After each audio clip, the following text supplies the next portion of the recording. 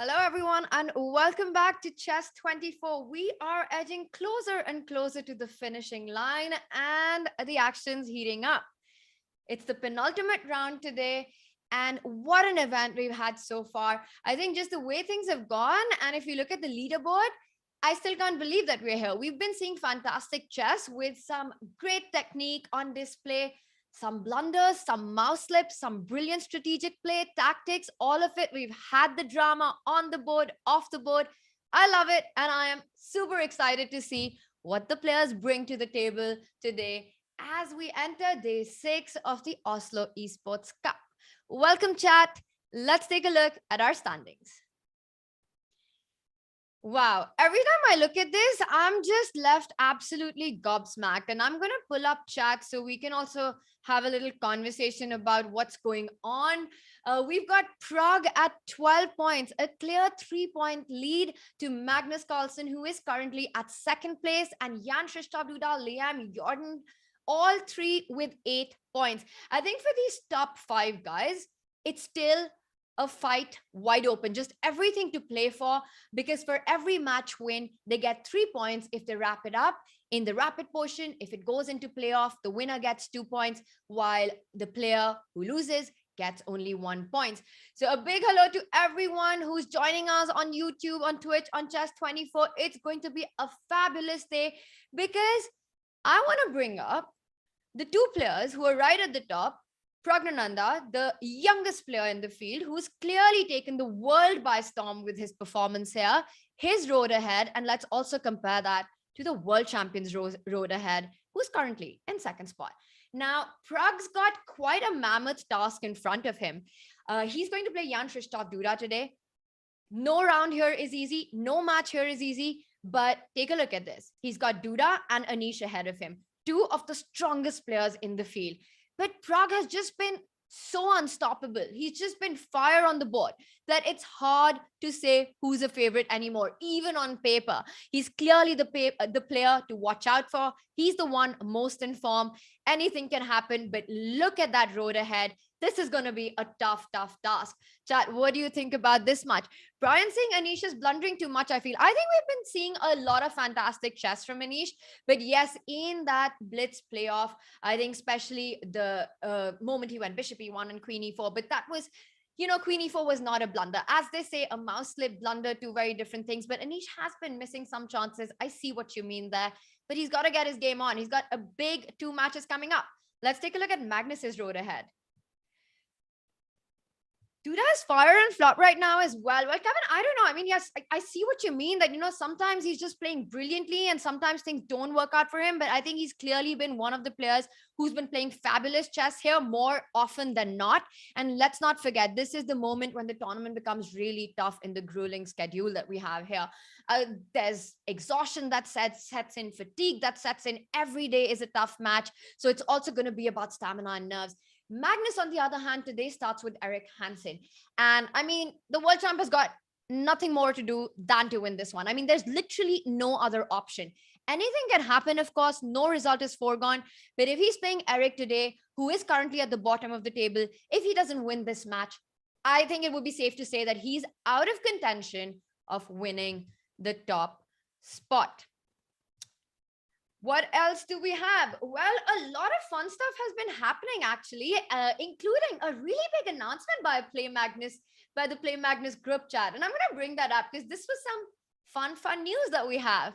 Let's see if we can have that on our screen. This is Anish signing up with the Play Magnus group. He is, of course, one of our stars, and he's now the official brand ambassador to the Play Magnus group. Welcome to the fam, Anish. And of course, this is what Anish had to say to this. That apparently his most favorite activity, let's bring that up, is banter blitz. Totally, Anish. We believe you with that. But definitely, chat, do consider going premium, because with that, you get the opportunity to challenge these best players in the world in banter blitz. And now, more often than not, Anish Giri as well. So lots of excitement coming our way. And I see that Peter has joined us. So let's bring him on. And we've got something fun planned with Peter. Hello, Tanya. Hello, everyone. Peter, welcome. How are you doing? Fine, thank you. Very well. Okay, so Peter, first say hello to chat because they're always so excited to see you. Yes. Hi, everyone. Hi, everyone. You know, I completely agree with the friendly fire there. The popular chess streamer on the Eric Hansen thing had me in splits as well. I mean, the guy has been phenomenal in the tour. He's played so well throughout the tournament, not just this tournament, but the tour itself. But even this tournament, he had his moments. And it's so easy to forget that Eric is a professional streamer because here he's just been playing, regardless of the result. We've been seeing some really big fighting chess from him.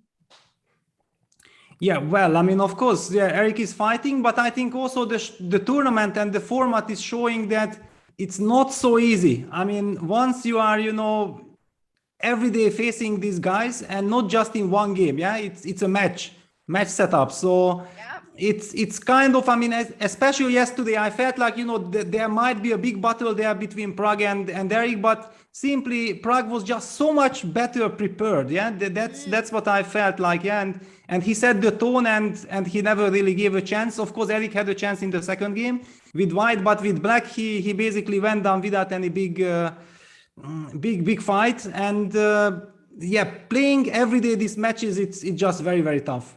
It's so tough, and especially at the very end, right? When these players need maximum energy is when the fatigue sets in. And you were mentioning about this matchup that we had between Eric and Prague, which once again, Prague wrapped up in just 3 games.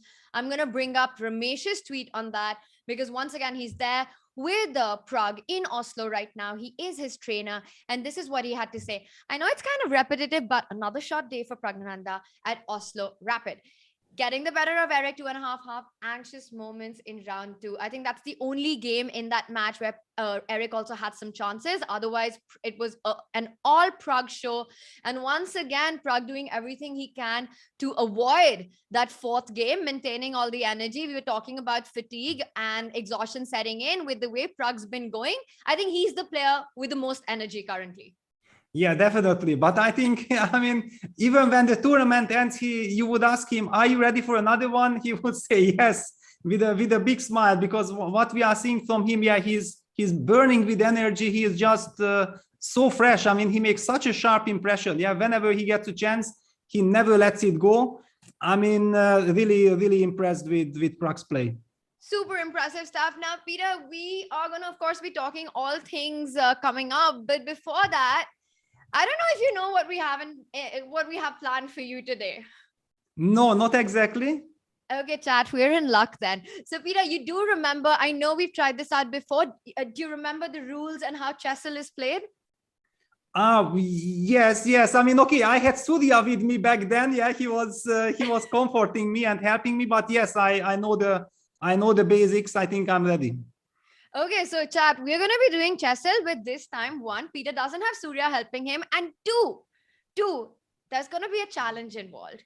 Because what's life without a challenge? We need to motivate you further. I'm going to first bring up the screen so that we can have the Chessle screen on. And for those of you who don't know or haven't tried it yet, definitely go try out Chessle. It is super fun. Just give me a moment.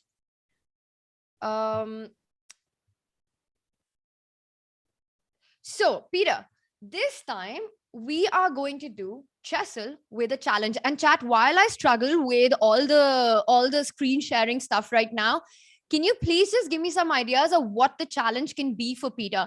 He has to get the answer, the variation or the opening correct. But if he doesn't, what do we challenge Peter with? I'm going to leave it to chat. This time it's going to be chat that puts you in a spot, not me. All right. Okay. Let's see what chat has to say. And I think we should have the screen up now. Yes. There we have it. There we have it. You might regret that. Let's get real now. I might or I might not. We will find out. But this is what I was thinking. So first, let me just tell you guys how this is done. So there's an opening sequence that we have to get right. And we have 6 turns to get it right. But of course, we're going to play expert mode because it's the challenges on Peter. And he has to get all 5 moves in the correct order, the correct opening sequence to the point. Now, once we click on expert mode, Peter, usually you have 6 turns to get this right. But here's the challenge. You have to get this right in 4 turns. And chat, this is what I propose. You can take your time to accept the challenge or not. But chat, this is what I propose. If Peter gets it right in 4 turns, awesome. But if he doesn't, he has to show up in a hoodie for 1 match tomorrow for the commentary. Peter, I think it's fair. For a whole match, or I mean for a whole game, or just the pre-show? For 1 round. Because we want to see you commentate in a hoodie, and then you can change back up, and that's totally fine. But Peter, that's the challenge. And chat is saying yes, hoodie OP, hoodie for the win. Peter, I mean, you got 4 chances. I think you can do it. Can you take this on? Yeah, well, I mean, okay, let's still kind of bargain, yeah, that maybe I'm gonna do the pre-show in a hoodie. What do you think about this?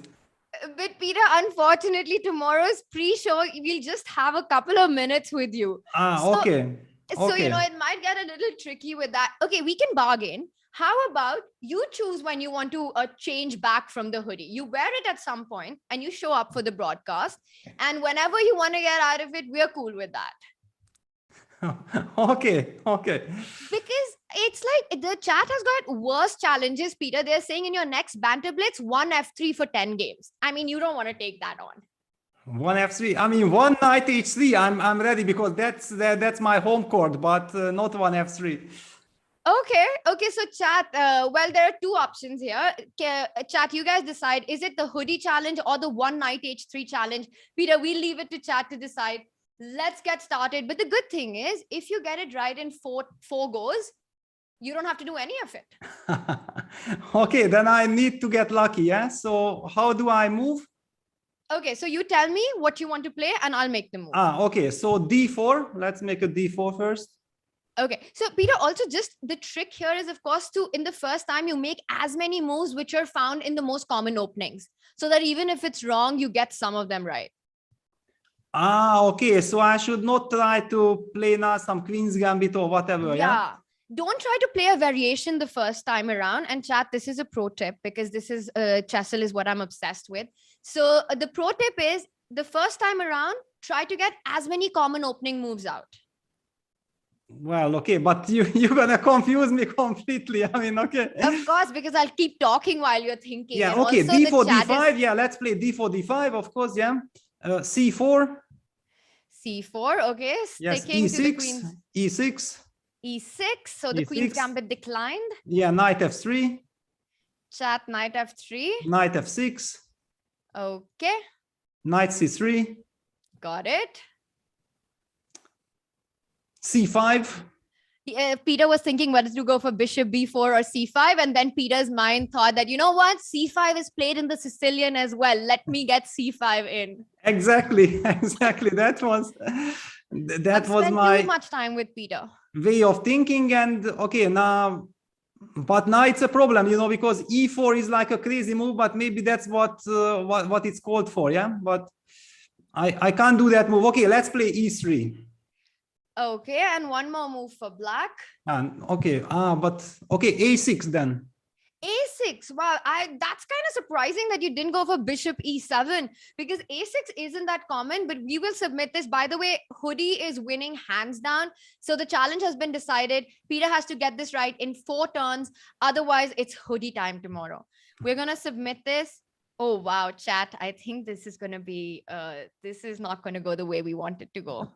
But I mean, what does it mean? So for example, this green one, like this, is it right or not? So the green one is the right move at the right time as well. But the yellow one is the right move, but at the wrong time. So you can play D4, D5. You know that the opening sequence starts with this. Yes, exactly. Okay, so C4 is correct. Black will play C6, definitely C6 then. Okay, meanwhile, while Peter, before you tell us a third move, let's test chat if chat knows the name of this opening. Yes, sad chat noise is intensified. Totally feel you, Shreyans. But guys, who knows the name of this opening? Write it in chat and let's see. How many opening experts we've got? Peter, what's your next move? Well, knight f3. That's correct. And knight f6, knight which is already f6. Yeah, now I'm gonna go e3. Okay, that's a smart choice because it was wrong on the 5th move. Yes, so I'm gonna go e3, and now it's the big question because actually e6 was the move that is also played. Okay, so we're gonna go e6 now. No, sorry, no, we can't go. No, we go e6. Okay, we go e6. Chat, you're absolutely right. The name of this opening, well, it was Slav before e6 was played, and then it becomes the semi-Slav once e6 is played. Yeah, so now we go knight c3. Knight c3. Yeah, and now black goes knight bd7. Okay, this is going to be a little sad because I have a feeling that we're going to get this in the next turn, if not this one already. I almost don't want to click on submit, chat. No, do it. You know, just do it, Tanya. Please do it. Okay, let's do it. Oh, wow. Okay, let's quickly go because we've got only 4 minutes to lift off. I could do this all day. So let's quickly go to c4. Peter, you were absolutely right with the Slav choice. Knight f3, knight f6, e3. You've got it right until here. Okay, so but I mean, what is this? So which move is not right from the list that I made? So c5 and a6, the moves are not correct, and knight bd7, yeah? Mm-hmm. Peter, also there's time pressure. I forgot to tell you about the clock situation. We're under time pressure. You have 2 minutes to solve this. Well, I'm just not trying to figure out, but e6 was right. It's only on the 4th move. Yeah, I was doing it. So it was. So e6 is going to be right, but it will be on the 5th move. Yes. Okay, so basically then it's bishop f5 or bishop g4. I mean, one of these moves. How should I know that who played what? So, okay, we're going to go bishop f5. Chat is going for bishop f5. Okay. Knight c3. You've Knight got this c3. right. And then the 5th move and has to e6, be. yeah. Okay, so you are saying that, Peter, the only thing is whether it was bishop f5 or bishop g4. Yes, exactly. And how do we call this opening? What is it called? Well, I mean, it's I mean, e3 Slav, yeah? I mean, 4th move e3 Slav. Oh my yes. God, Chad. No. Yes. Chat, I really tried, but Peter's just too strong. And he's done it in just 3 turns. Well, GG, easy clap for Peter. Well, I got lucky, you know, I got very lucky. If not for first move d4, if I would have played 1 e4, I would have never guessed it. Wow, I know, nice try. Everyone is telling me in chat. Mathis, I did try, and it was quite a tough challenge, but you're right, Peter's just too good at this stuff. All right, let's get back to the chess action. And of course, guys, definitely go on Chessle and give it a shot. It is super fun. You'll really enjoy it. It's also a good way to brush up your openings. And then if any one of them catches your attention, definitely go to Chessable and get the opening course for that one. That was a subtle plug-in by me. All right, Peter, let's quickly take a look at our matchups that are coming up. And there we have it. So Magnus Carlsen taking on Eric. We've spoken about this. Peter, we've also spoken about Pragg and Duda. But what do you think about which of these? For me, the Shak, Jorden, and the Anish Liam also have so much intrigue because it's so tough to pick a favorite. Absolutely, of course. But I mean, all eyes on Duda versus Pragg game. I mean, match, because this is I feel like, you know, this is the decisive match. Yeah, it's a very, very tense situation. Duda needs to win. Pragg needs to win if he wants to win the tournament, and we should just enjoy an incredible match. I feel like this is going to be the ultimate test for Pragg, because okay, Duda is very motivated. If he wins this match, then he can still fight for first place. And also Pragg still playing Anish in the very last round, I think. So really 2 big and tough matches await Pragg. I'm very interested how he will handle this. All right, and as we can see, that is our playing arena of the Oslo Esports Cup. The very cool, the very spectacular venue. Some of the players are ready to go. We see the tournament leader, the 16-year-old sensation from India, Pragnananda, who is facing Jan-Krzysztof Duda today. A big game for him. And there we see Duda walking in, shaking hands, A lot at stake, not only for Pragg, but for Duda as well. Because if Duda is able to win this, he also advances and leapfrogs in the standing. He will have a shot at taking the whole thing home if he wins today, because he will go on to 11 points. So lots at stake in this encounter. While we're going to get into commentary, I'm going to ask the mods to run polls in chat for each of the matches to get an idea what our chat feels, what our community feels about these matchups, and who are they rooting for. Wow, and we already have liftoff in Duda versus Pragg game. Look at this, c4, e5, knight f3. Is this some sideline? What is this? Usually they play e4, knight d4, and then knight c6. I guess, yeah, this is on the board, knight takes c6. Wow.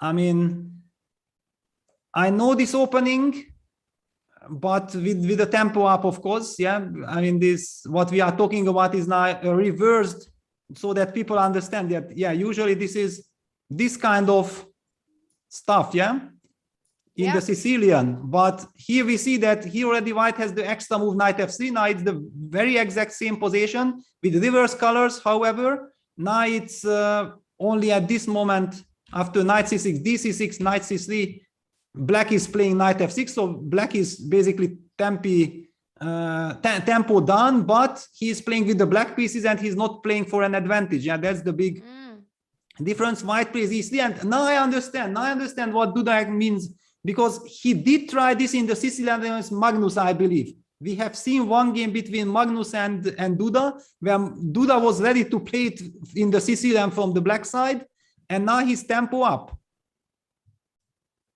He's tempo up, so this is going to be a fun ride. And Peter Priyank is saying that Pragg versus Duda will be decisive for the tournament. And I somewhat get where that's coming from, and I kind of agree with that, because I think if Pragg wins this one, you know, I think we can safely say that he's taking the whole thing.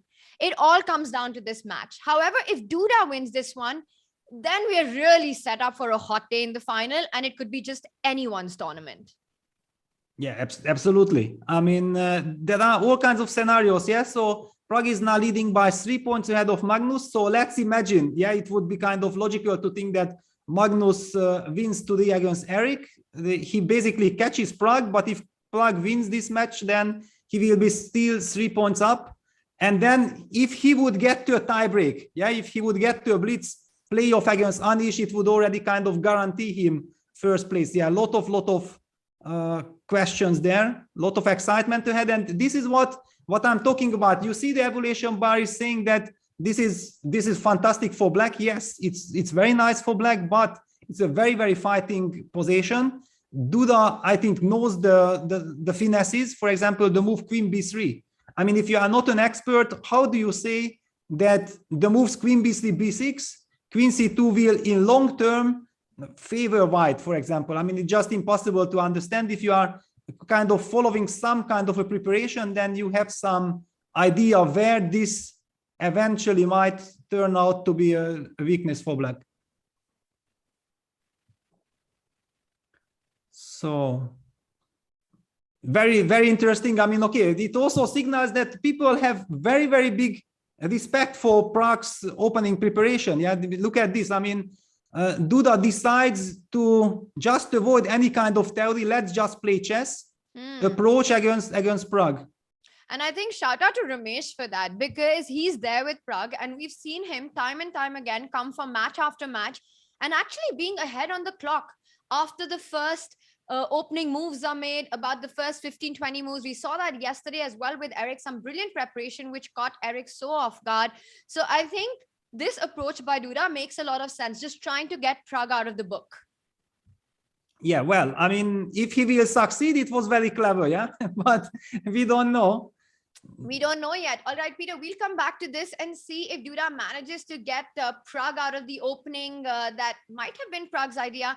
But let's continue, because we've got the world champion who's currently in second place. He is hot on heels with Pragg leading the table. He needs to win this match to have a shot at the title. He's up against Eric. Peter, let's take this from the top and see what was Magnus's approach in this game? Yeah, well, I think Magnus's approach was very simple. He saw that Eric was suffering after d4 yesterday against Prague, and Magnus exactly plays the same line that Prague has played against the Grunfeld. He goes for this queen a4 check. And to be honest, I'm a little puzzled, because yesterday I had the feeling that Eric was simply not prepared for this line. And the way how he handled the opening, I mean, c6 is not supposed to be the best move. Yeah, Black is usually playing knight d7 or bishop d7. Those are the two main moves here. I mean, c6 is some kind of a sideline, but now that he repeats it, he's ready to repeat it. It means that he had to check it. Yeah, I mean, he definitely believes that it wasn't the problem why he lost that game. But I'm really surprised, and I want to see how Eric wants to prove this right.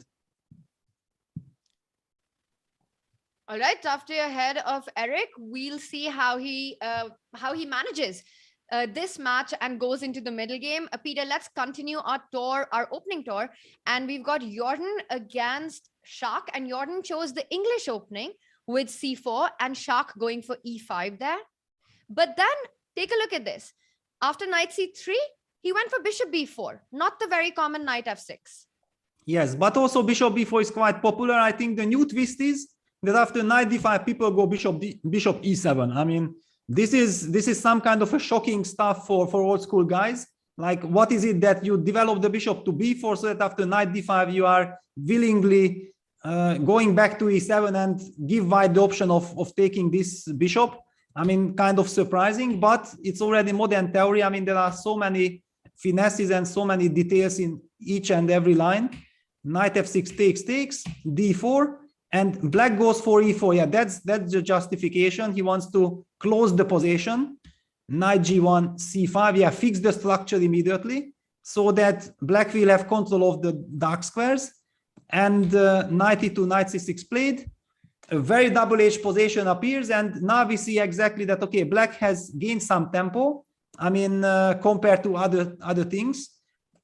Black is better prepared. White has only developed the knight. Yes, White has this fantastic black squared bishop in the future. Yeah, for example, after some b3, bishop b2, the bishop on the long diagonal will be super strong, but White needs to pay attention to small details, and h3 is a nice little move, taking the g4 square under control.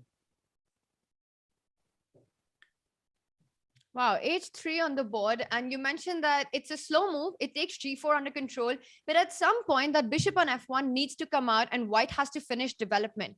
So where is this e2 knight really headed?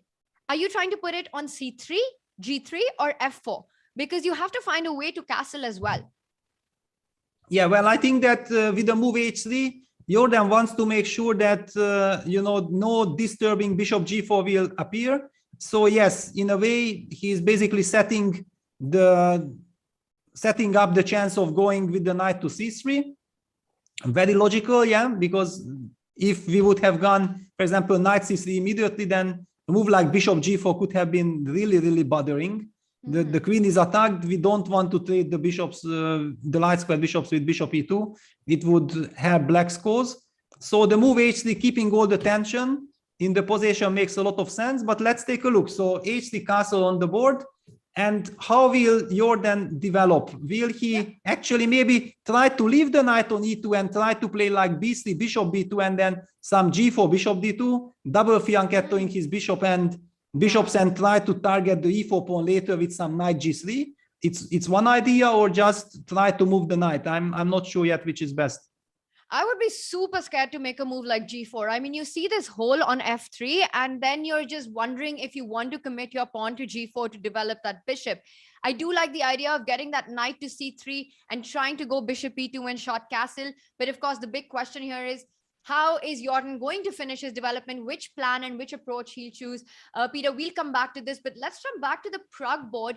We've had a lot of development, and of course, that's our main game of this of today. Now, looking at this position, I do love Black's position. Yes, I see the double pawn c6, c7, but as long as there are a lot of pieces on the board, in the middle game especially, those pawns are going to be super helpful in keeping Black's king safe, controlling all the squares around the king. In an endgame, yes, that weakness can show up. Also, this bishop on f5 and e4, if we can just highlight that.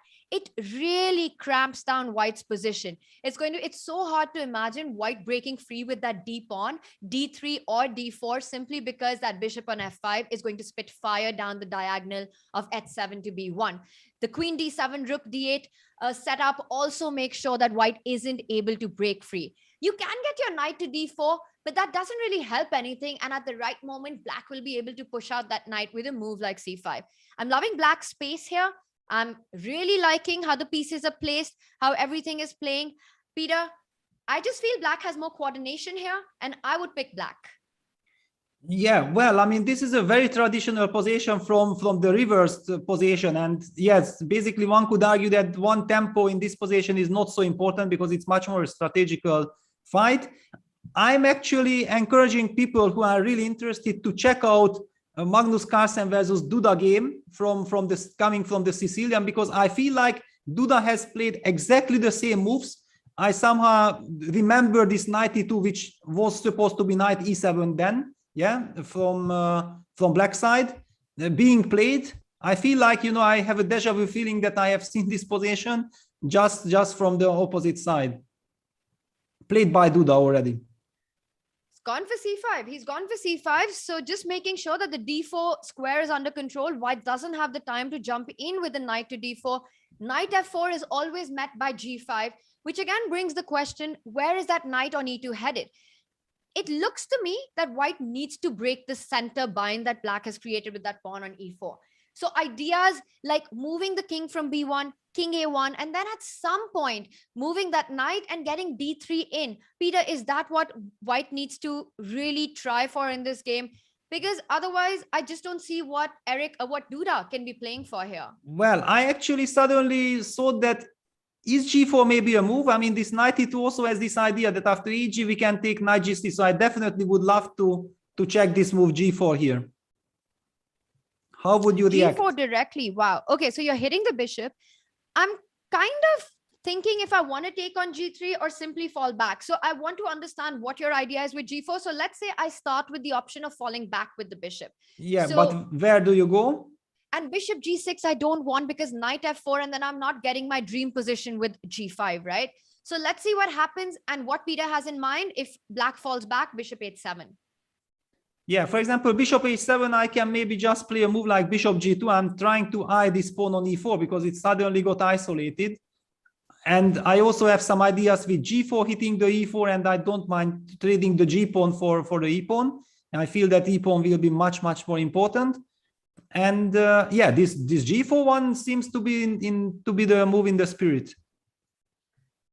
So g4, bishop g2 could be the way that Duda could look at putting pressure. Of course, after g4, black also has the option to just go en passant. Yes. Which might be the more natural way to approach this move that you have.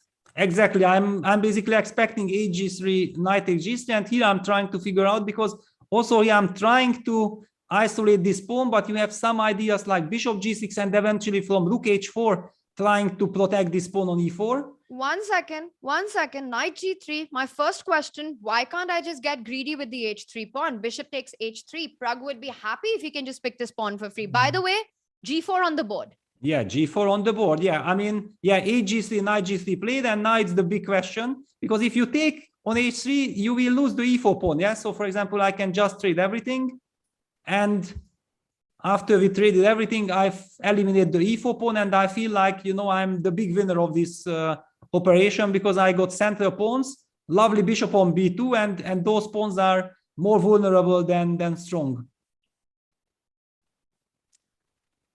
At least a tiny, I definitely consider that I have a tiny advantage if we get here.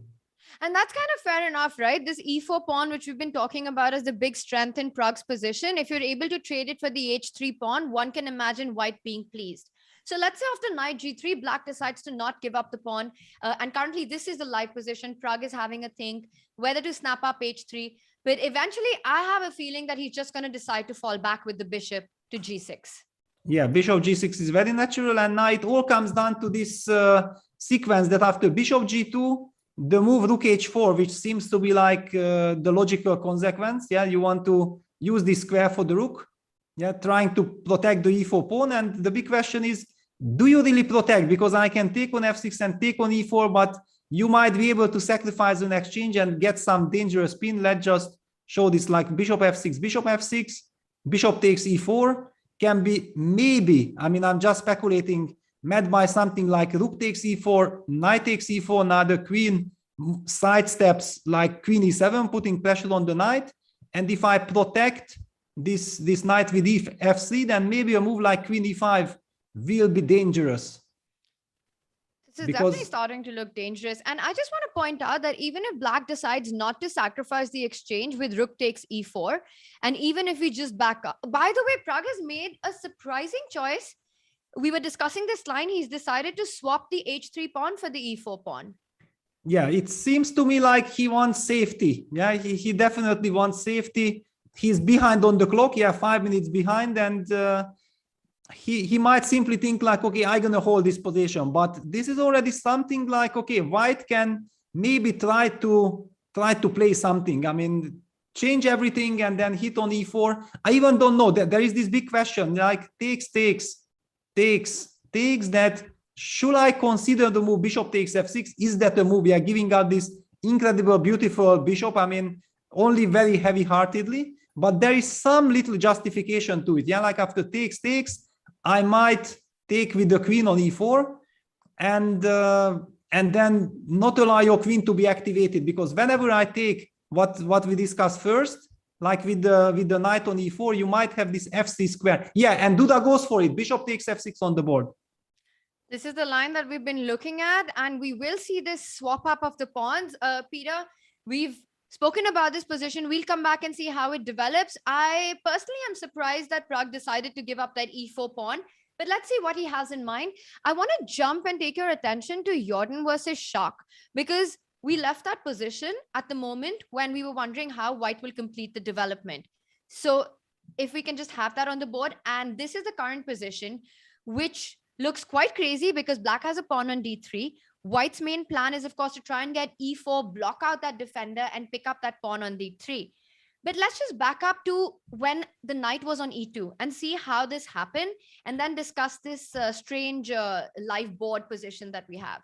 Yeah, Jorden followed your advice. Yeah, he opted for the natural knight c3 move, and Shakhriyar immediately jumping knight b4. I mean, quite a committal move. d5. He goes bishop f5, h3, and knight d3 check. Takes, f3. Knight d7 short castle. And this is now a very big question, because it looks like long terms, you are just not able to keep this pawn. Yeah, white will play e4. For example, black will now jump probably knight e5. Can you jump at all? Yeah, no, he falls back with the bishop first to g6. Exactly, because there were also some issues like knight e5, e4, bishop g6.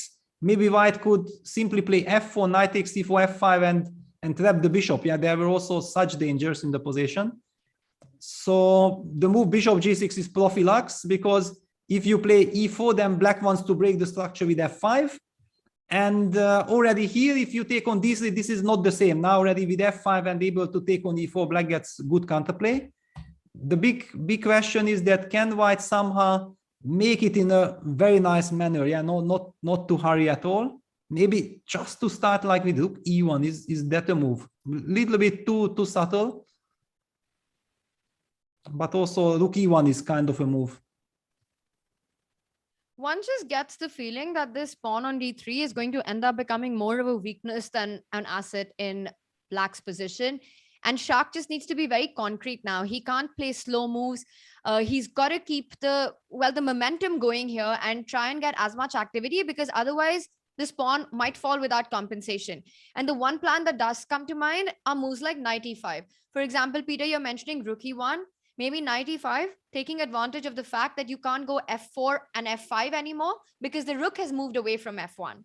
Yes, I kind of have to play b3. Yeah, Jorden plays b3 immediately. It's the more natural one.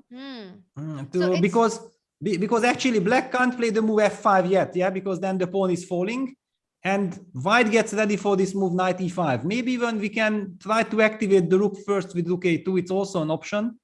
I mean, okay, white has so many, yeah, b3, maybe just queen d2, trying to get bishop b2, rook a1 out as well.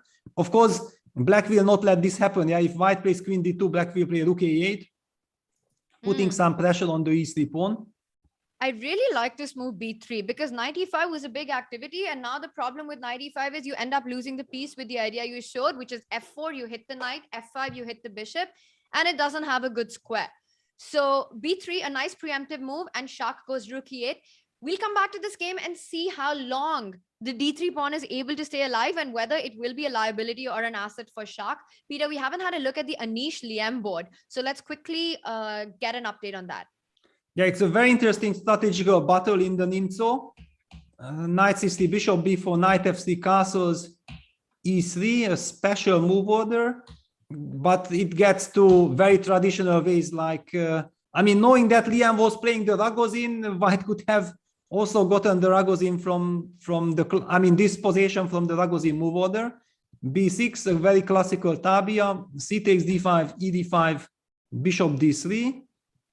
Black goes for bishop b7, the classical approach, queen c2. This is something like some very, very fresh idea which Levon was using against Yesipenko. He won a very, very quick game at the Grand Prix in Berlin.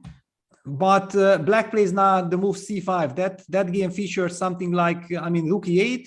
I think something like rook e8, a3, bishop f8, knight g5, g6, h4, and it was already very, very dangerous for Black.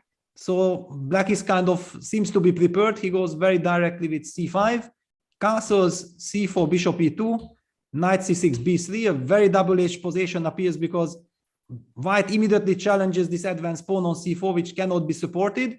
So Black trades it. Now Black has a weakness on d5, but he actually gets some dynamic play, the c4 square. He's aiming for knight a5, rook c8, knight e5. Very nice timing. White immediately trades this very strong knight, which has the potential of jumping to a5. Very, very nice judgment by Anish. Takes, rook c1, queen c8, queen b2, making sure that you protect everything. Then you trade the dark square bishops also with knight b1. Very nice because the knight regroups to d2. And I feel like maybe White is tiny bit better because of this weakness on d5. And also we can count that, okay, Black has 3 pawn islands, White only has 2. Tiny little advantage, but maybe it's not enough to convert.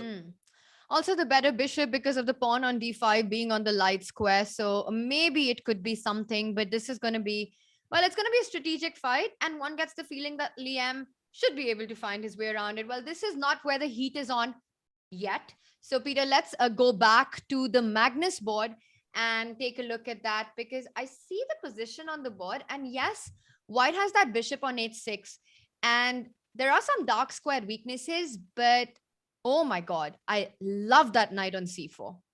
Exactly. You know, when I look at this position, and I kept a little eye on this adventure here, I felt like, wasn't it something that we kind of discussed yesterday in our broadcast, that Black should have tried to play for the c4 square? Yeah, it was a little bit strange that Eric did not try to use the c4 square yesterday.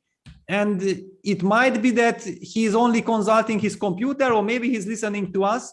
In any case, it comes a little differently from bishop g4. But yeah, finally, the whole point is that Black gets access to the c4 square and takes knight c4. This is already a position which I call that if Magnus would be sitting from the Black side, I think he would be also happy. I mean, this is a very double-edged position. We can't be talking about easy advantage for White, not at all. And also f6, e5 plan, very interesting. Bishop h6. I mean, rook e1 on the board, and Black has just made the move rook d7. But Peter, I want to ask you that instead of rook d7, didn't Black have a forcing repetition with knight b2? Because the d4 pawn is hanging, right? And let me just explain my idea really quickly, that here, if you go knight b2 and you fall back rook d2, I repeat with knight c4. And you don't have a good square, because if you move away from the d file, then the d4 pawn is hanging. Yeah, good question. I'm pretty sure Magnus had something in mind. I mean, he would have never let the repetition happen. Can I play the move rook d1 back? A knight b2. And then rook b1. Can I do this? And you don't care about queen a2? Well, it's not my pawn. It's, I mean, but I feel like after queen a2, then you are queen a2. Maybe I can start attacking your pawn on f6, or maybe also h5. It looks quite scary. But look at this. Something really happened here. Apparently, after rook d7, f4, king h8, the computer says white is just crushing through fe5. And Erik Hansen just face palms. He can't believe it. What is going on? Why does our eval bar says that black is completely busted? So you take on e5. He's gone f takes e5. How are you winning this with white? Well, I'm guessing that's something on the f file. Yeah, I mean, you start doubling, tripling, but it's very strange. And Tad is informing us that the simple but the super strong idea of doubling up on the f file with a mate on f8, and black is helpless against it. Yeah, we just look f1. Yeah, because suddenly with king h8, actually black sidestepped from the f file. Yeah, and I mean, very simple, very primitive idea. But if you can't protect, then you can't protect. Yeah, for example, rook f7, rook df3. You can't support the rook on f7 in a good way. And for example, yeah, if you play rook e7, I might chase you with queen g5 and threatening queen takes e7. Also, just simply rook f7 and then queen d8 check, coming in on the 8th rank. I don't know. It's looking really very, very scary for black. Knowing that computer says it's completely over, then rook f1 might just be a winning move. Peter, can we just back up and see what was this turning point? Because you were all praised for black's position with that knight on c4. Yeah, well, I mean, it just looked like it's a nice normal double H position, but yeah, Magnus is just mating. He doesn't care. Yeah, he let this knight come to c4, and he definitely judged that he will have very good counterplay against black's king, but that it will work so well. I mean, I don't think that even Magnus could have dreamed about it. So fe, rook f1 on the board, rook f7 as well. And now we are expecting some doubling, tripling on the f file, and black will not be able to keep the pressure. Yeah, just rook df3. Of course, we can even take on f7 and then play rook f3. It's very similar, but somehow it feels like rook df3 could be even stronger. So rook f7 played, and Erik, you just look at him and you know that he knows that things have gone terribly wrong. And Peter, it just brings me back to that moment that he could have gone knight b2 and made sure this rook on d3, at least it's not coming into the attack from the 3rd rank anymore. And yes, that could have been the moment that you saved the game. Yeah, well, I mean, dislocate this rook. I mean, disharmonize white's forces. Yeah, definitely, because now Magnus opted for rook f7, queen f7, rook f3. Basically, I think it's very, very similar. It's the same. Unbelievable. Okay, so what is the point here? So rook f3 hits the queen. I want to move it to a square which defends the f8 square, right? Because you want to go queen f2 next. So let's say I play queen. Oh God, queen g8 is just a move I don't want to make, because queen g5 comes in and queen f6, yes, and that's super scary. So let's say I go queen e7, and you want to play here queen 2. Probably f2. Queen f2, yeah, and I'm coming in with rook f7. Okay, so rook f7 is an idea, but bishop g7 or queen f6 is your point after that, yeah? So yeah, let's just see what if happens. If rook f7 happens, then mate is to follow, that's for sure.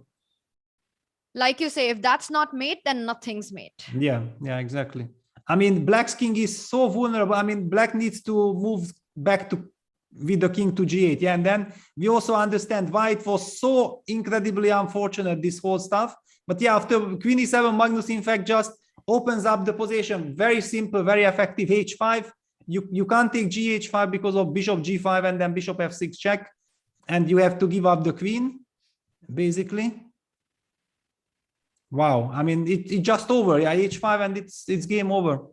And what's been absolutely shocking in this is that just one move, and we're talking about how Erik should be happy with the opening outcome. He's got this stunning control in the center with that knight on c4, and then it's just tactically over. He's busted. Yeah, well, I mean, this he just played a move by hand. Yeah, that okay, and I mean, nothing is happening. It's a strategical position. I just play king h8, lack of concentration for a second, and that's it. he gets mated. Yeah, now queen d6 is on the board. It was played, probably it's the best move yet, trying to secure the g6 pawn. But I mean, And how maybe are you just breaking? very simple moves like queen g5, rook f6. I mean, black is just helpless against white's invasion here. And the rook f6 is coming. So queen g5 is one of the ways. You could also perhaps even trade on g6 and try and get your bishop to f6 at some point. 8g6 comes to mind. But then queen g6. No, this I don't want to give you. And after bishop g5? Wow, okay, maybe this is also good, but somehow I want to go bishop g5, queen h4, rook g3, bishop f6, and win the house. Intuitively, I felt like this gives me some breathing space. h6. Maybe you're right. So bishop f6, and you want to go king h7 and queen Exactly. h4. Yeah, king You're h7. still... Well, then I go rook g8. Then I'm breathing. Then I'm Then I'm you're alive. more than breathing. Maybe queen h3 here, coming in with queen d7. Yeah. Oh, this is a nice move, Peter. Queen h3, I like. Yeah, this is unpleasant. I got yeah. lucky with this one. This one is quite unpleasant. Yeah, just when I thought like, okay, I'm surviving, and I just don't see a move. Yeah, queen d7 is brutal threat. This is just a brutal threat. I don't know what to do. Yeah, it's okay. Rook f8. Rook f8 still hanging in there. Yeah. Yeah, you know, when you were saying it's a brutal threat, I was just thinking, Peter, please don't find rook f8. Well, but the position is completely busted. I mean, just d5, you have an attack and you are pawn up, and okay, now the knight on c4 is completely out of the game. It's doing nothing. I mean, bishop on f6 is the one deciding the game with rook g6. No, it's just over basically after every move. Yeah, queen g5 looks good, 8g6 looks good. 8-6, g6. So lots of options, Peter, and definitely Magnus is going to find one of them. We can wrap this up by saying that Magnus is taking game one in his match against Eric. Peter, let's jump over to the Jorden board, because Jorden has managed to pick up the d3 pawn, and he's an exchanger. Looking at it, I can't imagine this being any kind of fortress, although I do see that, you know, it's not easy for the rooks to get an open file. But intuitively, I feel like there should be a breakthrough somewhere, someday. Yeah, definitely. I mean, okay, because black is kind of targeting something on h3. Now, maybe white should just, you know, play very, very calmly and, okay, making sure that none of these sacrifices should work. I mean, but okay, not so simple. I wanted to call out like, okay, let them just play a move like rook h1 and then start evacuating the king. Yeah, because, okay, if we can somehow get the king to f2 and then maybe even march towards the queen side, then it should be completely winning, but not so easy because g2 pawn is a problem. G2 pawn is a problem. Also, Peter, I want to ask you, in such a position, if black gets a free hand, should he also put the h pawn on h4? Go h5, h4 and just lock the position there? No, I'm not sure if locking everything, is it possible? Then you need, well, if you get h5, h4 and you get king f7, and after queen c3 you can play a move like king f6, it might be a total fortress. Yeah, then that would be fantastic. King on e5. Yes, king e5. Cemento, yeah, total cemento there. Yes, wow. I mean, that's true. I mean, this position is definitely not as simple as the computer is indicating. So even though our rival bar loves the position, it's sort of a fortress, and work needs to be done to break through. I do feel like that play by play, slowly, it's not going to be easy for black to maintain this, but directly you don't see a plan, which means that Shark still has hope. Meanwhile, Magnus has made some decisions on the board, and what did he decide to go with finally? But hang on, you have to now rook f2. Can we go king f7 and getting ready for any kind of queen c3 to meet king f6? And is this h4? Yeah, king f7 played. Yeah, Shakhriyar goes for the cemento. This is incredible because it looks like he's trying to get some mating ideas on h3, but in fact he wants to set up a fortress. I'm loving it. Fantastic. I mean, it's going to be crazy, you know, if in the middle game, black sets up a fortress with king on f6 and queen on e5 and just asking white, how are you breaking through in this position? You can never go king g1 because bishop takes h3. b4 is the only break that comes to mind. But after b4, you'll simply grab Peter, after b4, I would grab with the c pawn so that you don't have the a5 break. Exactly. Yeah. B4, we always gonna take CB, and yeah, Rook D1. Already, I think Jorden is still concerned with some mating attack. Yeah, he just wants to make sure that it's not happening. But Black actually can just with H5, H4 maybe get a complete blockado.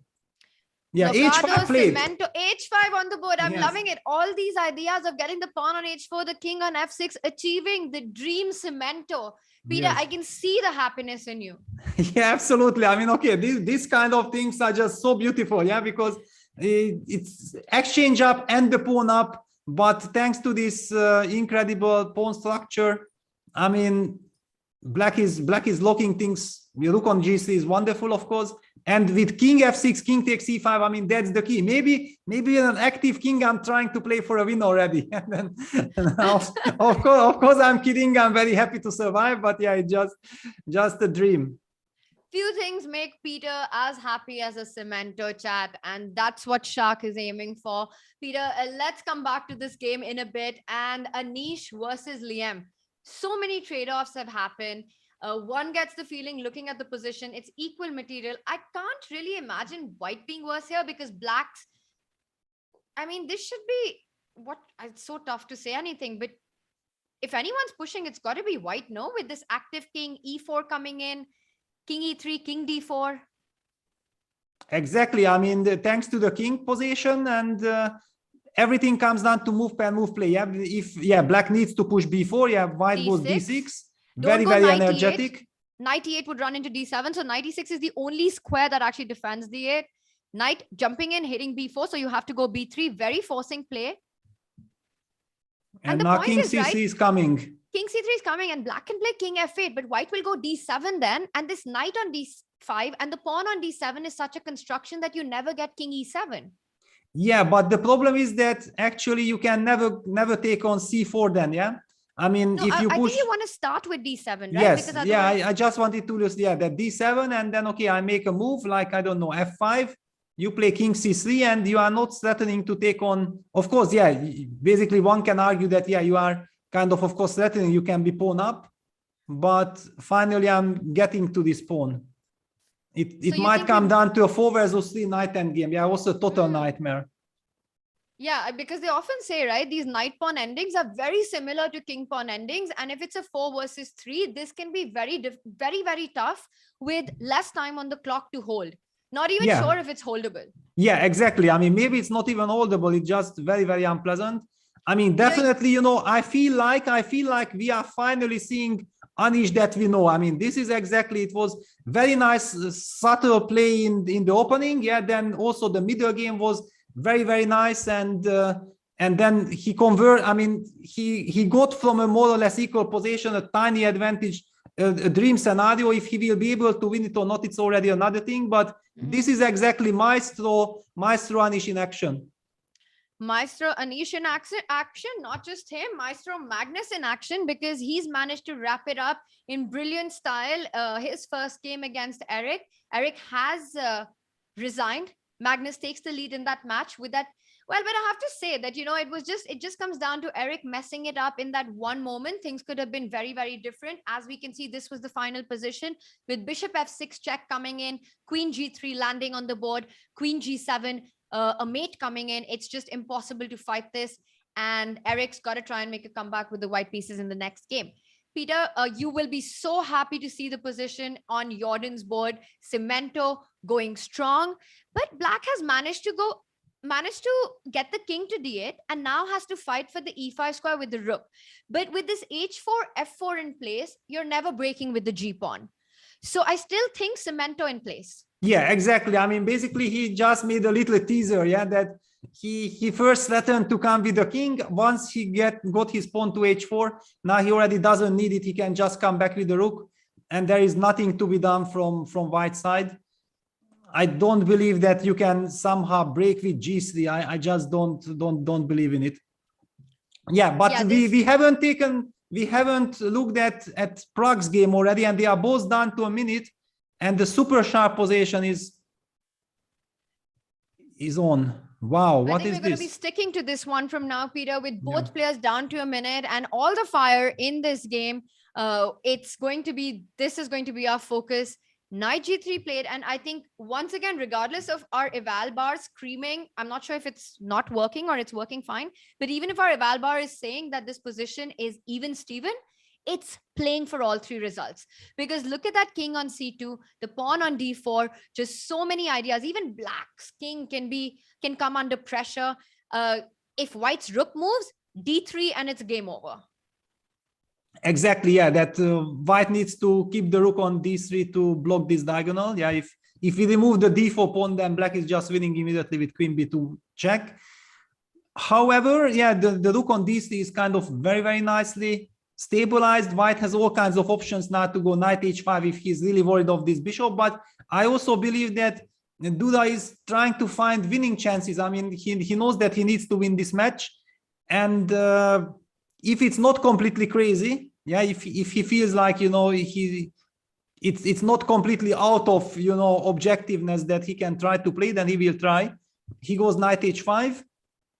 All right, so hitting the queen, hitting that bishop, queen e7, knight takes g7, queen g7, queen g4 could be ideas that come to mind, taking advantage of that pin along the g file. Yes, but then somehow black gets very active. Yeah, On the board, by the way, Peter, he's yes. going for it, and white Yes. can potentially win a pawn. I mean, how are you actually defending this? Well, I think that I Rook should f8. not defend. I should try to go for some counter attack. I don't know. Moves like queen e7 comes to mind as well. Yeah, queen e7. Queen e7 is interesting after f takes g5. What's your idea? Queen a3. Oh, wow. That's a long queen move that I missed. King b1. Yes, king b1 and not trying to activate the rook. Like, but queen d1 or even queen takes d4. And when you go rook anywhere, I might just go rook d. Yes. Unfortunately, this is the problem that you can. Rook f8. I take. like this move. This is the move that I wanted to actually bring up with you because it hits the f2 pawn. And I think this is a draw offer. Rook f8, queen g5, f g5. Let's just point it out. You take on f2 with a check. And after king Rook moves, d2, no, rook d2, no draw. I'm gonna get my rook behind the pawn. Game is only beginning. No, Prague goes queen h7. It's a very clever move because he now white's pawns are doubled. Yeah, and he has a lot of dynamics. Yeah, black has this wonderful pin against the rook on d3 and king c2. Queen e5 nicely trying to coordinate, trying to get to dr because yeah, c5 is impossible. And besides, the pawn on c7 needs to shelter black's king. I think that resource of rook d2 was really nice, Peter, because at first sight, it just looked like everything's getting liquidated. But if you go into that rook pawn ending, actually white is just winning because you get the rook behind the pawn, or at least it's very dangerous for black. So nice judgment there by Prague, going queen at 7 and now f5, blocking that pin. I think queen and rooks on the board is ideal. He's gone queen h4, once again supporting d4, also threatening queen takes f2. Remember, if you go rook d2, black without thinking will go d3. Yes, but actually this is not the end of the world. Yeah, I can then simply sidestep with my king. Maybe I can even let this happen, but I mean, otherwise, how do I protect this pawn? I have a move like queen g3, but then I give you the access to e4. I don't really want to give you this activity.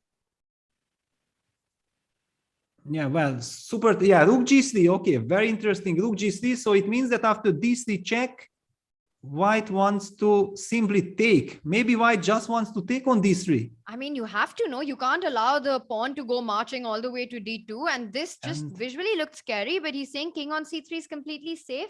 Unfortunately, no time to pick up the a2 pawn. He goes queen f4 and wow, Pragnananda down to 10 seconds on the clock. He's got to be fast right now.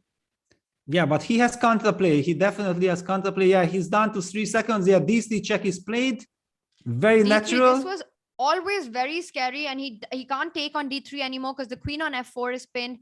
King d2 played, and Peter, this is getting very risky. Queen h8, nice, but f6. Move. Yeah, f6 is coming, and then rook g7, f6 with rook g7. This might be a deadly combo. Wow, I love the move queen h8, falling right back and trying to get the queen into the game from a1 b2, but Duda of course immediately blocks it out with f6. Yeah, and now black in a lot of trouble. Yeah, queen h5 settling queen e2 check. And it's almost like he's given him a free move to go f6 because queen h5 could have been played in the previous move. Yes, yeah, no, I mean, it's clear that Prague there with very few seconds on the clock completely lost control, but still one should not forget about some queen a5 check. Yeah, rook d7 is the correct move. Hitting c7, queen c5 played, and okay, now white is just completely winning. Everything is protected. You can get the pawn to f7, and without the rook's activity, there is just nothing black can do. Wow. So white could actually potentially just go f7 immediately, you're saying? Yeah, yeah. I mean, f7, you have to go king c8. Yeah, you have to target this rook, but somehow I just don't believe in any of this. Yeah, it's completely lost. Wow, king c8 would not be a move. He's gone for f7. King c8 would be kind of a tough move to make here, no? He's No, gone it's for on it. the King board. c8. Yeah, no, Wow. black has to play. I mean, black needs to kick this rook away from d7. Rook d5. Yeah, that's the problem. It comes with a tempo. Also stopping any kind of queen a5 checks. Queen And a3 now. Queen a3 hitting that pawn on a2. yeah, but it's just completely. I mean, white is so coordinated and has so much everything under control. Yeah, queen a3 played, but it's only chance, but it's lost. Queen a3 hitting a2, but that f7 pawn just tying down black's rook on f8. Super strong. Also, but Peter, where is white's king hiding? Because you can't really defend. You can't go queen f5, queen c2. You'll never give the c2 the f7 pawn. So you kind Yes. of have to give up the a2 pawn. Yeah, queen f3 played, queen a2 check. So he wants to defend the b3 pawn. He's going to go king e1 now. Yeah, he also wants to use somewhere this queen a8 checkmate, yeah? Because if the rook moves, then the queen a8 checkmate will appear. So, for example, queen a1 check, rook d1, queen e5 check, very important move. And after king f1, then king b8 has to be played, yeah? That's one of the, but then white plays rook e1 and white probably should win with rook e8 check. Yeah, this queen f3 was a very nice touch. Queen f3, super nice move. Yeah, eyeing that a8 square. He goes king b8. So a quiet move, but with the idea of keeping some threats on the board. Queen e4, devastating idea of queen e8. Yeah, queen e4. And he just says queen b3, I'll go queen e8 and pick up the rook. He goes queen a1 check. King e2 is what I'm expecting. You can never take the f7 pawn because of the same check on e8. Well, also rook d8 checkmate, but also, yeah, queen e8, queen rook f7. d8 I mean, as well, yeah. Yeah, both things are a big problem. Meanwhile, just an update that Cemento held up and Jorden van Foreest finished in a draw. We'll stick to this game till the And end. Anish lost. I mean, we will come back to this. Anish lost. I mean, somehow Wow. he must have overpushed or thought that he's winning and he blundered something. That's quite breaking, but okay, we are here now. We'll take a look at it right after this one finishes. Rook c8 on the board. And okay, so there's no f8. There's no back rank stuff. If you go queen e8, black can start giving some checks. So that's not something that white should be aiming for. Goes rook e7, and after queen e8, he wants to go king f1. Yeah, king Sorry, f1, queen b2, I mean, he wants to go king f1. Slowly hiding, but okay, queen a1 check, white plays queen e1. Yeah, that's a problem. Yeah, puts an end to all the checks. Yeah, this queen e1, and then white will activate the queen and should win. Yeah, queen a1 check, queen e1, queen f6.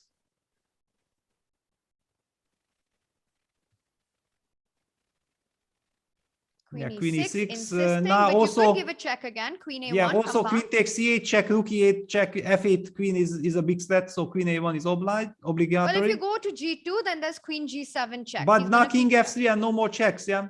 King f3, don't go on the h file. Rook h8 is checkmate. Yeah, but now thanks to queen on e6, yeah, queen c3 check has to be played, and now white will somehow advance with his king. Yeah, king g4. But where are you hiding? Queen g7? Yeah, king f5. Queen h7? Yeah, probably queen g6. Queen h3? Yeah, and then queen g4. And I queen guess d3? Yeah, and okay, I'm coming. Yeah, it's queen e4. I mean, okay, I'm gonna find the way. I mean, there is no way. I just keep on going and I will find the way. Unstoppable king there. King f4. He starts with king f4. So still has to find an escape route. Black is going to continue giving checks. I kind of don't see any other check except queen d4 right now. Yeah, queen d4. And like you said, queen c8 is a threat. So white has a threat in the position, queen c8, rook e8, and queening the f pawn. Yes, and now also after all these adventures, white is back to 53 seconds. Yeah, very, very important. Yeah, that he can take a breather and calculate quietly the winning sequence. Ah, king g3, he's coming back, queen g4 and then king g2. That's it, finished. Yeah, just queen g4 and it's over. Okay, this is very convincing because Yes. definitely rather than the adventures of the king up the board, queen g4, king g2, also Peter keeping the threat of queen c8 alive. Exactly. Very nice technique here by Duda. Well, Duda is a master of all these situations. I mean, okay, it's if he can start marching with his king and he has more than 5 seconds, then he's perfectly fine. 5 seconds is chill time, as you say. Yeah, For for Duda, it's absolutely. King g2, and as we can see, no checks on the board. Queen c8 is a threat. Peter, what happens if even if you go queen h8, white can go queen takes c8? Well, but also just rook e8 now. No fancy business with queen c8, just rook e8 and it's resigns time. No, I was talking about queen to h8. Then maybe okay, c8. yes, queen h8, queen takes c8. Yeah, that's just to show this, yeah, because it's kind of beautiful. Yeah, queen h8. No, black has already made a move. So queen c6 check, queen e4, and now the queen trade is unavoidable, and then white comes back with the rook to e8, and that's it. Yeah. No checks, and that's it. Pragg resigns the first game against Jan-Krzysztof Duda in this very critical match. Peter, have to say that good resistance put up by Pragg, but Duda was just too strong, finding this precise way of hiding with the king and going ahead with the f pawn. Yeah, absolutely. I mean, all these kind of things, the position was very, very complex. I mean, I guess that this kind of was the critical position. Indian yeah, Anand, Peter, did you see that? Did you see? I don't know if you can get another close-up shot of that, but Pragg's name on the chess 24 play zone is Indian Anand. I didn't see it. No, I didn't see it. That was interesting. Very cool stuff. I wonder, because I saw Duda's name as well, but I didn't catch on to it. Maybe we can get a confirmation. What is Duda's? It's Husarius. Yes, I remember. Yeah, that Husarius. Yeah, exactly. I'm not sure what Husarius is. It well, sounds like a Greek god. Well, my English is not good enough to explain, but usually, I mean, in Hungarian, we also have this name Huszár, which actually in chessboard, it means the knight, yeah, the horse, yeah, the knight. And these are kind of soldiers who are riding, who used to ride in the historian times with light cavalry. Exactly, light cavalry is the English word. Yeah, exactly. So they were always very well respected in the history in Hungary. I love how I have a question and chat immediately helps us and answers it. Even in chat, it is a cavalry formation. Interesting. Thanks, Moziar, for that. Indian Anand, yes, that's true. That is what Pragg's name on the chess 24 play zone is. So in case you're ever on the play zone and you play against a certain user called Indian Anand, be very scared. Yeah, but actually I wanted that usually this light cavalry also, they were very handsome men, beautifully dressed, you know, it had a very nice reputation, you know, everybody wanted to be in this light cavalry. It was very, very prestigious. Awesome stuff. This was a very fun game. Peter, let's just bring our scoreboard up one more time. We've got a few more minutes before game 2, and we've had 3 decisive games, and it's Jorden and Shak, which was the only peaceful result, but not devoid of action. Some very creative fortress there set up by Shak on the black squares over the chessboard. I think it was stunning. We'll just have a quick look at that and see the formation that we saw with every single piece and every single pawn on the dark square. Meanwhile, Magnus has taken a lead in his match against Eric. Anish shockingly lost. And before we move on, Peter, maybe we'll do a quick play-by-play because we thought Anish was absolutely fine and we were quite impressed by his play against Liam. So we'll have a quick look at that game chat. And Pragg is playing catch-up in his match against Duda. Pragg starts with the white pieces in the next game. Peter, do you want to take a look at the Anish game? Yes, exactly. I just wanted to show this picturesque final position of Jorden against Shakhriyar. It's a complete blockade, a complete cemento. Beautifully executed by Shak, but we have already And Peter, talked just about want to it. say one thing. If we just go back, can we just have that Yes. position up one more time? The only piece that it's impossible for black to put on a dark square is the light square bishop. It's the only one on the board because that's just a technical difficulty. But otherwise, every single piece and every single pawn is on a dark square. No breakthroughs for white. White has got 8 pawns on the board, but the rooks are not able to get activity in the position because there are no open files and black holes. Yeah, it's just wonderful. But now we want to figure out, we want to do detective stuff, that what happened in the Anish's game, because it looked like everything is under control. King c3, king f7, and we are about to see some 4 versus 3 knight endgame, some very, very nice torture.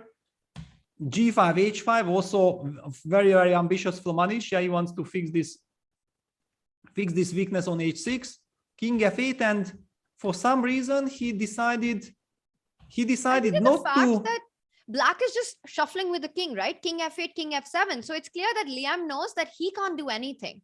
I mean, if white wants to just bail out, he can just move the king around. King No, but bailout is, I mean, white is supposed to be winning. I mean, there is no talk about bailout here, And Anish thought that like the game is over because he fixed this pawn on h6. So he goes knight e3 and he wants to eliminate the f5 pawn, the h6 pawn, and so on. But king e7, knight takes f5 check, king d7, g3, and suddenly knight c5. Black gets counterplay. Because knight is going to come in with a check, and then the pawns start rolling. Unfortunately, white doesn't have time to capture c4 ever because of b2. Yeah, no, this was very unfortunate, because actually the reason why Anish lost, that he thought that he's winning. The reason for this whole operation with h5 was a very, very direct way of, going f4, fixing this f5 pawn, and maybe he should have just played something slow, with g3, and somewhere some tempo was very, very important. For example, if white plays the move g3, black would... king f8. Yeah, king f8. Then now we go knight e3. You go e7. king e7. We want a big tempo. I mean, for example, check, king e6. We can move back the knight. We can take them with the knight on. But already this is kind of drawish. I don't want to give this because you have knight e4, knight g3. You will escape. But I mean, after this g3, king f8, can I just, for example, but yeah, then this is a weakness, For example, just to illustrate the line that we talked about, king c4, b2, knight c3, king e7, and after king b3, now black has knight g7 targeting the h5 pawn, So maybe this whole h4 line, it was very ambitious and it looked good, but maybe Anish should have just, kept his pawns intact, that nothing can happen to him. And the line that we discussed, king takes c4, b2, knight c3, the move king e7 has to be played. You played the move king b3, but this was disturbing him, that black is not taking on d7, but black is giving knight c5 check, king takes b2, knight d3 check, and after king b3 goes knight e1. This was disturbing him, and maybe black escapes. So it wasn't easy to win, but because he wanted to win at all cost and he thought like he deserves to win, he finally went crazy. At all. After g4, you just take knight f3, Yeah, okay, it's already, we are changing pawns and everything. It should be a draw. Wow. So maybe black was just hanging by a thread and would be able to hold, but that was a turnaround. If we can just bring up the last position after knight a4, we left it there. Black managed to get that knight to a4 and rolling down the board. Did Anish just resign after knight a4? We had some more moves. No, but he's losing his knight. Already the pawns are just going through. Peter, we do have an update actually in this very position. Instead of king c1, and I hope that you mean this position, that king d3 and white still holds. Yeah, well, but of course he was already heartbroken here. He was already, of course, he should have played king d3. We don't know the clock situation. Maybe it was done to his seconds, and it also still very shaky. I mean, okay, you have to. I mean, it's still kind of a miracle that it holds. But after king c1, knight c5, it's looking very, very bad. Because. And the point of king d3 was knight c5 is not possible because of king c3. And now he comes in with the king, and those c3, b3 pawns are just devastating. Both king are just tied down. Yeah. No, this is hopelessly lost. I mean, good or bad, white should have started with king d3, because After something like c2, we would be very, very happy taking. And just g4, g5. But then there's b2, right? B2 knight a3. No, b2 knight a3. Yeah, b2 knight a3. I mean, you can give a check. Yeah, you are coming closer, but I mean, anyway, we get g4 and we're gonna get g5, and it should be a draw. Wow, that's quite an amazing endgame, but I think it just feels very unfortunate for Anish, no, Peter, the kind of points that he's sort of let go, which just felt like were in his hands, not just in the blitz tiebreak, we saw that, but a few of the rapid games as well. So many times, just these moments where you feel like Anish is the one pushing, and then things just get out of control. And with that win, now Anish is also a point behind in his match. Once again, we see the players are ready for the start of round 2 in the very beautiful venue, the very beautiful arena of the Oslo Esports Cup. Yeah, and already we have lift off. Leko and Liam's game against Anish started already, and we see a Grunfeld. I mean, yesterday we have seen Liam doing a lot of bishop d2. I mean, playing the fifth move bishop d2 Grunfeld. This time he knows that against Anish, okay, a very well prepared Anish, if he already plays the Grunfeld, then he's definitely very well armed there. He switches and uses some kind of a sideline. This bishop g5, I mean cd5, knight d5, bishop g5, I think is quite forgotten. Yeah, okay, so this is what we have. We also have Shakhriyar Mamedyarov against Jorden van Foreest. Is not a Grunfeld, because we know already that Jorden was experimenting with King's Indian. However, Shakhriyar says no classical King's Indian. In fact, it's very strange, because it was always said that knight c3, bishop g7, g3 runs into d5, and this is a very, very nice version of any kind of g3 systems. Yeah, because for example, after cd5, knight d5, bishop g2, black is able to take on c3, b takes c3, c5, and get these typical Grunfeld positions. I mean, I'm a little bit puzzled why Jorden was not using the momentum with d5, but he starts this knight dance, yeah, with knight c6. Kind of a modern way of treating these positions. And knight f3, so not rushing with d5, but taking control of the e5 square. Peter, we'll come back to this, but also let's get an update. This opening, I see it started with the Sicilian, and Magnus went ahead with, well, the e6, the Khan, the Tymano, Paulsen, however you might want to call it, but a very different turnaround then, with Eric choosing to fan chatter his bishop with g3, bishop g2. Yeah, he goes for g3, and this is a line that actually Magnus loves to play and likes to. Yeah, I think he played it against Vichy in the World Championship match. Yeah, he did play it in 2014 when he was surprised by Vichy's choice going for c5, e6. He opted for g3, and this d5 line was featured in that game. How it continued, I don't know exactly, but yeah, so Magnus is very much into this territory. However, okay, this is a super solid position for white, and I mean, a little bit, I mean, it's not like, you know, Magnus going for the Sicilian, he got this dream kind of double H position. It's a very solid structure. On the other hand, Magnus has already won game 1, so there is absolutely no need to go crazy for him.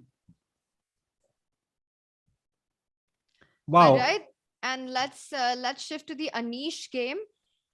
We see that in that position, bishop f5 has just been played. Okay, you want to start with the Duda Prague board? Yes, because yeah, suddenly things escalated here.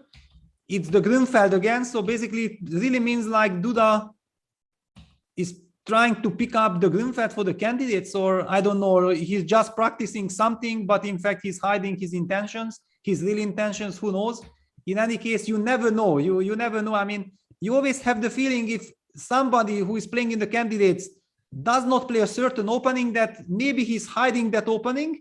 And if he plays something, you know, you think like, ah, of course, he's revealing it because he will not use it. But actually, it might be a very good strategy that you are practicing. People think like, ah, he's practicing, he will never play it in the candidates.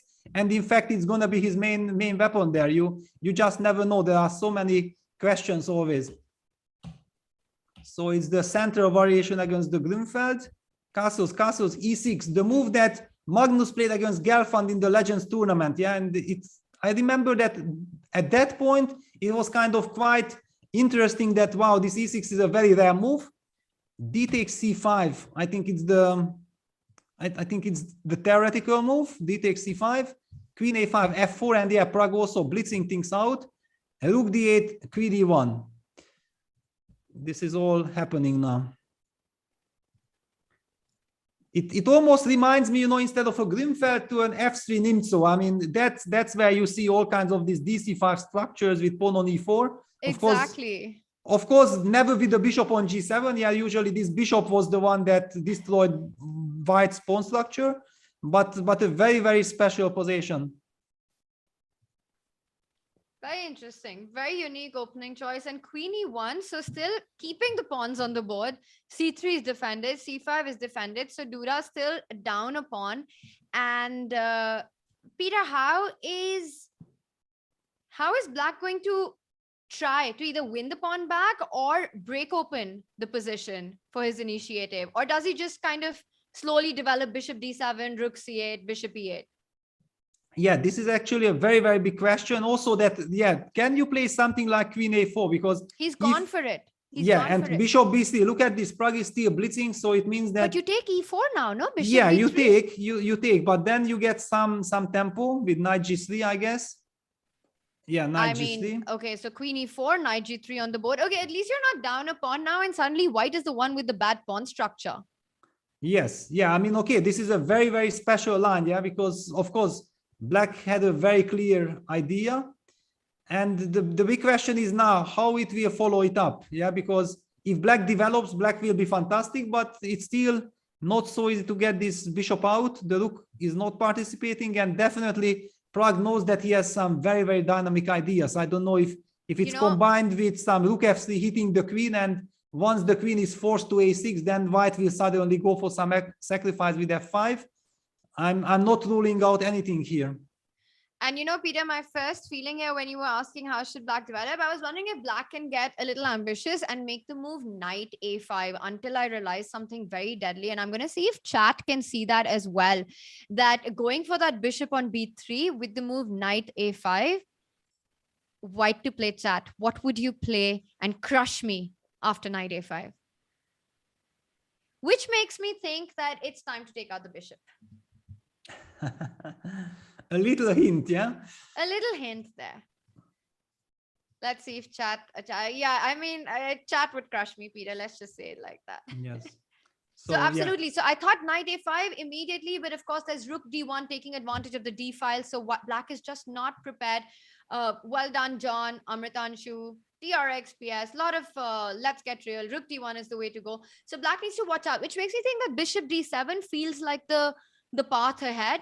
You keep ideas like rook c8, knight a5 handy, hopefully someday, and it's a developing move, a natural way to play. Yeah, but okay, let's make then some moves. So bishop d7. Can I go rook f3? I like this plan, kicking this queen away. How do you continue? Do you have a deadly jump with the bishop? You can't. Bishop d4 is not a problem. I really don't care about bishop f2 that much, or bishop d2. I just can't decide between rook c8 and knight a5. These are the two moves that I want to make. And because I was mentioning, okay, let's play normal. Let's play rook c8 and see what goes on. I'm really tempted to go knight a5, by the way. If rook c8 doesn't work, I'm going knight a5 next try. Yes, that's clever. That's correct. I mean, okay, if I play, for example, something like bishop f2, just very, very simple chess. I thought I'll just move back with the queen. I mean, to b5 or yes, a6. And now I also just make a tiny little move with my knight. You say little, tiny, and then you just jump into the center of the board and you're coming on to d6 and you've got all these devilish threats. This is not a little move by the knight. Yes, definitely. I mean, little move, but with a huge impact. Yeah, if knight d6 comes, then already all these f4, f5 ideas are coming. I mean, I see immediately why actually Pragg was attracted to this kind of idea, yeah? And he has blitzed it out. He's up on the clock. He has not spent any time. I mean, he's basically blitzing all his moves. And Black is faced with some very, very nasty dynamics here. And that's interesting because, you know, you see this pawn structure of c5, c3, black's bishop on g7 looking so good. White has already played f4, sort of weakened the king side. And one gets the feeling that black has to be fine here.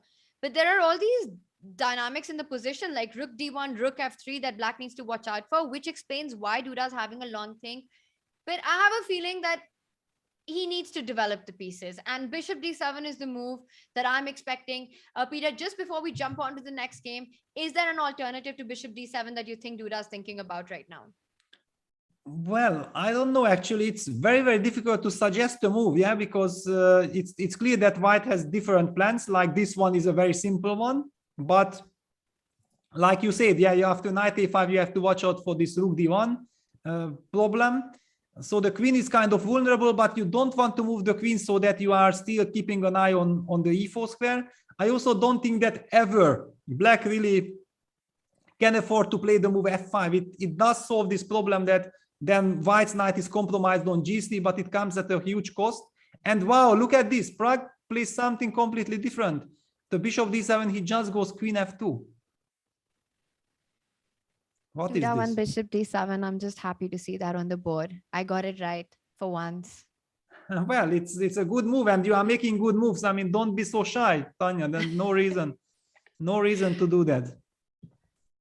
Now I'm just scared to suggest a move, because if it turns out to be a blunder, you know, this moment will be lost forever. Peter saying that I'm making good moves. You are making good moves, yeah, absolutely. So queen f2. Queen f2 on the board. Yeah, queen f2 on the board, and still the big question, yeah, because of course, usually in such structures, once you go bishop d7, you would love to go bishop e8, and you say that, wow, finally the bishop reached its destination, you open up the rook, the bishop protects the f7 pawn, so on, but I'm not sure that this is the end of the story, because anyway, white's knight will end up getting to d6. I mean, I don't know, a move like rook fd1, for example, would be very logical. Yeah, queen moves back to a6, and I'm guessing that, again, white is coming with this knight e4, knight d6 idea. And even if we kind of trade pieces like takes, and we go rook d8, white might definitely not trade the last pair of rooks, but just go knight d6. And with this knight on d6, bishop b3, who knows? I mean, white has some initiative here. Once your knight lands on d6, it feels like a bit of a nightmare for black. And I think black needs to make sure that that doesn't happen. So really big questions to Duda here, how he wants to finish coordinating his pieces and make sure that white's knight doesn't land on d6. That's where the fight is focused on. Peter, do you want to take a look at some of the other action? And I want to jump to the Anish board because, oh my God, that position. Anish has gone long castle. We don't see Anish do that very often. He's kept his king sort of under fire. Rook c1. It's an open file after the trade that just happened. Do you want to take it from the top, Peter? Yeah, definitely, because I'm shocked. You know, I don't believe my eyes. I mean, what I'm seeing here, this is just insane. Because when he opted for bishop f5, you know, I told myself that, of course, yes, Anish knows this stuff, because yeah, bishop f5 was key move even when I was playing the Grünfeld, and I was very, very proud of this bishop f5 move like 25 years ago already. Anish knows all this. And now he gets a normal, natural Grünfeld position, and all of a sudden, I mean, I don't know, is this a mouse slip? I mean, I really want to hear from Anish if he has, you know, intended to castle short, but computer castled long instead. Yeah, that's a long shot mouse slip. That long castle would be a very long shot at a mouse slip. Yeah, that's a complete shocker. No, but I mean, I don't know, how is it possible? I mean, how it comes, I mean, how do you play the move long castle otherwise?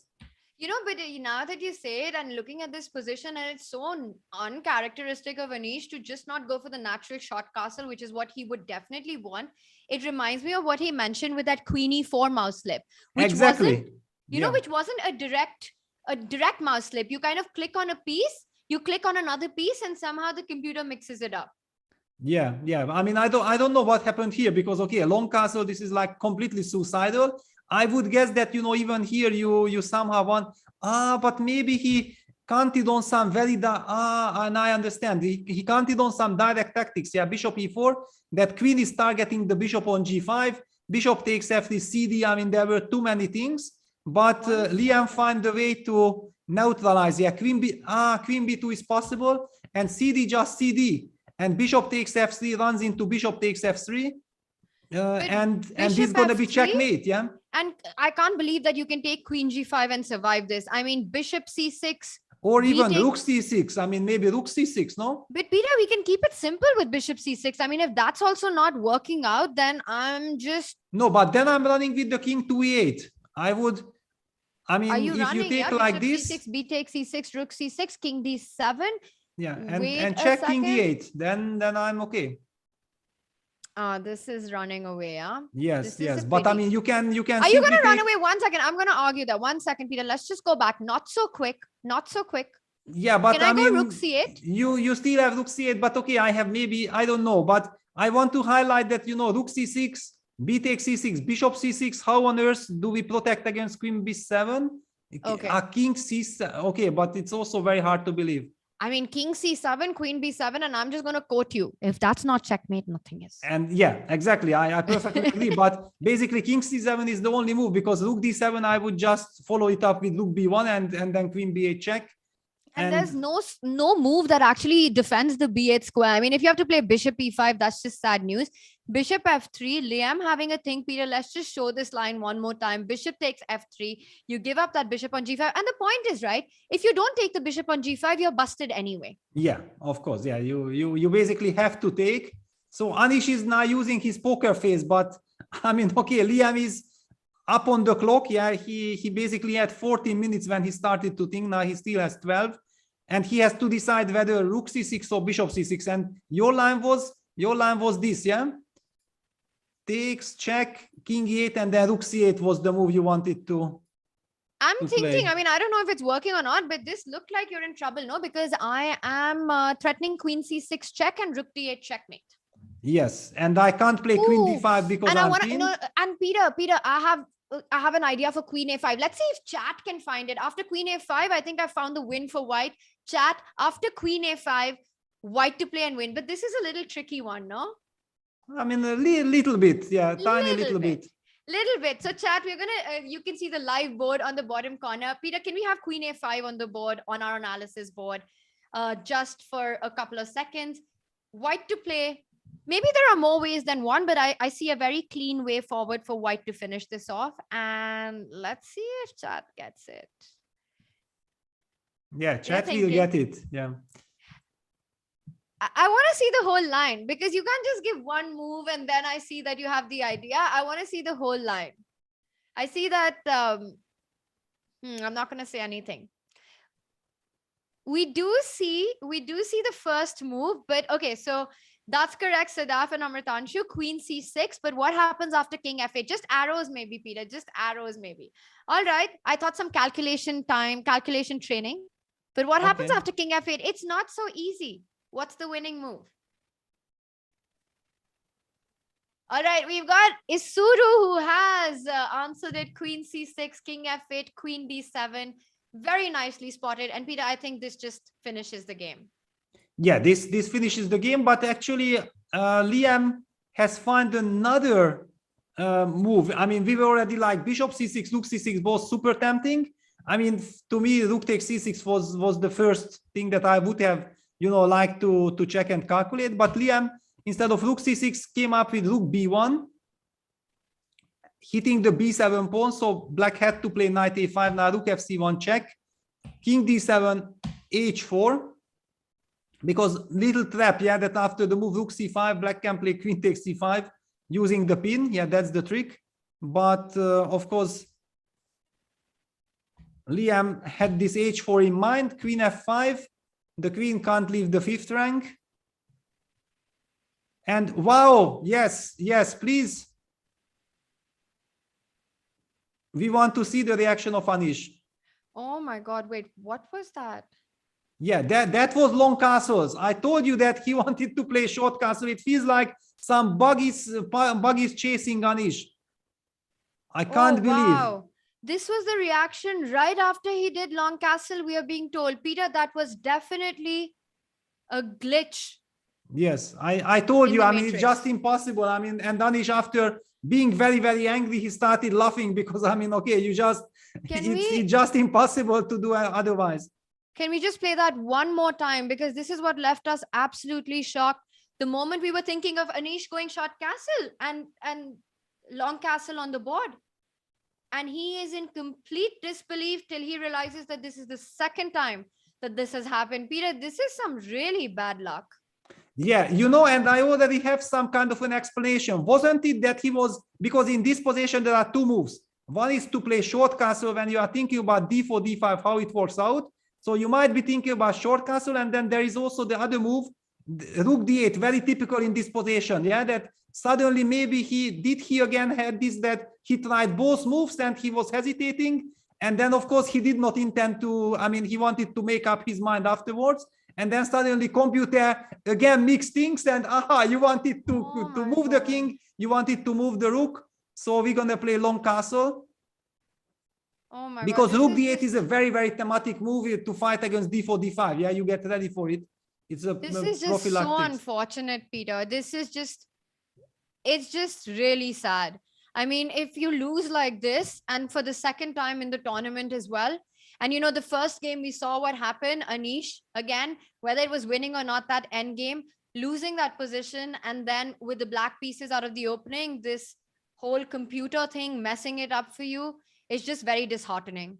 Yeah, absolutely. I mean, okay, just, I mean, it completely disbalances you. I mean, how to digest this. It's just impossible to even describe. And now that's exactly what we felt like. It's also not Anish's style. I'm even not sure if long castle would be the perfect move if Anish would finally eventually go for it, because he's not this type of player. Yeah. Exactly. That's exactly what I said, right? When we switched up, that Anish has just done something that we don't expect out of him. I mean, even if it is something that's an interesting option, but just going for this kind of a position when you have this really nice and safe short castle where you just go on to play a long strategic game. Yeah, absolutely. I mean, okay, now he's somehow he needs to escape, but he just can't really escape. Yeah. I mean, because if he could set up some dark square blockade or whatever, then even being pawn down, he could put up some resistance, but it's just so difficult.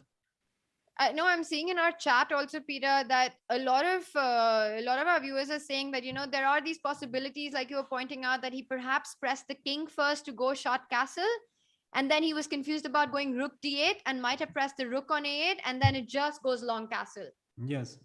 You know, actually, it's very interesting that in the old times when we had this incredible tournament in Monaco organized by the Fanos Terum, then we were playing blindfold chess on computer screen. Yeah, so we only had a screen, I mean, in front of us with an empty board, and we were making moves, and we had to enter our moves. And once you entered the move, it was still requires from you that you okay your move. Yeah, that do you agree that this is your move, and then you press, and only then the move is valid.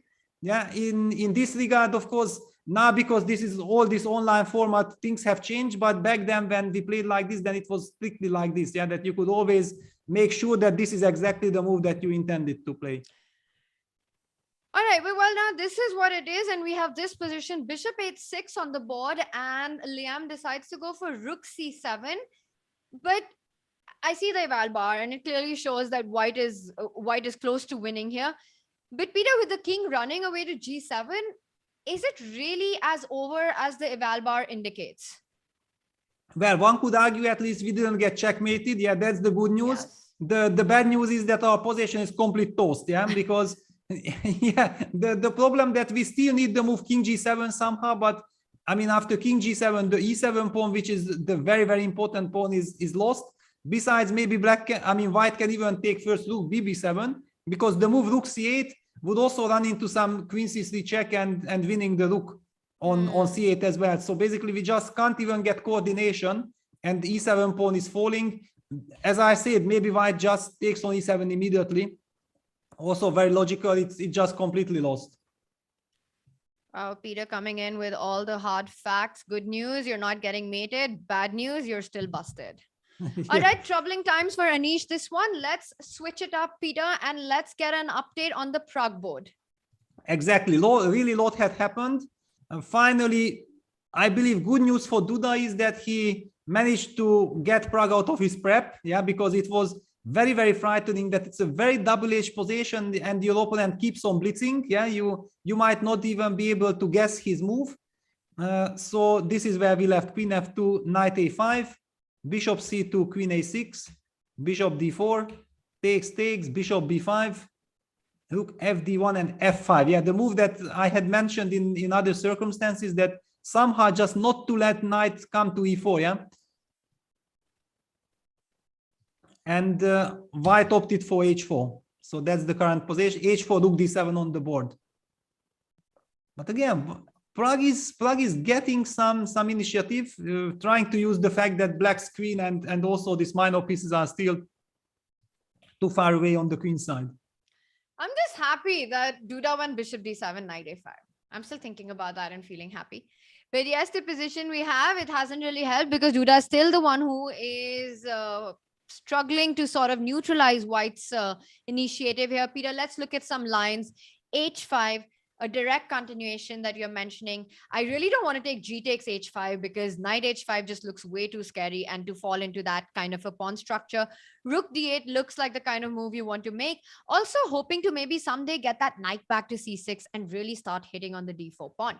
Exactly. So rook d8, how are you reacting to this move? Because knight, the typical structure that suddenly if this knight from f3 could jump to f3, we would design. Yeah, because knight coming to e5 would be deadly. However, with the knight being misplaced on g3, and it's so far away. It's far away. Yeah, very, very far away. And also, yeah, white actually goes rook e1 instead of h5, little bit changing his mind. Nothing is threatening yet. I mean, rook e6 is not yet a threat because bishop b3 is under control. In this regard, we might be able even to play the move rook a d8. That's the move that we want to make, right? And this time we are hitting the d4 pawn. So I'm wondering if you, and rook d8 on the board. And now if you go h5, black is ready to capture on d4. Yeah, no, I'm guessing that Pragg probably wants to play rook cd1. Yeah, just he wanted to make sure that when black goes rook a d8, he's ready to protect the pawn with the rook from c1, yeah, and to keep an active rook on e1. All right, let's continue with the pressure. So now knight c6, you want to take rook e6, right? Exactly, yeah. You can't really play knight c6 because of rook e6. Let's defend the e6 pawn. Bishop c4. You took the move, Peter. I was going to suggest bishop c4. I love it. Knight c6 in the air. Bishop a2 in the air. It's just a better square than b5. Yeah, exactly. I mean, bishop c4 is very, very nice. The pawn is on e6, well protected, and it's a very messy position. I mean, I don't even know how to evaluate it because it's just getting out of control. And with this time control, with 6 minutes on the clock, I mean, it can be anybody's game. I mean, one gets the feeling that white has to play h5 at some point to try and break through. But I'm just wondering, if you play h5, you're still far away from putting pressure on g6. Black continues with knight c6. And then suddenly you feel, wait a second, the d4 pawn just falls.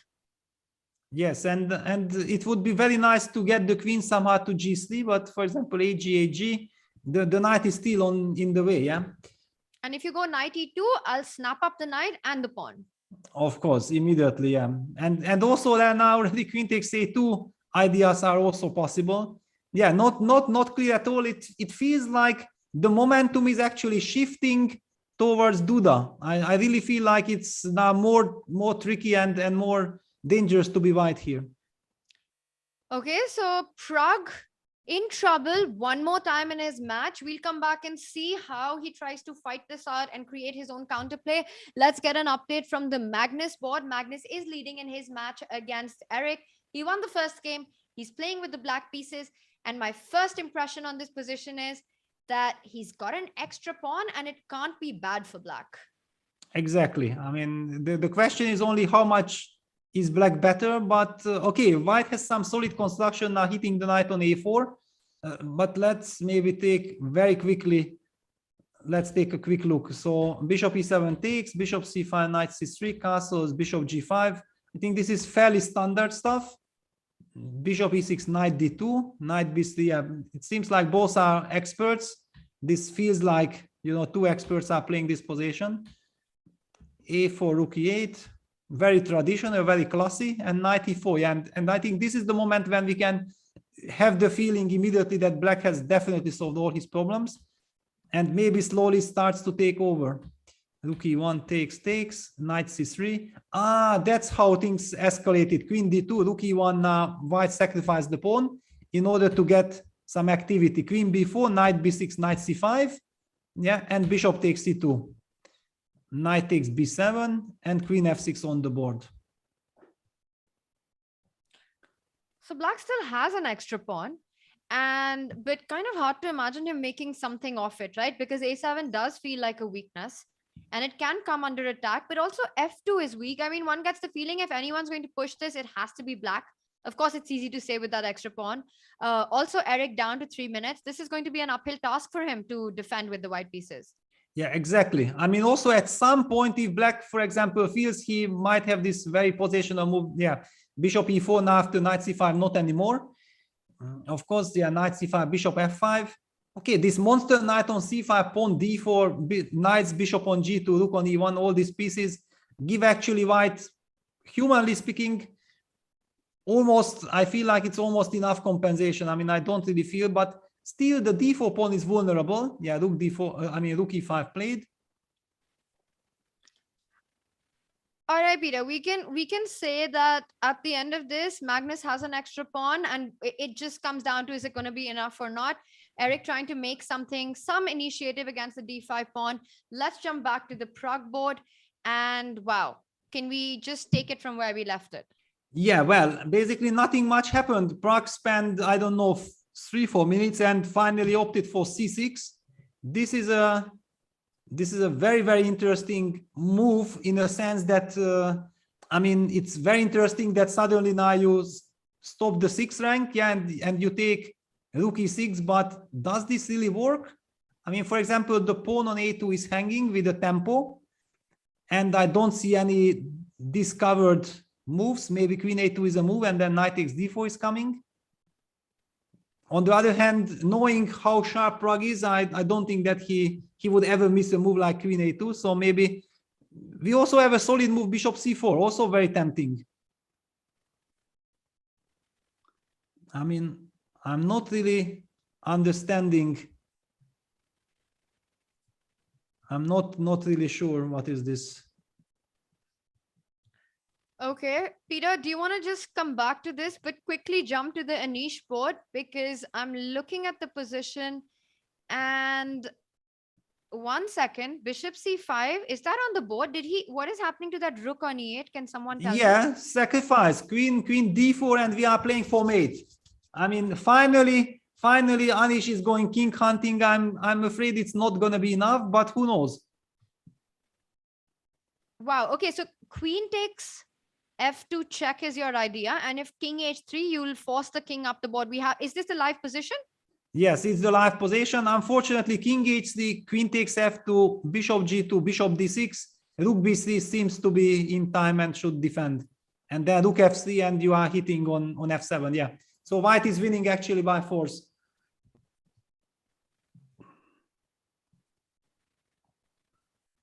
Yeah, this rook b3 is the move. Otherwise, actually, black would win. Yeah, after bishop d6, it would be checkmate on g3, but rook b3 protects and wins the game. Wow. I mean, this is, of course, really, I mean, what happened to Anish losing that game in the previous game with pawn up knight end game, and here computer making long castle instead of short castle to him. I mean, it's shocking. This is actually just really sad. Everything that's happened in this game from start to finish is just sad. Yeah, well, I mean, but things are hitting. Okay, he's just lost. And you know, Peter, unfortunately, what the problem is that these kind of moves, for example, when you go queen e4, or when you this long castle, it's so hard to come back from them. It's not a mouse slip that just leaves you with a slightly worse position. It's as if you're dead lost. Yeah, I mean, of course, I mean, the long castle was castling into checkmate. Yeah, basically, you would never do that voluntarily. I mean, you castle to make your king safe, and here just something happens that's completely out of your control, and you literally castle into a checkmate. And now busted. He's had to walk all the way from the queen side, take his king step by step, bring it to g7, which was his idea initially, to go short castle. Now rook Yes. b8 on the board, and who's mating who? Yeah. I mean, of course, white is winning. By the way, Jorden has beaten Shakhriyar with the black pieces, so Jorden is taking the lead in their match. Erik Hansen is about to survive. I mean, but be careful. Alert, you are playing a queen endgame against Magnus with a pass pawn, a passer. Never easy against Magnus. I Yes. mean, we've seen his expertise in queen pawn ending, the one that he converted against Prague. In general, his play with the queen is something that you have to be very careful. But this is also something that Erik is very aware of. He knows that this position is not over till it's over. So queen d7, that's a nice move. Also hitting the a7 pawn. And he wants to go e6, try to break open. Queen b1 check played. And now after king h2, maybe black might go for queen e1. But I mean, maybe we can even play the move king g2. Can we blunder into queen e4 check? I'm trying to understand if can we blunder into it, because the a7 pawn is hanging and a5 is met by queen d8 check and queen takes a5. So we have a checkmate on Anish's board, Peter. Let's just the last position that we have going on. Let's just bring that up. And queen h8. Yeah, g takes h4. Yeah, queen h8 check. King has to move to the g file and rook g8. Yeah. And after king h6, queen g7, queen g5 to follow. Yeah, I mean, yeah, Tajik lost to Anish, and now he's trailing by 2 points. Yeah, it's 2-0.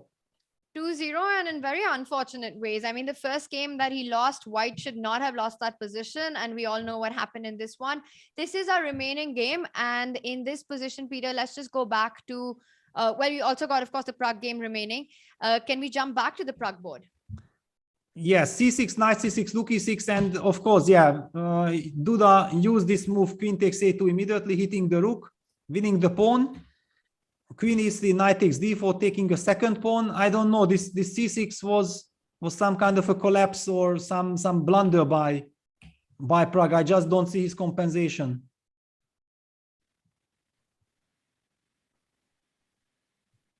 Yeah, well, I mean, king f7 and now look at this. We have been talking about that the queen was on a6, knight was on a5, bishop was on b5. Now black knight centralized. Queen on a2 is also doing incredible, powerful job, hitting the bishop on c2, covering the diagonal in combination with the knight on d4. King is very safe, and Prague is down to 40 seconds. I just don't see how he will put up even resistance, yeah, because. But okay, so king f7, rook e8 is a direct threat. Rook takes d8, you just capture back, and the c2 bishop is attacked. He goes for rook d8. Can he, Peter, try to go rook e1, queen e7? But then, yeah, rook e1, if you take on c2, queen e7, queen d8 comes with a check. But you've got rook e8 after rook e1. Yes. I mean, I have everything, and now I also have queen e6 back, yeah. Queen e6 kind of coming back, rook c7 check, rook d7. I mean, let's just check this. What is this? So queen e6, rook c7 check, only move, and it's a little bit disturbing. But after rook d7, you have to recapture with the queen, and that does give me the chance to go bishop a2 check. I don't know if it gets anywhere, but at least it's another check. Exactly, yeah. This one little bit disturbed me, because okay, I don't want to go knight e6 and get into the spin. Maybe I can. Maybe there is no issue, but still I'm not a happy person. Yeah, then some queen e5, queen h8, it gets too tricky. Maybe some sacrifice on f5. So all right, after bishop b1, we have to take the position seriously. So rook c7 still in the air, and queen e6, rook c7. It might still be better for black, but at least white has got some tricks up the sleeve. Maybe we have to go back queen d, and yeah, queen d5 on the board. Yeah, queen d5 is very, very nice, because now rook c7 check.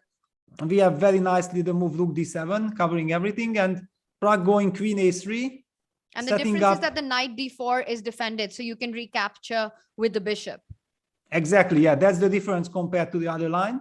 But now Prague is setting up this idea with bishop a2. There are definitely tricks in the position, Peter. Despite being 2 pawns down, that king on f7 not completely safe. Black needs to be a little careful.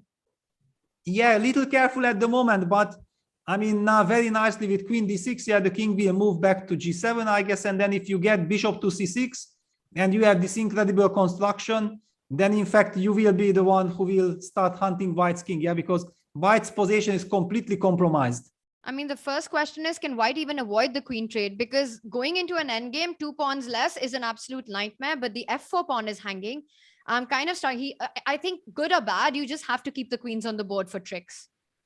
Yeah, but basically it means that there are no tricks. It's just completely winning position for black. I mean, black can now play the move rook e8 if he wants. I mean, it's hopelessly lost.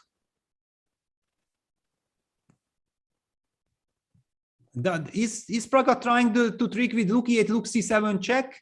Is that the last idea? Yeah, rook e8 on the board. I'm believing that rook c7 check will be tried, because good or bad, it has to be tried. And what's the point if I just it's on the board, on the board. Yeah, rook so c7. wait, what's the trick? Queen c7, you go queen takes d4, and then after king h6, what was the idea? A knight f5, is that the point? Well, then I'm maybe even mating. I don't know. It's super scary. Knight f5 is just beautiful, yeah. But of course, yeah, black goes king h6. He doesn't want to be bothered. This knight on d4 is the monster of this position. Peter, we've got the live board. Can you just quickly show why the rook could not have been captured? Yeah, so takes, king h6. I mean, there is queen f6 with the same ideas, but of course, if we can take immediately knight f5, we're gonna take, because this is checkmate. Very nice. And okay, after knight f5 check, king h5 already. First of all, we have a fork with knight g7, but okay, I mean, it's even not a position you calculate any further. Yeah. So what do we have here? Yeah, this is what black is doing. Very systematic, does not get affected. He's not caring about any sacrifices. So after rook c7 check, king h6, the queen is hanging. The queen had to move. Now bishop and look c6. at Duda's last move. I love what he played after king h2, rook f7, and now rook to e2. Yeah, and resigns. Yeah. Wow. No, Duda's just too sharp. I mean, he never falls for these tactical tricks, right? And his calculation on point. And with that, he also takes a 2-point lead in his match against Prag, just like Liam has against Anish. And wow, the last position looks like absolute destruction. Yeah, this is. And king takes, let's just point out, king g3 runs into knight e2. And this is game over. King h2 runs into many different kinds of mates with rook g2 check as well. So this is. Yeah, it finally was a knockout. Indian fans. Yeah, it was a knockout blow by Duda. Very, very nice reaction, because it was actually Prag who was surprising Duda in the opening, but the position was very, very double-edged, and it wasn't the classical nice position for white. Yeah, it really required, I think, some computer kind of play, because just natural moves. Then suddenly, when we realized that, I mean, this was the moment, yeah, after f5, when f5 happened, that this is maybe practically easier to play with black. Yeah, suddenly after f5, stopping this knight on g3. And first, when we saw like, yeah, Prag goes h4, that he's coming with h5, that then he will get initiative. But suddenly after rook d7, if you have nothing better, I mean, he should have tried something else than this rook e1 in this rook e1, rook a8, c6 was of course a blunder. I think that Prag just blundered this move, queen takes a2, for some reason. Yeah, but a difficult game from the start, right? It was pretty complicated. And I think just that whole idea with trying to, maybe queen f2 was a turning point, Peter, where you mentioned rook f3 ideas, which could have been perhaps more challenging, because once black was able to set up this pressure against the d4 pawn, then white's position just started to crumble. Let's quickly bring up our scoreboard. We've got 2 more games coming up, 2 more rapid games, and this is where we stand. It's quite an interesting fight, because we've got a leader in each of the matches. Magnus leads his match against Eric by a point. The previous game, Eric managed to hold in a queen pawn endgame. So that's good news for Eric. But he still has the mammoth task of winning 1 game against Magnus to equalize the score. Anish, I still can't get over what happened with that long castle situation. But he didn't survive that computer glitch and went on to lose the second game. Pragg also goes down in the second game, so he's trailing 2-0, which actually means that Jan-Krzysztof Duda just needs to draw the third game, Peter, with the white pieces, and then that would be match over. So Pragg has to win on demand, just like Anish does, and Jorden also leading his match against Shak. We've got game 3 action coming up soon. We're going to go into a short break and be right back.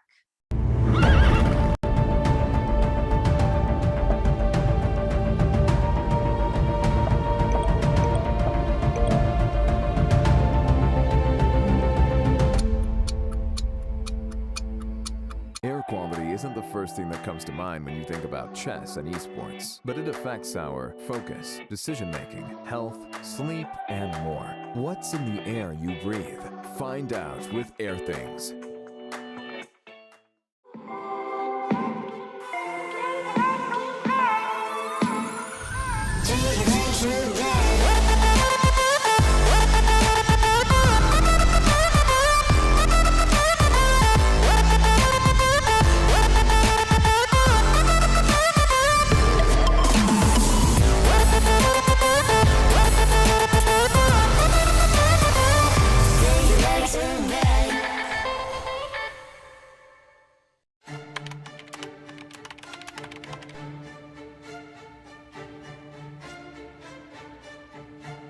In the middle of your game there where you started laughing. What were you thinking right then? Well, for starters, I should say that I've never eaten sushi this early in the day, but now I feel a bit more relaxed after my matches on the brink of a disaster. I have to say the sushi is much better now than it is at the end of the day. It's even more fresh and it's extremely good. That sushi today is really the best sushi I've had in a while. So that's first of all. Secondly, as for my game, it happened the second time. I do something wrong with dragging and selecting a piece. I don't know, again the same thing. The piece that I wasn't intending to move moved to the square where I wanted to place the other piece. The same happened to me with Jorden. When I tried to play 94, I played queen 4, and now I wanted to play rook d8, and somehow it happened that I castle long. And the remarkable thing is that you can make many mouse slips, but long castle is such a huge strategic blunder that is just completely lost, because in the greenfield defense you open the b file, you give white the center, you do everything not to castle long. It's just crazy. You have a nice shelter on the king side, so it was just an insane mouse slip. How fine is that line between you who laughed or just hitting the keyboard and reacting in a completely opposite way? No, at first I was, of course, devastated, but okay, I'm first of all getting a bit used to the punches in this event, so it's been very tough. And okay, I mean, I'm very disappointed, of course, but okay, you try to see some humor in the misery at least. And yeah, I really have to. It would be nice for me to see the footage, if there is footage of me making the moves, to see what exactly I'm doing wrong, and if it's deliberate or if it's some kind of a bug, because I don't know. Like the second time, somehow the piece that I wasn't touching is making the move. It's not supposed to happen, but I don't know why it happens. I've noticed Jorden is using the clicking system now instead of the drag. Do you think that is an option? Yeah, I think my problem is that I combine the two. You should never combine the two. You either click or you drag. And I sometimes click a piece and then drag another. And I think in that synergy between the clicking and the dragging is where I make I never used to click. I always used to drag. But sometimes now I have this habit of... why are you laughing? The synergy of the clicking and dragging, I think that's where it started. This guy is just starts fantasizing here. I'm not fantasizing. I mean, you know, you were used to click, you used to drag. You sound like me. Like, no, but I don't know. I don't know what's going on with the system. No, it's just, I tell you, it's clearly the fact that I'm both clicking and dragging at the same time. That's where it goes wrong. I should really stop it. 10 years ago, did you ever imagine yourself at a live tournament talking about the synergy between clicking and dragging? No, not really. I mean, at least it gives me an excuse, because usually in old-fashioned tournaments, you have to come to interview and you say that, yeah, you know, I don't know, maybe I stepped not so well, maybe this, maybe that. And now you can just say the synergy between clicking and dragging, and everybody laughs and everybody's happy. So if you guys were wondering, there is quite a good atmosphere here. Regardless of Anish losing his 2 first games, he's quite well-spirited, and he's now found the synergy between clicking and dragging. This is John. John loves to study chess. This is David.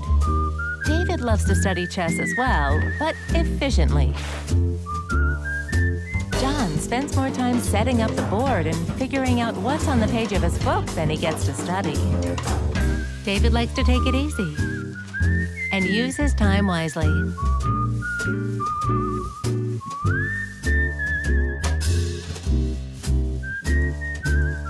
David has finished his exercise for today. John should try the same.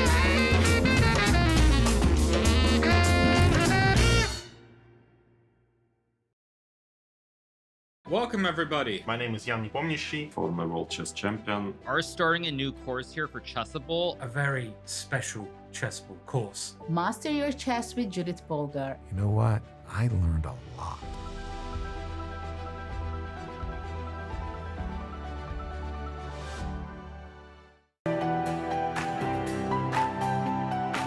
Okay, so let's send a challenge.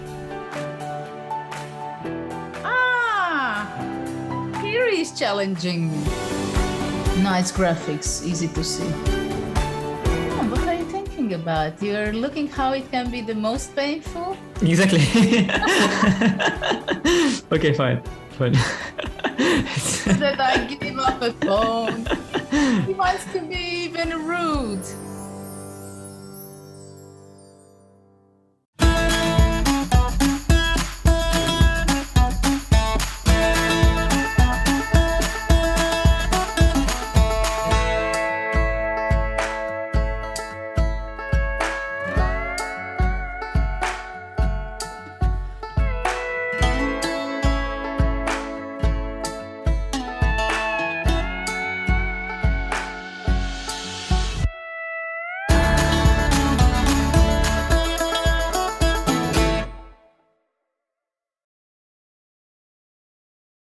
Chessable, the definitive solution for studying chess. Choose from one of the largest online chess libraries in the world, with hundreds of titles ranging from classic books through to our exclusive Chessable courses. Hi there, it's me, John Chess, inventor of chess. And are you sick of sucking at chess? Well, lucky for you, I have also invented AIM Chess. Look at this chess puzzle. Did you solve it? Of course not, that's because you're not using AIM Chess. AIM Chess is a digital chess trainer that helps you improve by creating unique lessons based on your recent games. Just link your chess.com, Chess, or Chess24 account and feel that brain wrinkle. Yeah, see, you shouldn't have blundered your queen just there. Now I know! Thanks, AIM Chess! Now all that's left to figure out is how that funny horse moves. They even got acquired by that one chess player other than Hikaru, so you know it's good. Hi, it's me, that guy I just mentioned, and I am the best chess man in the world. But thanks to AIM Chess, I also have a girlfriend now as well. This could be you! Personalized training, game reports and analysis disease, study plans, thick, luscious hair, intuition builder. All this and more available on AIM Chess. Hello? Courtney, did you know that AIM Chess users improve their ratings 43% faster than average? What? So what are you waiting for? Join AIM Chess today. Links will be somewhere, probably. I don't know, I just made the video. AIM Chess. Sign up now and get 50k silver and 2 free months off your VPN. Now that's what I call a Queen's Gambit. That's so fucking dumb. AIM Chess, for when you aim to chess. That's their slogan. It's what they say. Ready, aim, chess. That's another. Look, just sign up for AIM Chess, okay? Just, come on, literally, why not? Alright, just stop being a dick for like 5 seconds and just go, alright? Jesus Christ.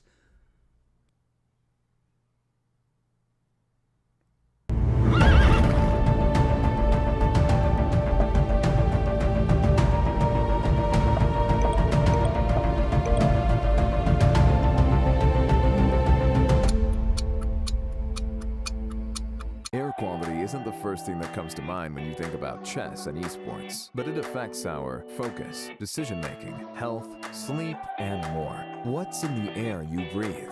Find out with Air Things.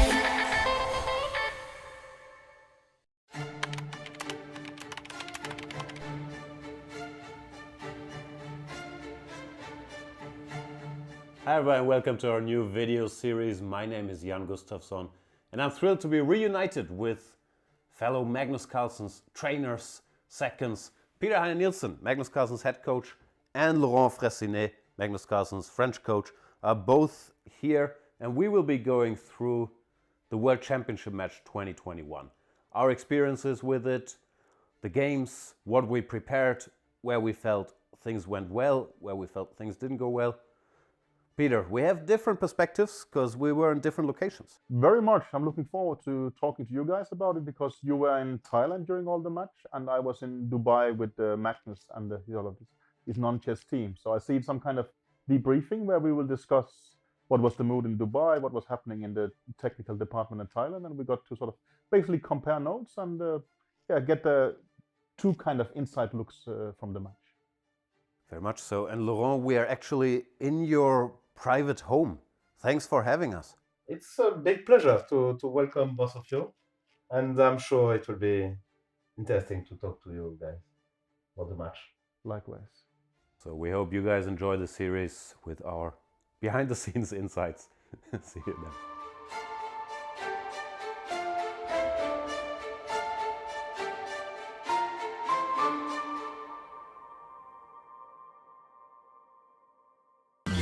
This is John. John loves to... Welcome back, everyone. We're about to lift off game 3. Some very big dramatic moments happen in game 2. And Peter, I think the one that really took us all by shock was Long Castle by Anish. And we couldn't understand what happened. This is the reaction that Anish had when suddenly the computer went Long Castle. He was in absolute disbelief and shock.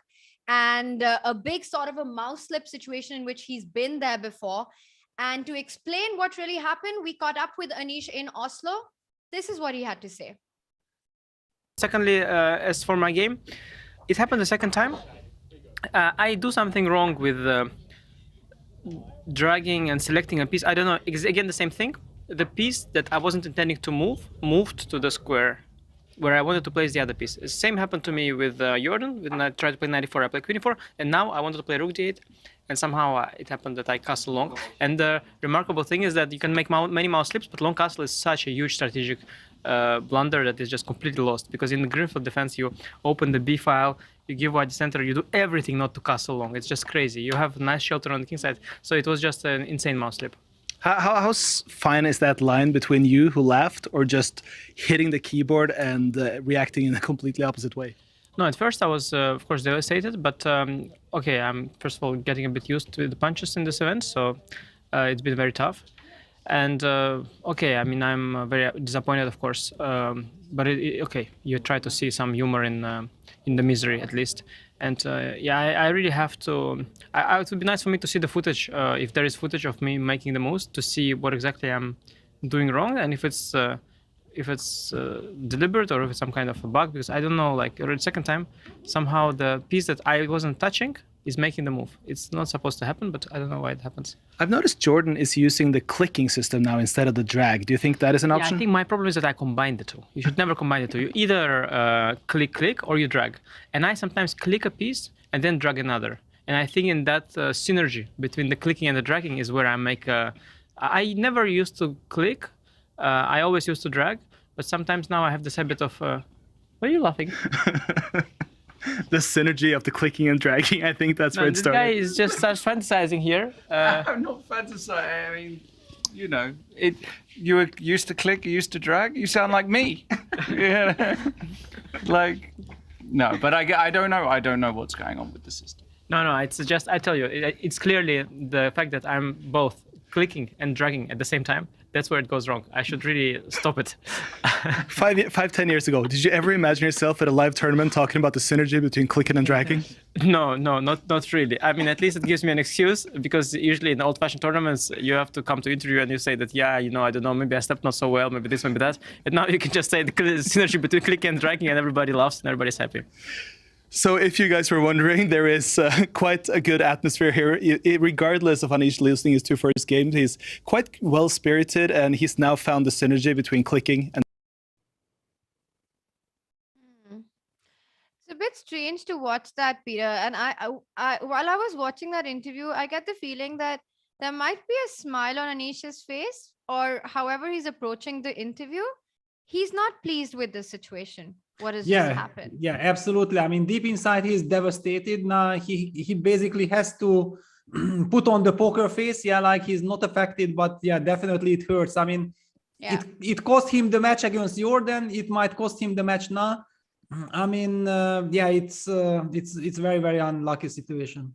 And it's painful, right? You're at the top of the leaderboard, well, at least fighting to get to the top of the leaderboard. You've had some unfortunate moments, but you play this really nice game in round 1 that doesn't go your way. And in game 2, it starts. And then for reasons beyond your control, something like this happens. Let me tell you, chat, that no matter what it is, it's not a funny moment for Anish, to be completely honest here. Yeah, for sure. I mean, I'm really feeling very sorry for Anish. Of course, game 1, yeah, that was I think it was his own fault, yeah, that he ended up losing that game. But afterwards, yeah, this rook d8, I mean, I told you, yeah, that it was somehow, I had the feeling that this rook d8 and long castle was somehow the problem. Yeah, I guess that he wanted to play the move rook d8. All right, well, it's time for game 3. So we can only hope that Anish can leave this behind and strike back, because he needs to win on demand to take it to game 4 to start with. And he starts with the white pieces. So that's good news, Peter. But what do you make of this opening choice of going for e3 in the Ragozin? Yeah, well, this is exactly the same that in the very first game. And I told you that actually this position could also be reached from Ragozin. And this time, exactly, we are reaching it from classical Ragozin move. I mean, no, it actually also started from Nimzo move or the knight c3, but now after bishop b4, knight f3, Liam did not castle. Yeah, it was before it was castles, e3, d5, and now it was d5, e3 castles, but it's all the same, leading to the same position. And now bishop d3, bishop b7, Anish is making up his mind. That will we see the repeat of queen c2 as in the first game, or he deviates? Wow, and I'm being told, Peter, that on our chat we had a click or drag poll, and it split right down the middle. You got 50% clickers and 50% people who drag their piece. Peter, which one would you do? Would you click one square and then the one that you want to move it to, or would you drag it all the way? No, I think I would touch the piece and I would move it where I want to move it. Yeah, I mean that's basically dragging. Yeah, then I'm dragging. No, if you touch a piece and you move it all the way. Yes. Yeah, that's dragging then. Yes. Wow, chat, you guys need to be more decisive than that. 50-50. I mean, then you can't blame Anish for his half click, half drag approach. Yeah, and look at this. But okay, now let's forget about it. Anish also needs to forget. He needs to mount an incredible comeback. He needs to win the game 1 with game 3 now with the white pieces. His very first game from the last 2 games, and then take it from there. Yeah, queen b1 is also a move that had been played by Grishchuk. I think that this queen b1 somehow reminds me of something. Grishchuk against Bok. Yeah, the Grishchuk against Bok in some World Cup, I believe. But okay, let's take a tour. What do we have in Duda versus Prague game? I'm sorry, before we take a tour, I wanted to just ask you, because I think at least this is a question that comes to my mind in these positions, that why would white go queen b1 and not queen c2? What are the differences there? Yeah, well, I mean, as we have seen in the previous game, after queen c2, black played some c5, and after c4, white's bishop was forced to get back to e2. Yeah, I'm guessing that actually the c5 impressed Anish probably, and that's the reason why he felt like, you know what, I want to go queen b1 and be ready for this c5 c4 option. Then white can also fall back with the bishop to c2. All right, so very nice. So a slight subtle deviation by Anish here. Instead of queen c2, choosing queen b1, so that the battery of the queen and the bishop can be maintained after black gets in c4. Peter, let's continue on our opening tour, and let's go over to the Prague board, because lots of trades. We already have a position without queens on the board in a game that Prague needs to win. Yeah, and I don't see that happening here. I mean, let's take a look. Yeah, c4, e5, knight c3, bishop b4, knight d5, bishop e7, exactly the same variation as the very first game between Jorden and Shakhriyar. Bishop e7, d4, but there it was knight f3. I think knight f3, d6, yeah, and then some d4, e4, knight takes e7, queen e7, knight g1. That's how we got that complicated position. This time Duda goes d4 immediately, e d4, queen d4. It's of course a very professional choice because probably it's a forcing variation. After knight f6 now takes, bishop g5, and after knight c6, white goes queen c3, and next move is bishop takes f6, destroying the pawn structure and also trading all the pieces. And if you know that draw is enough, then it's a very, very logical choice. Rook g8, so at least coming in the way of white being able to develop that bishop, but white this time intentionally goes long castle. This is where you want your king in this game, because also very often, imagine if all the pieces are traded off, black has a queenside majority, so general principles, you want your king closer to the side where your opponent has the majority of pawns. Not just that, the bishop on f1 cannot be developed currently. Peter, but that's a bit of a long-term problem. At the end of it, white needs to find a way to take out that bishop. Or is he thinking of something like h4, h5, rook h4, rook f4? I'm not sure. Yeah, especially he doesn't need to win the game. Yeah, so if you know that white is not playing for a win, then moves like b3 protecting the c4 pawn comes very naturally. Then you want to play g3, and ideally if you get g3, bishop g2 in, then okay, you have perfect coordination. I mean, basically white is simply slightly better, and black is the one who has to prove how to equalize or how to save the game, how to make a draw. It almost feels, you know, it almost feels like to me that the match is over. But Pragg tries, yeah, this is his only chance, that after the move g3, he's now trying to strike in the center with d5, and after cd5, knight d5, if white plays the most natural move, knight d5, then after bishop d5, we are talking about double attack on the rook and the pawn. And this is already something, right? It starts getting tricky. You have a check on h3, but after king b8, the problems will remain. So knight e7, a nice little trick, trying to get d5 in, but it's hard to imagine Pragg being able to get that win on demand out of this opening. Peter, the other player who is currently trailing is Erik Hansen, and he does need to make sure that he at least holds with black to have a fourth game. And this position, you know, these, well, I don't know, you call them as like Petrosian kind of structures, right? Where white has got these central pawns.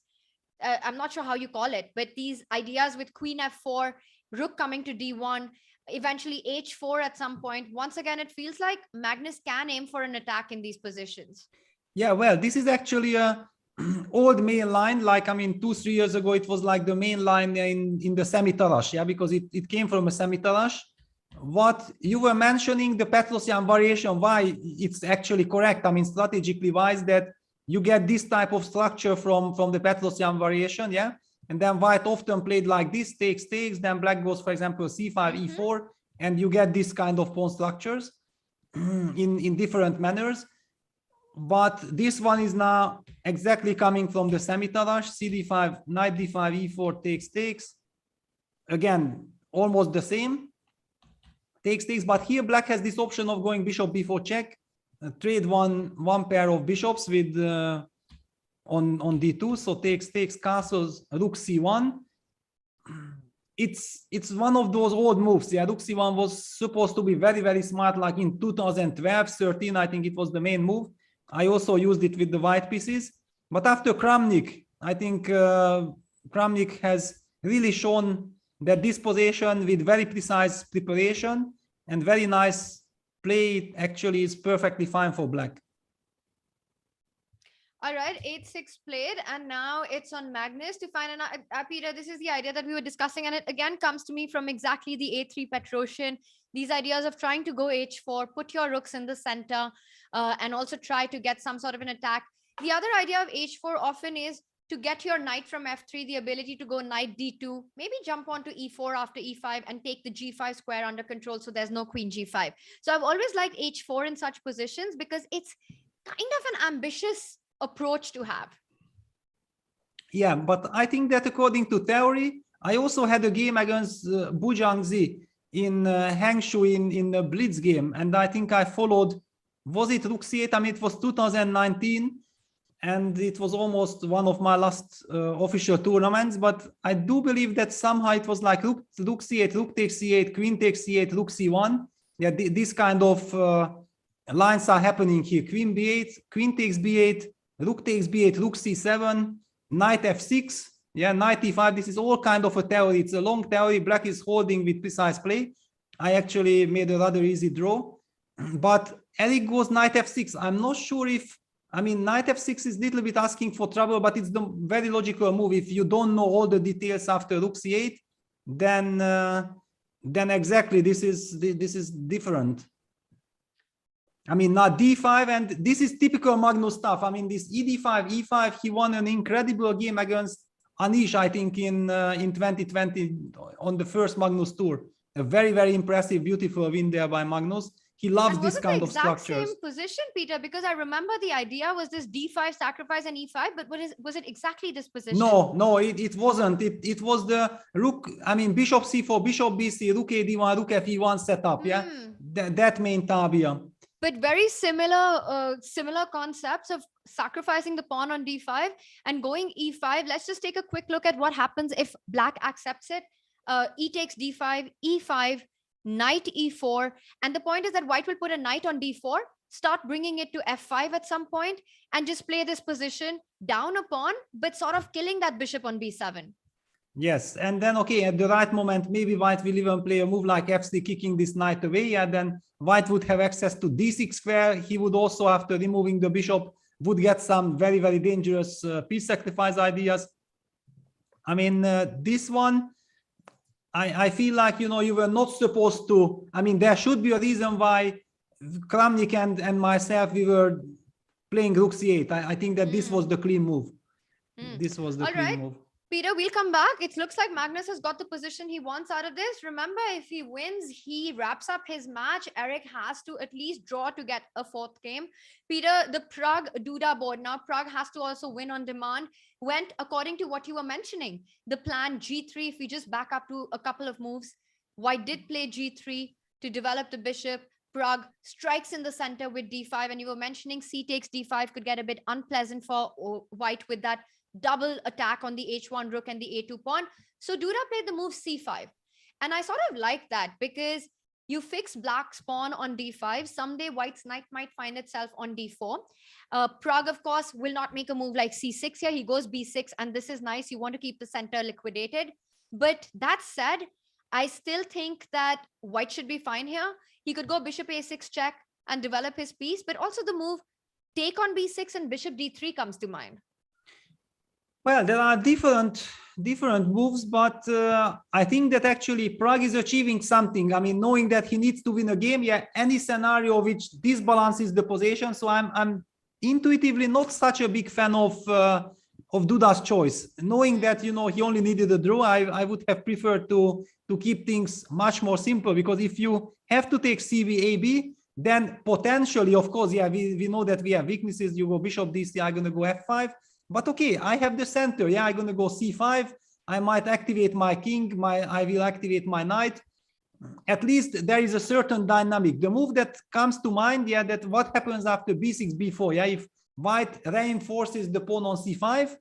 But even this one is not entirely. Of course, if white will be able to consolidate, like you said, if this knight gets to d4, I mean, white is in total control and white is actually clearly better. But at this very moment, one has the feeling that there are some dynamic ideas here.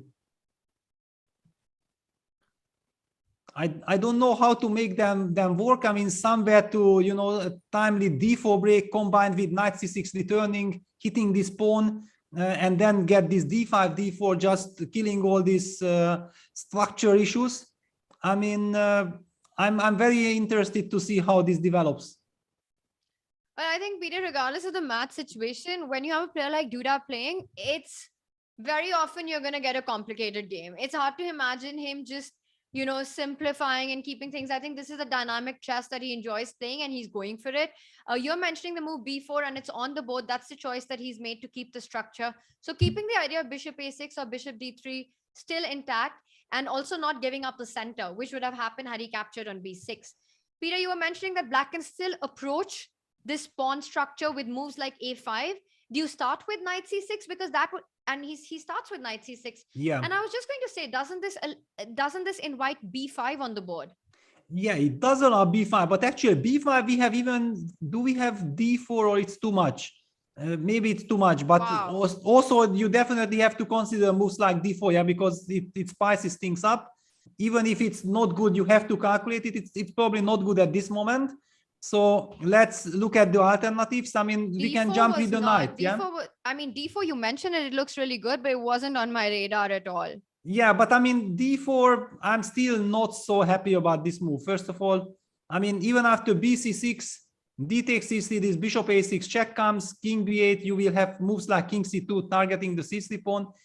Of course, yeah, you have weak pawns. I will have bishop. I mean, it's unclear position, but definitely there is some intrigue. Yeah, that's what I was saying. b4, knight c6, and very, very dynamic position. Well, if after b5 you move the knight, then probably white just goes c6, and I kind of like that position for white. Right now, of course, it's on Duda whether he decides to play a3, inviting a5, or he decides to go for this direct line with b5. We'll come back to his approach, Peter. Well, there is also this idea of going bishop b5 with the idea knight takes b4, a3. And now your move d4? Yeah, I mean, of course, yeah, you play the move d4 and okay, I can still be very solid with a, b, dc, and then this king c2. But yeah, Duda goes d5. Of course, the b5 is just so tempting, right? You want to go b5, you want to get c6, but I don't know about d4. That just looks like it creates a mess in the position. Yeah. I mean, probably black has to play the move d4. Yeah. Good or bad? I agree with that, because if you simply move the knight, white will be very happy to get the pawn to c6. Peter, we'll come back to this and see how Pragg approaches the position. Let's continue on what is going on the other boards, and we haven't taken a look at the Jorden board. So can we get an update on that? Well, actually, Jordan's position is nothing interesting. I mean, strangely enough, yeah, because usually Jorden always plays something interesting, but I think he just wants to be very professional. He's leading in the match, and he just opted for a very, very solid opening. I mean, a little bit too solid for my taste. From Jorden, yeah, coming from Jorden, you don't expect this 4 knights business. Bishop g5, this is some very, very forced line. Queen h4, bishop c3 takes, bishop g6. Yeah, takes, and okay. It's clear that the players are playing, but there is no doubt that this is going to end in a draw. I mean, this is just very equal. With white having double pawns on the c file, black having double pawns on the f file, and the bishops getting traded soon, this rook pawn endgame should be ending in a draw, which would mean that Shak would have to win the final game 4 if this does indeed end in a draw. Peter, our chat is saying that Anish has a 62%, only a 37% chance of making a comeback from his match situation. So let's just go back to that game and take a look at how Anish is faring into it. 62% of the chat believes that Anish will not be able to make a comeback in this match. To start with, he needs to win this game. Is he closer to that goal since when we left it? Well, I mean, it's a very complex strategical battle, but I would, I'm completely shocked. Usually chat is quite clever, but I don't agree with this 37%. I mean, if you are leading 2-0, against a player like Liam, I think you really think that you need a miracle to come back. Of course, you are trying everything, you are giving everything, but it also depends on your opponent, not only on yourself. I mean, personally, I would only give like maximum 5% for 5%? Peter, 5%. I thought you would at least do 10. No, I don't give 10. It's then I would not be honest. Yeah, I mean, I want to be honest. It's 5% because Anish needs a miracle. I mean, incredible miracle to come back. That's how I feel. Okay, the position is super interesting. Strategically speaking, it's very interesting, and it doesn't matter what kind of percentages I'm giving. It all depends on Anish. Yeah, that if he wins this game, then he will be in a situation that he can try to go all in with the black pieces. Then we can speak about that he might have 30% chances. But before winning this game, it's just too early to speculate about this. It depends on Anish and it depends on his click and drag technique, if he can do it or not. Rook A1 on the board, Peter. Let's just try and break down the position and why you're saying that it's highly unlikely. Now, you said it's a complex position. Rook C7, black has taken control of the C file and white has got this nice E5 outpost. So knight E5 jumps in, bishop falls back to E8. If bishop a6, so the players are blitzing out the moves, hitting the rook, rook a8. If he comes back to d3, Liam would be happy to repeat with rook c8. Yeah, he would, of course, he doesn't need to play for a win. I mean, basically black has a very nice position. If white wants something, he should probably try something with bishop b5, but that just doesn't that just look like it's going to give black black more with the a5 passer than white? I mean, just trading on b5. Yeah, but if you trade, then I get access to the c6 square. Yeah, then I might be able to create some play myself with knight c6. I mean, the problem that really disturbs me that at some point black might jump with knight e4 starter, knight d2 tempo, and okay, black is just too active. I don't think that white can really try to be better. But then I like your move bishop b5, right? Because it also is a fight against knight e4. For example, bishop b5, now knight e4 would run into bishop e8 and queen takes d5. Yeah, if queen e8, queen d5, yeah, that's fine. Yeah, bishop b5, just look ac8. Yeah, no provocation. You take the c file, and okay, Anish will, I mean, he can try to play knight d3 at some moment, but it's very, very hard to, because if knight d3, then already bishop takes b5 can easily happen. Yeah, it's a completely different scenario. Takes, then the bishop goes back, for example, to d6, and there is no knight which can land on c6. Very nice. And knight e4 jumping in, rook c2 jumping in. This would not be a pleasant position to face. Peter, we'll come back to this one, but let's just quickly jump over to the Prague board because it's pretty wild in there. Yes, b5, d4, knight e4. It was also one of these positions I was trying to figure out. Like, okay, what is happening? It's knight e4 is a very principal move.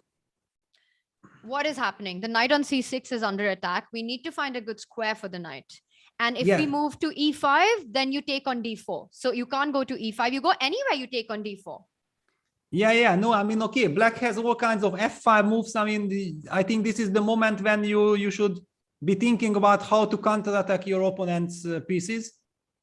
Is f5 a move? It's definitely a move, but is it a good move? Knight f6, I hit your rook and the knight, you go rook g6, is it? Yes, I go rook g6. And I mean, after b takes c6, rook takes f6, e takes d4, I have bishop d5. Yeah, I'm always relying on this bishop d5 idea.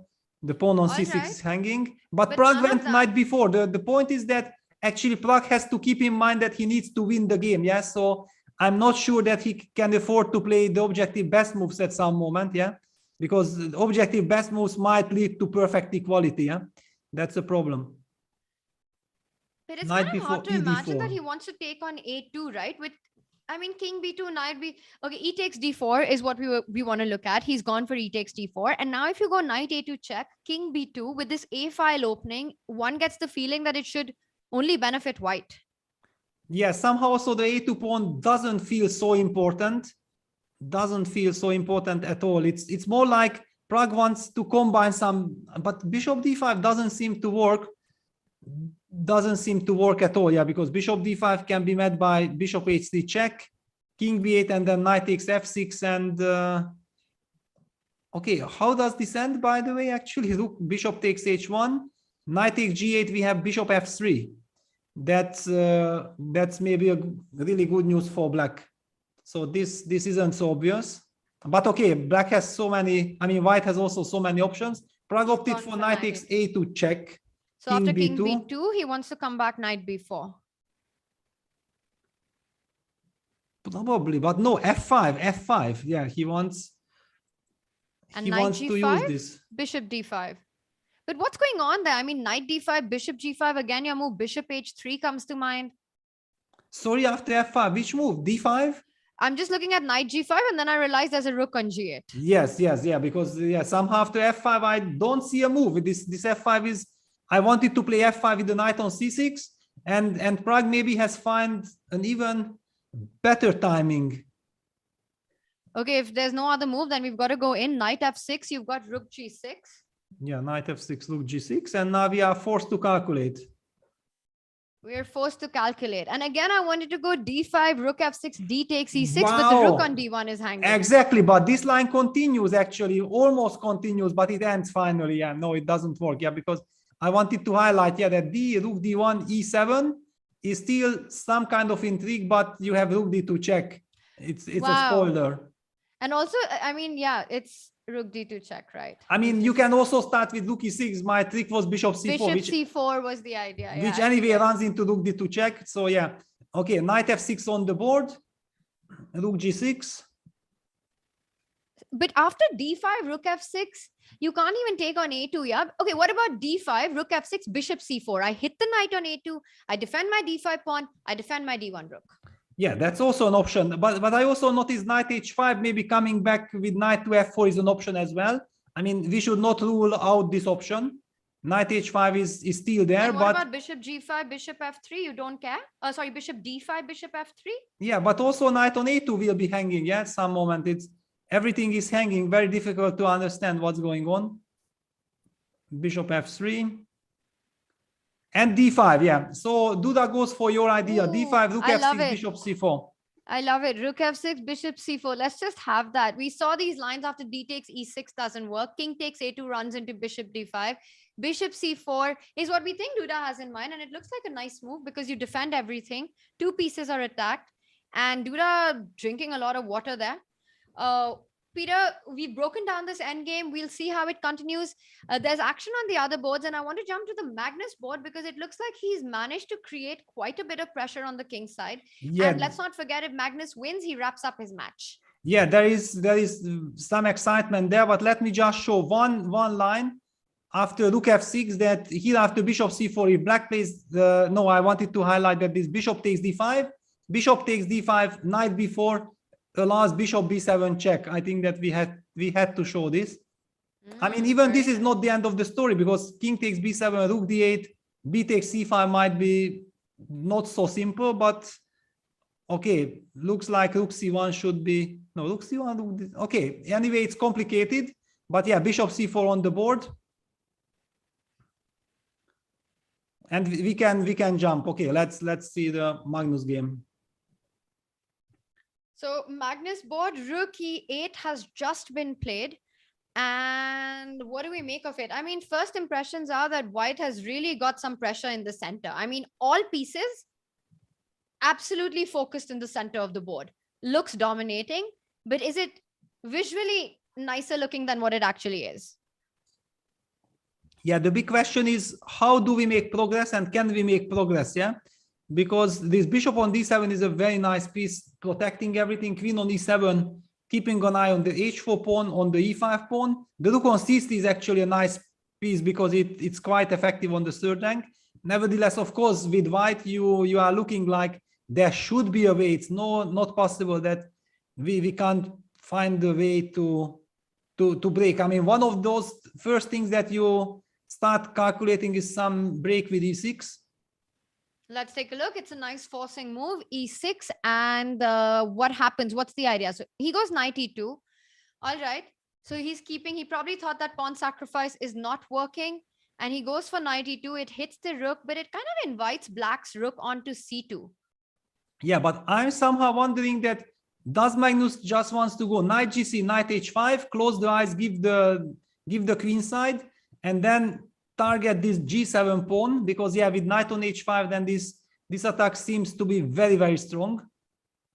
And this looks very scary, you know. I mean, let's just show what are the potential dangers. Suddenly, if you take rook a2, knight h5, queen g3 is coming in next, and knight f6 threats, takes on g7, rook h6 ideas. Rook takes h6 is a massive threat in the position right now. Yes, I mean, there are just way too many threats. It looks like this is simply crushing.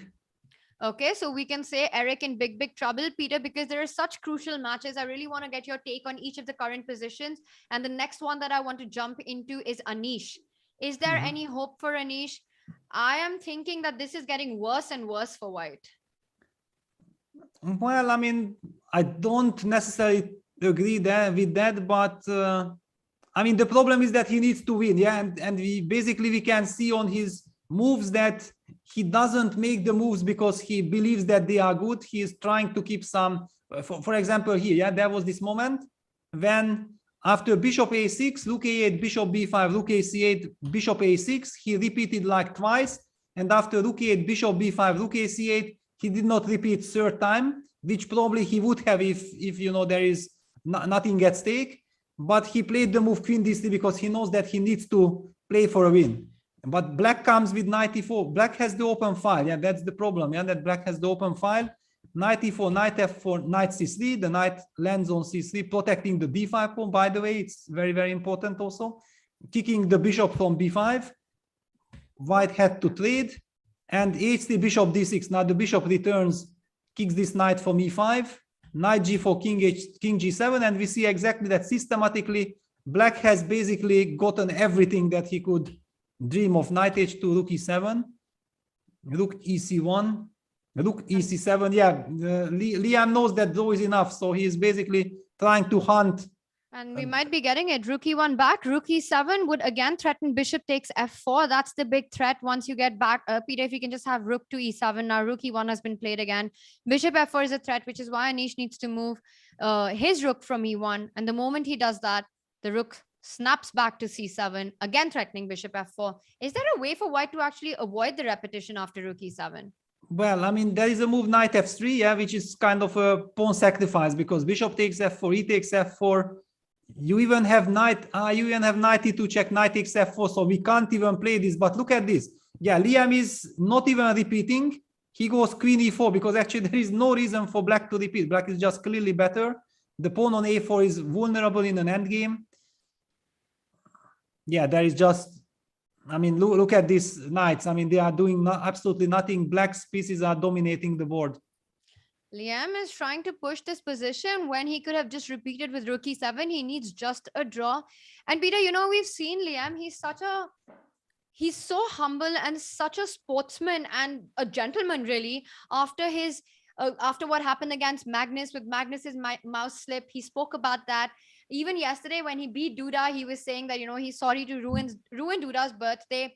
And I'm just wondering, you know, given Liam's personality and this characteristic that he has, he knows that the previous game was just very unlucky, and this one he just wants to play on. He just wants to play on because he also this is his moment to actually show that he is better.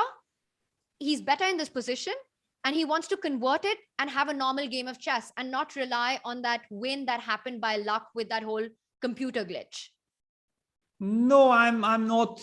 I don't think so. I don't think that he's really thinking about it at this moment. Yeah, he's playing the game. Maybe he also understood that Anish anyway would not repeat. Yeah, because he will play something else. And then he somehow felt like queen e4 is a very strong move. So why should he not play it?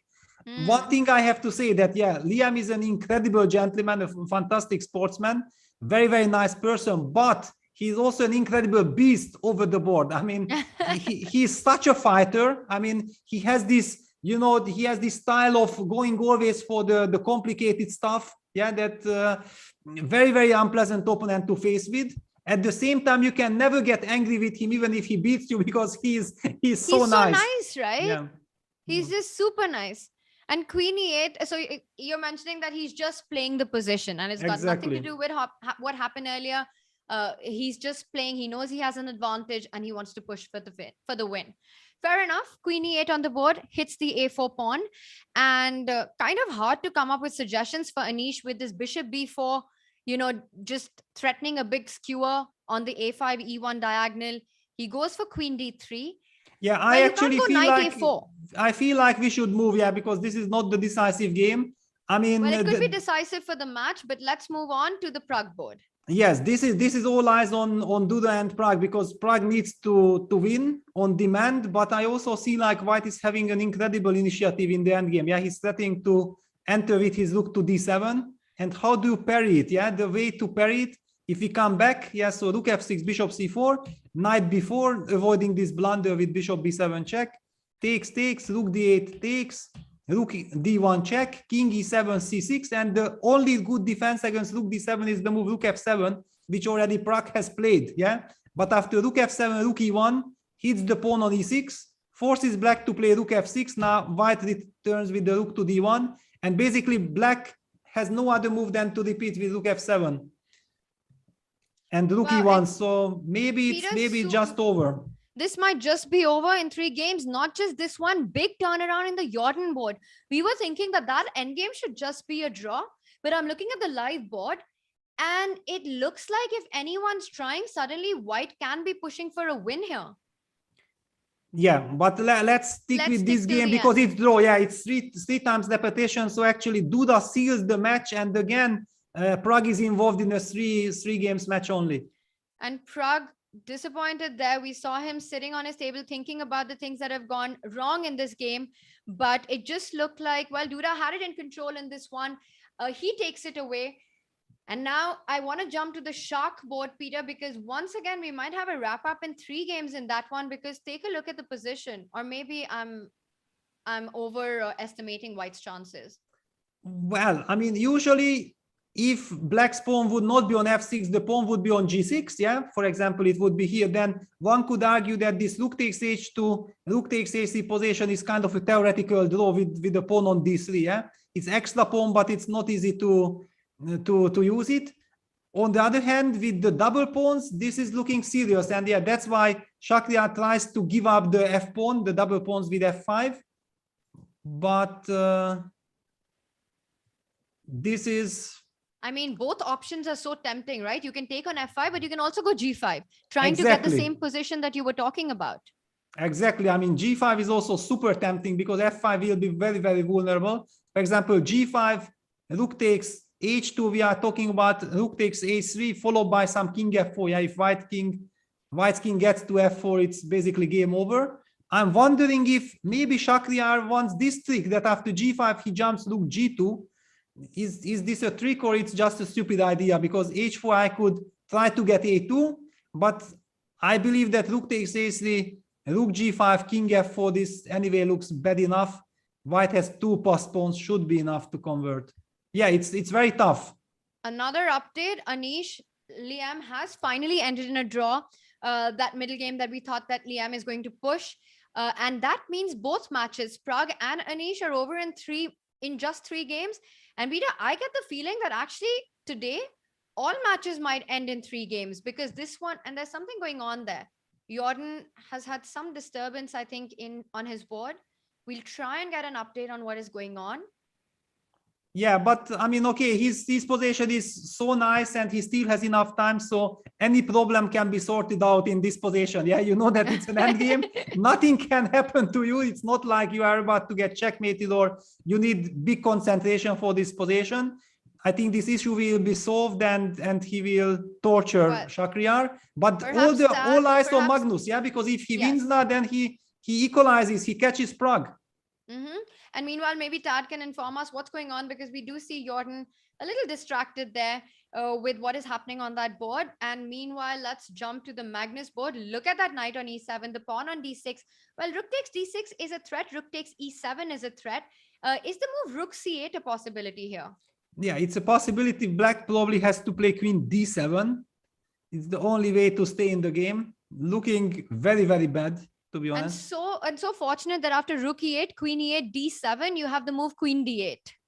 Yes, this I have. But do you have, yes, you do have it. Yeah.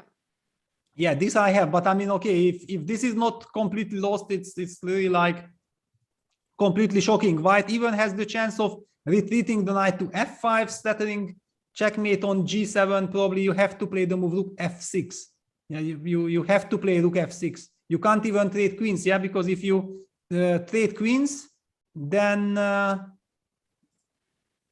the d pawn is finishing it off, yeah. For example, queen f6, rook c8, and it's game over. D7 to follow. I don't know. So basically, rook c8 and knight f5, both very, very tempting options, and maybe there is even something else. Rook g3 is also available, but okay, rook g3 is maybe also strong, but I feel like, you know, these other candidates are already strong enough. Rook c8 is just so tempting, right? And I'm still trying to make it work after queen d7. I don't know how to make it work. But I'm looking at these lines, and Peter, I'm looking at stuff like if I go rook c7, you still can't take on d6, but you've got queen d8. But by the way, he's gone for rook actually g3. Magnus, He's gone for rook g3. Yeah, Magnus goes for rook g3, rook f6, blitzed out by Eric immediately. Well, it was the only move to try and defend queen g7. The only move that at least still keeps the structure safe around the black king. And after rook f6, what does Magnus have in mind here? Does he want to go knight f5? Yeah, knight f5 is one of the options, but I mean, after knight f5, we have to make sure that it wins. Yeah, knight f5 on the board. I love it. I love it. You're hitting g7. Rook takes f5 is impossible because of queen g7. Rook g7 is a big threat. Knight g7 is a big threat. d6 pawn is defended. I'm kind of struggling to find a move for black.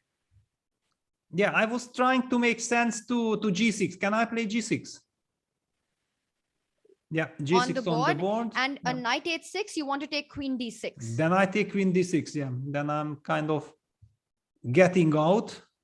Yeah, knight e7 back, yeah. So queen takes d6, knight d5. Okay, that's it. Then it's finished. That's nice. That's super nice. Queen d6 and knight d5, and that's match over. He wins the exchange and the game.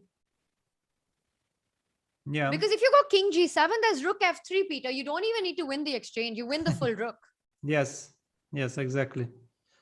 Wow, unreal stuff. That's actually nice technique. Why is Magnus looking disappointed?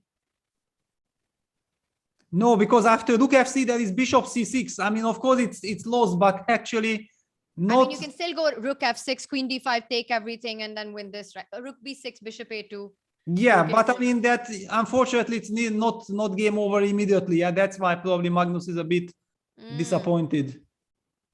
But here maybe, yeah, queen g2 checkmate. Okay, yes. So we have to trade. That's an argument, yeah. But you know, I think you're on point that this is the reason we saw a slight bit of disappointment in Magnus. Maybe he just realizes that rook f3 doesn't win on the spot. Exactly, yeah, because he really felt like, you know, he just wants to force resignation and the game is still on. And by the way, Eric down to 15 seconds. So that's why he's also so unhappy that anything which would have not given liquidation options to his opponent would have won on the spot, basically just posing one more question. But if you end up, trading everything, then he gets all this. Okay, it doesn't matter then from which move order we are getting the same position. I mean, rook b6, bishop takes a2, rook a6, followed by rook takes a5. It's kind of a theoretical win, but this is a very, very long procedure, yeah? It's a whole game. It's a whole long game. And Vida, Magnus looks very unhappy right now. He is... I think he just thought that this is over, and then suddenly it's not. Yeah, because it looks like, okay, rook f3, and there is no way my opponent does not have to design on the spot. Yeah, and then bishop c6. Incredible construction. Yeah, that like queen f6, knight takes f6, bishop takes f3, knight e8 check is met by king f8, and then white even loses. So this is not an option. Yeah, and okay, Magnus goes rook d3, b5, but he will have to take the exchange at some point. So that was a tricky move, rook d3, because if bishop c6, he wanted to go into this endgame and then give rook d6 check in the end. That was the idea. Let's just show that. Yes. So now you take on f6, queen f6, knight f6, and after king f6, he was setting up this Chipolito with rook d6. Yeah, this is a nice Chipolito, but yeah, Magnus also had another idea that with rook d3 he wins the tempo and now opens up the way for g4, g5. So black has to go g5. I find it so cool that when you set up a little trap, a tactical idea, but it's also along with a strategic motive like g4, g5. There is a hidden plan as well. Of course, black will see the idea of rook d6, but g4 crushes it. But actually, he might have, yeah, that's it. It's winning. He find this wonderful little idea with rook d3 and then g4, f4, and there is no way to resolve the pin.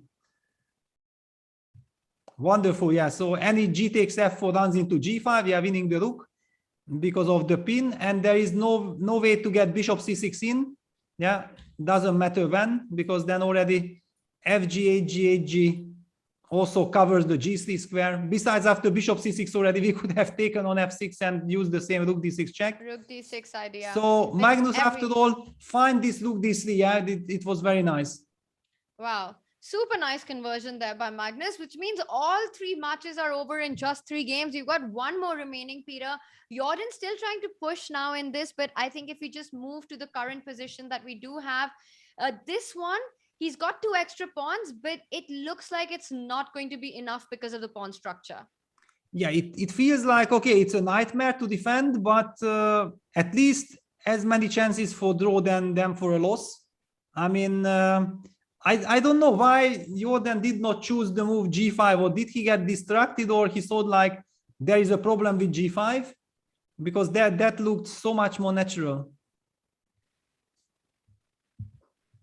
Rook d6, yeah, setting up, not allowing any of this. But how long can black, you know, there won't be any chance of stopping this f6.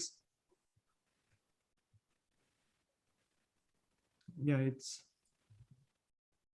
it's an endgame. The clock situation doesn't play any role at all, because white can always play very, very fast moves and get the 10 seconds. So I would not be surprised if soon white would be up. I mean, up on the clock more than a minute, because he can always just make a couple of quick moves. Yeah. Peter, this is going to be a long grind. We've got Magnus in the studio, so let's head to Oslo. So I gotta raise my level. When they're not great, you're sitting in a secret lab chair, you're in an esports studio. Do you wish that every tournament could be played in a situation like this? Yeah, it's been a nice experience. It's been ups and downs, obviously. So I just hope to end on a high and win any tournament that I play, regardless of the setting. And Mamedyarov tomorrow, how do you see that? No, he hasn't had his best tournament here, but on any given day, he can be very dangerous. So never easy. Thank you, Magnus. Thank you. So Magnus still feeling a bit under the weather, but with this win, he catches up Pragg on the leaderboard. So it all comes down to tomorrow. The tournament is wide open, Peter, because Duda's moved on to 11 points, Pragg and Magnus at 12 points. Jorden is still fighting and looks like he might take this match. And an interesting insight there by Magnus saying that one of the things that might work for him tomorrow playing against Shak is just how out of form Shak has been in the event. Well, but Magnus immediately told that, yeah, it probably does not matter at all, because I absolutely believe, you know, if you are Shakhriyar Mamedyarov and you feel like, you know, the whole tournament was a total nightmare, then at least, you know, how people will remember you if you spoil the Champions Tournament, yeah? And this will be a very big motivation, because if suddenly you manage to do that, then you can forget about the tournament, I beat Magnus. So, and this is exactly what Magnus said, yeah, that he knows that tomorrow he should expect a very, very sharp Shakhriyar. All right, it's going to be a fun match regardless. And I think, of course, once again, it's going to be a big day with everything to fight for, especially the way things have gone today. Now, Jorden is trying to wrap up the match in this game. But Peter, with this pawn on f6, things look like they're getting trickier for Shak to hold. Yeah, but the point was that this line, it looks like black is setting up a very nice fortress on the 6th rank. But after rook c7, immediately it's clear that white is setting to go h5. For example, rook b6, h5, rook a6, h6 check. And you won't be able to hold this fortress because of, no, this is actually draw. No, this is actually draw. But this case, then there was no reason to panic, because I assumed that I actually assumed that this was the problem for Shakhriyar. That's why he switched to rook h1 defense. I mean, rook a1 defense, but this one looks super scary. Exactly. I mean, the current position that we have now, black's rook is tied down for life on the 8th rank, defending the mate. White has a free hand to do whatever he wants. But what is the max that he can do in this position? Yeah, well, actually, he will have to somehow bring his king to e7. Yeah, so he will try to push f5 and then come back with the king. And somehow try to threaten this. I remember now, there was this incredible endgame. Juven June in the Charity Cup was torturing exactly Jorden in very similar position. Jorden had to defend, and it was always like this, that white was threatening to come with the king to e7. I don't know if it's possible to win it or not, but I mean, it's not trivial at all. It looks like white has just got everything that you can dream of, right? Black's rook is stuck to defense, king on the 8th rank. White has this beautiful pawn on f6. There are these threats with checkmate. But yet, just because of the pawn structure, it's so hard to break. And at some point, white's king has to come back, allowing black's king activity to come forward. Yeah, now he goes king g5. I mean, he also has to stop some kind of checks, yeah, because these checks are very, very unpleasant. And now if you go king h7 on the board. Okay, basically king h7 doesn't do me so much, yeah, because I will come back with the rook to c7 and probably you will have to go king g8 anyway. Okay, rook a5 check first, f5. I mean, is that is there a reason? Right? Is there a reason why Jorden does not want to play f5? No, he does. He does play it. I mean, one reason can be that it allows these checks on the 4th rank. And does this allow rook c8, rook f8? You have rook a7. Let's just show that after rook c8, king h7, rook f8, hitting that pawn on f7, you've got rook a7. Yes. And okay, now nothing moves, but you can just always pass with the rook. And if white comes with the king, okay, you then wait you give and a check. Yeah, or you just wait, and whenever I mean, there is also no way you can also start giving checks at a certain moment. But And yeah, he's this is h5. the other plan. Other plan that you use this h pawn to go all the way to h7 and then hit on f7. Very nice. And Peter, what are those endings? I mean, with the black king on the right side, but white has got 2 f pawns. It's not one single f pawn. So if white gets h6, h7, and I think this plan is unstoppable, right?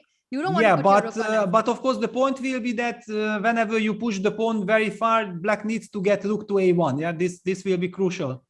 So he starts with rook a1 now. But then you can, yeah, okay, he goes rook a1. It doesn't matter basically. So white will probably play king h6 and then get this rook a8, and then he will come back. I mean, that doesn't really help, right? King h6, rook a8, you'll have to come back with the king. Yes, yes. But okay, I mean, you get 10 seconds, yeah? Let's not forget. 10 seconds. And when you're down to 30 seconds, that counts for something. Yes, but maybe it's a draw, actually. The more I look at it, because all this king walk back to, I mean, all the way to e7. First of all, whenever we are reaching e5 square, then we get a check on the 5th rank. I mean, I don't know exactly. What is he doing with this idea with rook c2? Okay, he's just making moves at the moment. Yeah, he needs to win some time. He can also put rook on c4 and then king f4 and then try, you know, different ways.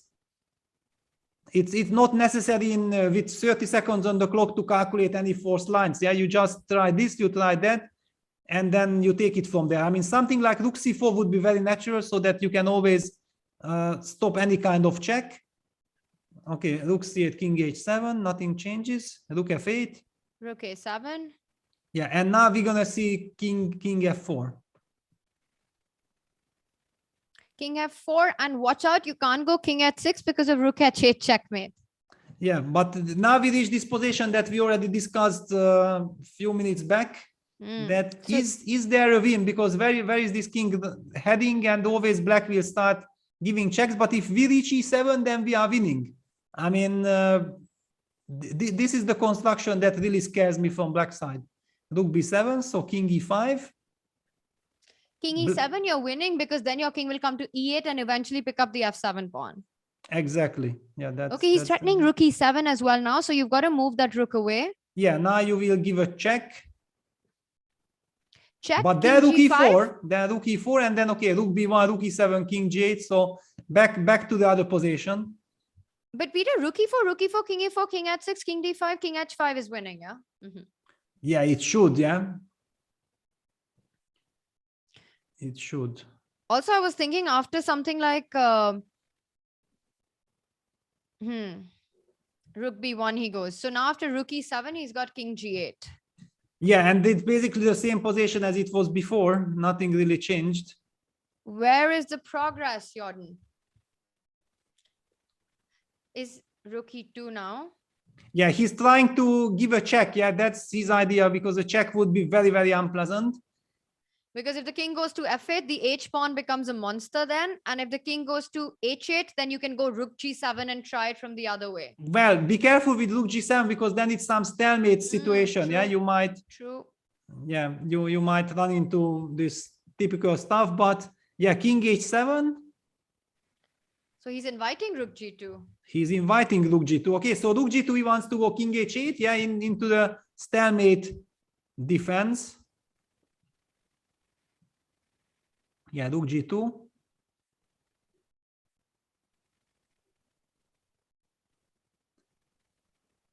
But okay, this is very, very unpleasant. Yeah, very unpleasant. Peter, if you had to make a hot prediction right now, do you think Jordan's going to win this or will this end in a draw?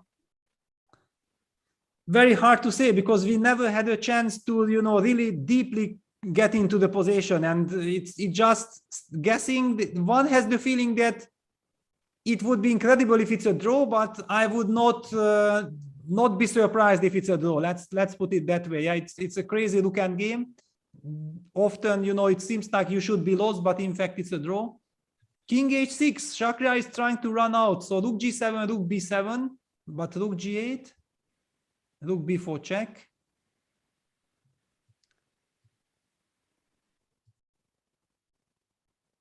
King e5, king h5, but now the white king reaches d6, but then rook b7. Yeah, king d6, rook b7, the defense.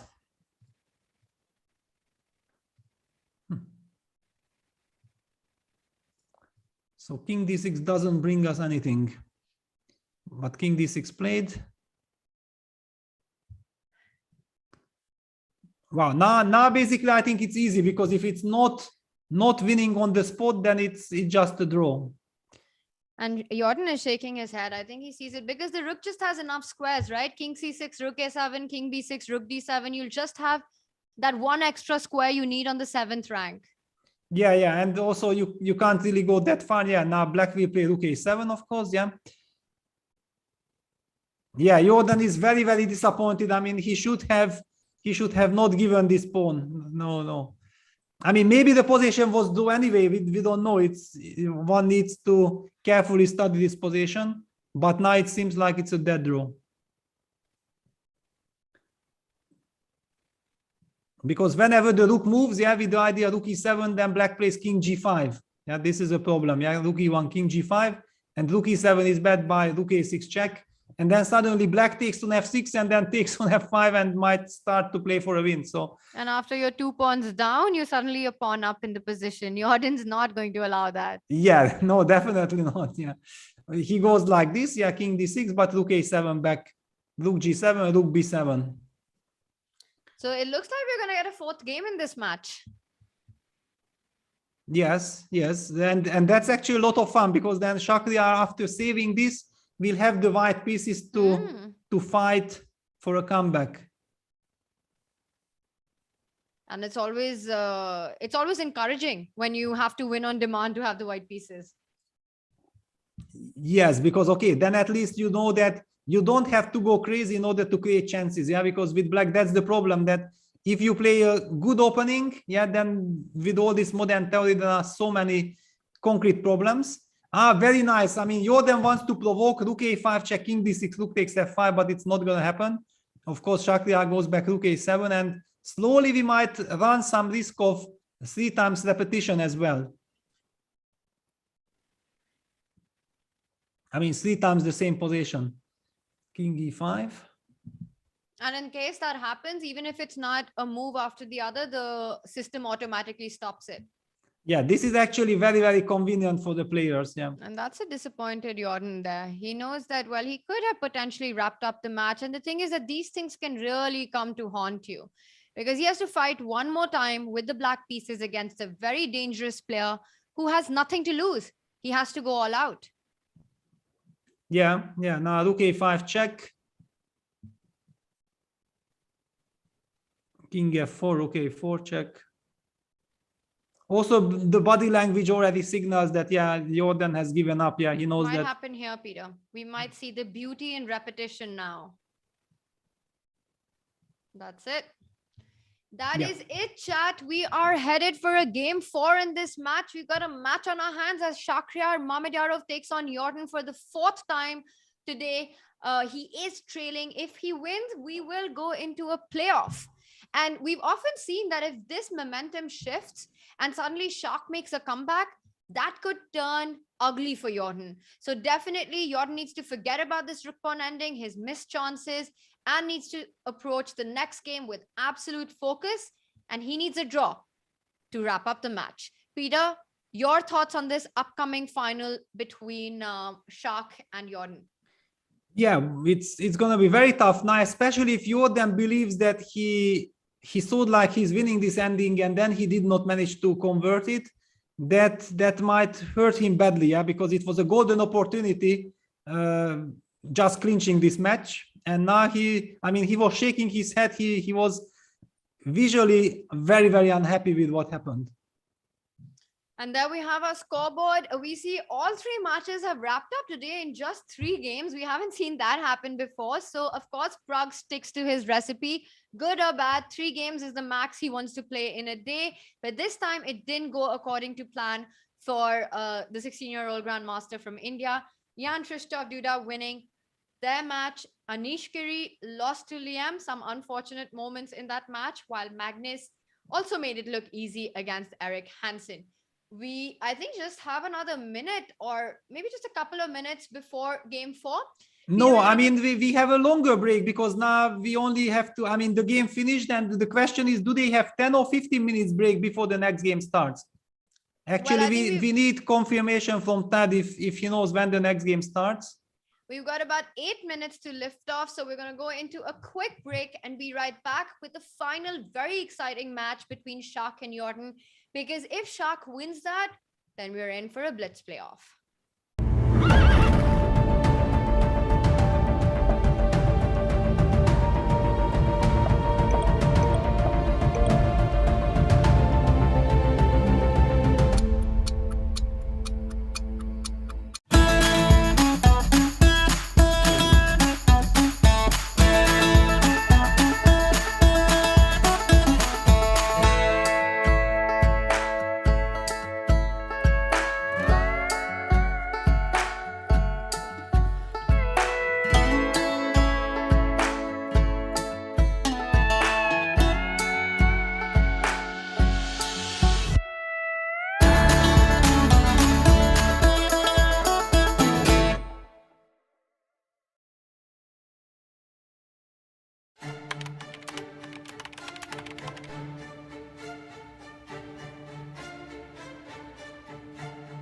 Hi everyone, welcome to our new video series. My name is Jan-Krzysztof and I'm thrilled to be reunited with fellow Magnus Carlsen's trainers, seconds, Peter Heine Nielsen, Magnus Carlsen's head coach, and Laurent Fressinet, Magnus Carlsen's French coach, are both here, and we will be going through the World Championship match 2021.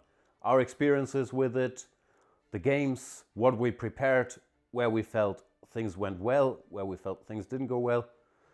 Peter, we have different perspectives because we were in different locations. Very much. I'm looking forward to talking to you guys about it because you were in Thailand during all the match and I was in Dubai with Magnus and his non-chess team. So I see some kind of debriefing where we will discuss what was the mood in Dubai, what was happening in the technical department in Thailand, and we got to sort of basically compare notes and get the 2 kind of inside looks from the match.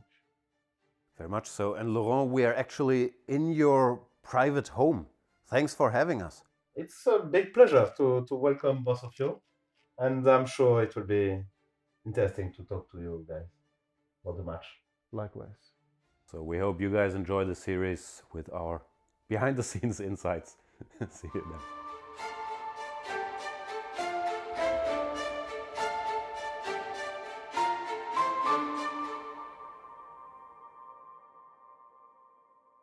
Air quality isn't the first thing that comes to mind when you think about chess and esports, but it affects our focus, decision-making, health, sleep, and more. What's in the air you breathe? Find out with Air Things. This is John. John loves to study chess. This is David. David loves to study chess as well, but efficiently. John spends more time setting up the board and figuring out what's on the page of his book than he gets to study. David likes to take it easy and use his time wisely.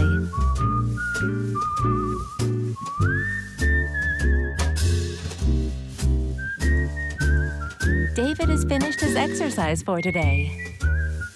John should try the same.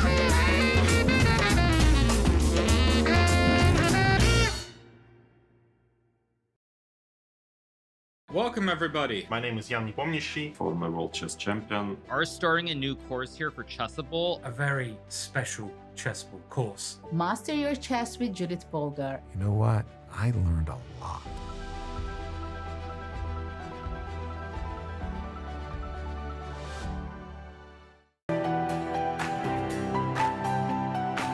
Okay, so let's send a challenge. Here is challenging. Nice graphics, easy to see. Oh, what are you thinking about? You're looking how it can be the most painful? Exactly. Okay, fine. That I give him up a phone. He wants to be even rude. Chessable, the definitive solution for studying chess. Choose from one of the largest online chess libraries in the world, with hundreds of titles ranging from classic books through to our exclusive Chessable courses. Hi there, it's me, John Chess, inventor of chess. And are you sick of sucking at chess? Well, lucky for you, I have also invented aim chess. Look at this chess puzzle. Did you solve it? Of course not, that's because you're not using Aim Chess. Aim Chess is a digital chess trainer that helps you improve by creating unique lessons based on your recent games. Just link your chess.com, Chess, or Chess24 account and feel that brain wrinkle. Yeah, see, you shouldn't have blundered your queen just there. Now I know! Thanks, Aim Chess! Now all that's left to figure out is how that funny horse moves. They even got acquired by that one chess player other than Hikaru, so you know it's good. Hi, it's me, that guy I just mentioned, and I am the best chess man in the world. But thanks to Aim Chess, I also have a girlfriend now as well. This could be you! Personalized training, game reports and analysis disease, study plans, thick, luscious hair, intuition builder. All this and more available on Aim Chess. Hello? Courtney, did you know that Aim Chess users improve their ratings 43% faster than average? What? So what are you waiting for? Join Aim Chess today. Links will be somewhere, probably. I don't know, I just made the video. Aim Chess. Sign up now and get 50k silver and 2 free months off your VPN. Now that's what I call a Queen's Gambit. That's so fucking dumb. Aim Chess, for when you aim to chess. That's their slogan. It's what they say. Ready, aim, chess. That's another. It's... Look, just sign up for Aim Chess, okay? Just, come on, literally, why not? All right, just stop being a dick for like 5 seconds and just go, all right? Jesus Christ.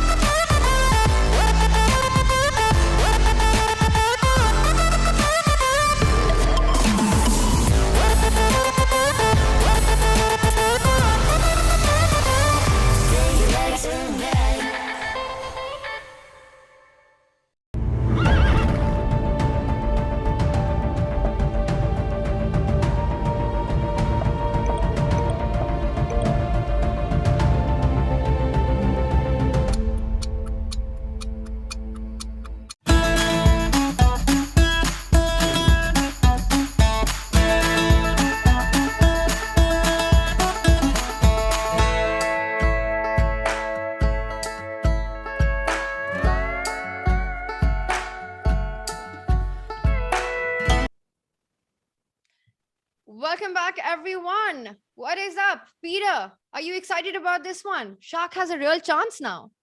Yes, Shakhriyar has a real chance, and I don't know. It might be, it looked like a very innocent third game. Yeah, I was saying that it's going to end in a draw and whatsoever, and then suddenly we have seen that that was a very tricky end game. I mean, you can't really say that this is a theoretical drawn end game or theoretically winning end game, but you absolutely have the feeling that practically it's very, very dangerous and very risky. And basically now Shakhriyar managed to hold this game, and he gets another chance to play the game forehand with the white pieces. It might be a very, very interesting.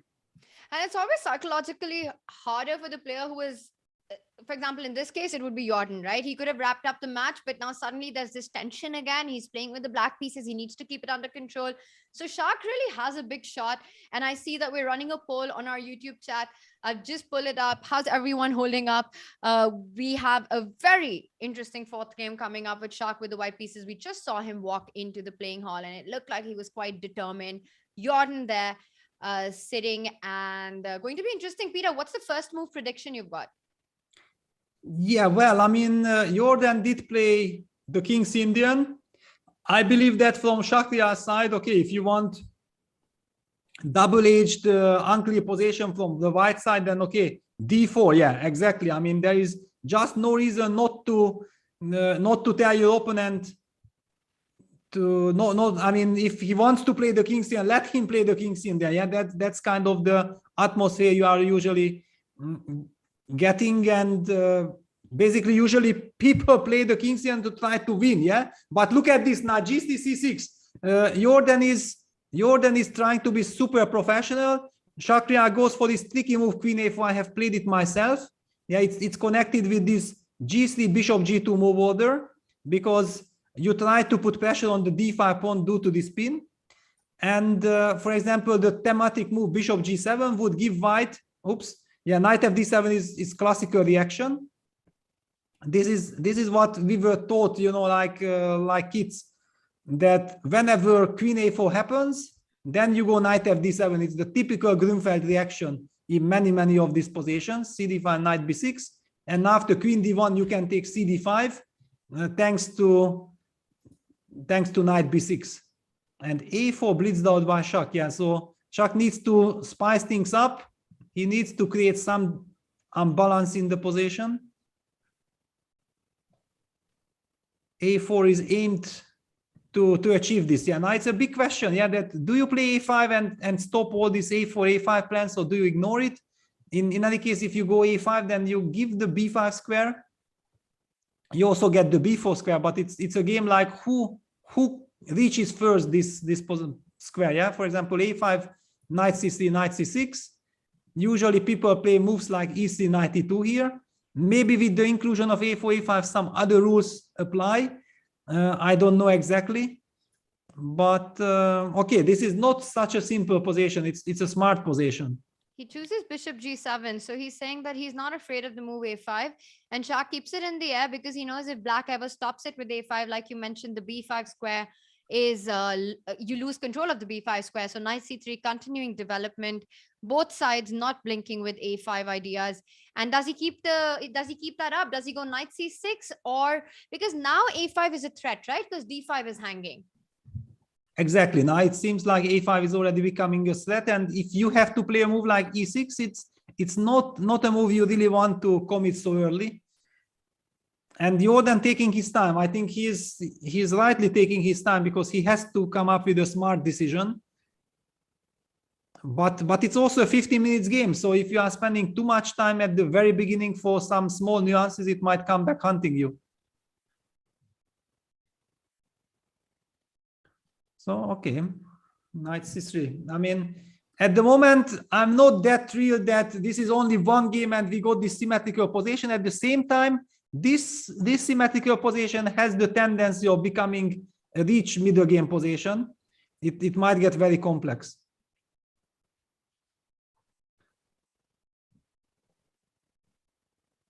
What is your take, Tanya? Would you play e6, or would you try to find some other move? I mean, just not to commit. What is e6 played? I'm just chilling with chat, Peter, currently. Oh. That's a good approach. Yeah, and look at this. The evolution bar actually says that this very natural move e6 is not approved by the silicon monster. And things could get really tricky. I mean, if you look at the clock situation as well, Shak got more time than what he started with. Jorden thinking more and more with every move. Peter, but E3, right? It's a quiet move. He wants to bring the knight out to E2. That's the point. But why is it that the computer bar did not approve of E6? What do you not like about that? Is it because now the bishop on C8 is just not coming into the game? Yeah, well, one could argue about this. Yeah. Now, for example, we see that if white plays the natural b3 and then bishop a3, for example, yeah, then white activates his bishop very, very nicely, comfortably, while black has trouble developing because the knight on b6 stops any kind of b6, bishop a6 ideas. Yeah, so this knight on b6 is heavily misplaced. There is a question like, can black actually not try to use the momentum to go knight c4 and after b3 transfer the knight back to d6? Yeah, it still runs into bishop a3, but for example, then you sidestep with a move like rook e8, and you hope that you will be able to get bishop f18, b6, and then slowly you develop. If you are able to develop, then it's not a big issue. But whenever you go passive, you will have to actually count on some e4 move as well. There are so many finesses in the position. Shakhriyar got a game. He definitely got a game. Jorden did not manage to completely neutralize it. But I just think that this is the moment that you need to go knight c4. If you want to reroute that knight to the center, which is desirable because it's definitely where you want it on d6 instead of b6, do it now, because give white one more move, b3 comes in, and then that knight on b6 is really stuck. So, Peter, I like your idea of knight c4 before white gets in b3 on the next move. Yeah, there is just one question that I'm basically having, that if knight c4 is really disturbing white, there was a chance that after castles, maybe white could have started with a move like b3, stopping this knight c4. I don't know if the move e6, e5, knowing Jorden that he's a very, very active player, probably Shakhriyar was considering even, I don't want to give this e5, but knowing that there is always e4, e5 also in the air, I don't think that e5 is such an easy choice for black. But this also shows that maybe Shakhriyar just does not mind about this. He wants to provoke the move knight c4, and this is the reason why Jorden is not taking so much time, that he's kind of provoked into. Yeah, if you are provoked into, you have this tendency like a human player to feel like, no, I don't want to fall into the idea of my opponent. So a lot of mind game here now. I'm expecting knight c4. I think Jordan's going to think for a while and then he's going to go, because it's just too scary to get that knight stuck on b6 and not have a future there. He's having a think, and it just feels like Jordan's a bit shaky. He's down to about 11 minutes on the clock. Peter, if he goes for it, and one had the feeling that, you want to get that knight on d6, good or bad, it's your only chance to do it in the game. And this line that we were looking at, let's just have it on our board one more time. A very natural looking b3, kicking that knight goes to d6, you develop your bishop on a3, rook e8. And how would it continue for white here, Peter? Are ideas like e4 are there? And what about ideas like knight b5? Or is that just yeah, there are many ideas. Maybe you can even just very patiently play a move like rook c1, making sure that black will never be able to push his b pawn to b6 because of the tactics with knight takes d5. Yeah, then the rook is attacking the knight on c6. That's kind of a problem. And then, okay, how is black reacting? Bishop f8 is the move. I kind of felt that whenever black goes bishop f8, then if we want, we might be considering e4, but it might be a blunder. For example, just to illustrate that after bishop f8, e4, now that the bishop on a3 is hanging, now black would have the choice of going knight takes e4, and after bishop takes f8, have the intermezzo move knight takes e3, winning a pawn, and say thank you very much for your brilliance. I mean, this is something that white has to keep in mind. And we have this position on the board. Yeah, rook c1 on the board. But the good news is that after bishop f8, of course, for white, you can simply keep on, playing knight f4, knight d3, also a very natural way of increasing the pressure. The knight might head towards c5 square. The knight is very, very nicely placed on d3. And Shak's still really up on the clock, Peter, because this is our only game remaining. We've got time on our hands to chat about all the action that's also coming up tomorrow, because it's a really big day. And of course, this game is super important because it has a lot of implications for the standings. Not as much for Shak, who can play spoiler to other players, but he doesn't have a big shot himself. But for Jorden, who started the day at tied for third place and can really jump and leapfrog in the standings, especially because Prague lost and Magnus won. So the leaders tied at 12. And I know that Prague is playing against Anish tomorrow. Peter, we can probably just talk a little bit about that matchup. What's your take on the action that's coming up tomorrow with Prague playing Anish and Magnus? Maybe Tad can remind me who Magnus is playing against. Yeah, Magnus plays against Shakhriyar Mamedyarov. There we have it. So Magnus against Shak, super fun. Yes, he mentioned that in the interview. And Prague against Anish. I mean, these are the two leaders. And of course, we're probably going to have more than one player at 11. But currently, we've got Liam at 11. We've got Duda already at 11. And if Jorden wraps up the match in rapid portion, then he goes to 11 as well. However, remember, chat, if he goes into playoffs, that means that the winner only gets 2 points regardless of who wins. So it's going to be a real big mess tomorrow. Absolutely. I mean, okay, all to play for. I think it's super exciting. It couldn't be even more exciting. It's very, very nice for everyone.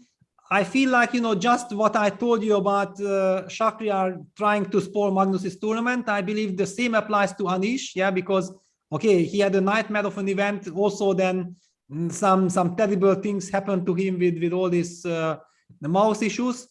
And he will be very, very determined to try his best tomorrow to play a spoiler, because whenever you have this chance, that things are not going well, and you can somehow finish in style, first of all, it gives you energy for the next tournament, because you feel like, at least, now I'm getting ready, psychologically, it's very, very important for Anish. And at the same time, of course, if it happened that you stop someone winning the tournament, it also gives a very good feeling, because you can tell your friends that, yes, I was unlucky, I started badly, I didn't have a tournament, but you see, I'm good enough to beat also the one who is trying to win the event. So a lot of motivation for the players. I think especially when the field is so wide open and given the kind of results where everyone's fighting basically for the championship, you never know what happens between Magnus and Shak. Anish, well, at least a favorite on paper against Prague, especially if he doesn't have any click or drag issues. And with that, it means that everyone on 11 points also has a real chance of winning the entire event. And we've just had some really fun moments this entire tournament. Well, fun might not be the exact word.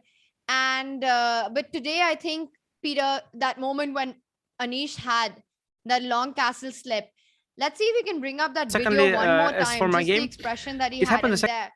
I think this was definitely quite a moment we had today with Anish in absolute disbelief. He knows that it's happened to him before, and that's the same problem that's happened in this moment with him with Long Castle. Yeah, it's and hopefully he won't have a repeat tomorrow.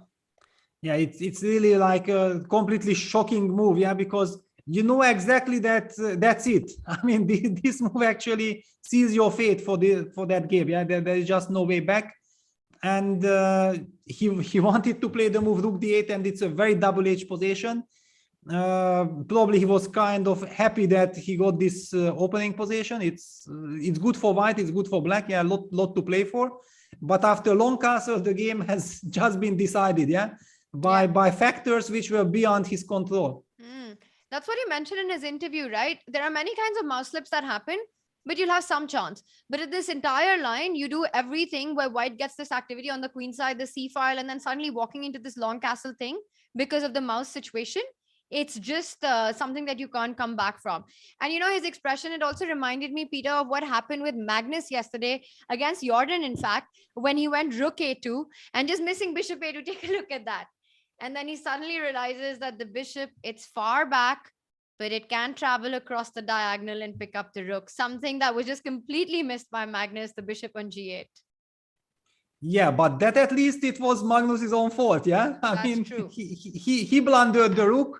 there is no one to blame for, or like this, only himself. But in Anish's case, yeah, just it's really terrible. But okay, back to this game. Yeah, it's a very strategical game, but guys, don't be fooled that this is boring or something. There are so many finesses, and Shakhriyar goes for a very interesting strategical idea, going bishop b4 ab and bishop b5 with the intention, if he can force knight b5, then he wants to say, you know what, in a long-term game, this knight will be superior to the bishop. If white can ever invade on the c file, it will be very, very nice. I don't know exactly how, because, for example, rook c1, queen c1, rook c8, taking control, queen d2. Now, a big moment, yeah, it's a big moment that, for example, rook c1, if we consider that rook c1 is a threat, then we have to deal with a move like queen c6, because knight a7 fork is not the end of the world, because then black will have queen c3 or queen c2, depending which one to select. I mean, it might be the end of the world for white, no? Because once the rook gets this activity, black is a happy camper. Yeah, well, probably white can still stabilize the position. Yeah, it's not so dramatic, but why? Yeah, I mean, but of it's course, not the dream. Yes, no, of course. But this is not a big moment, yeah, and Jorden is taking his time. That should he go for this knight b5, because there is some potential danger, yeah, for example, and what other options would be? So can he consider exchange sacrifice, yeah, like moving the queen to a7, and after bishop takes c8, taking b takes c3? It seems like you have to go bishop b5, and then I take on b5 take, and I get this very, very strong passer. Maybe I should have not played queen b7, queen a7. Then I would have another chance to go bishop a3 and put my bishop on b2.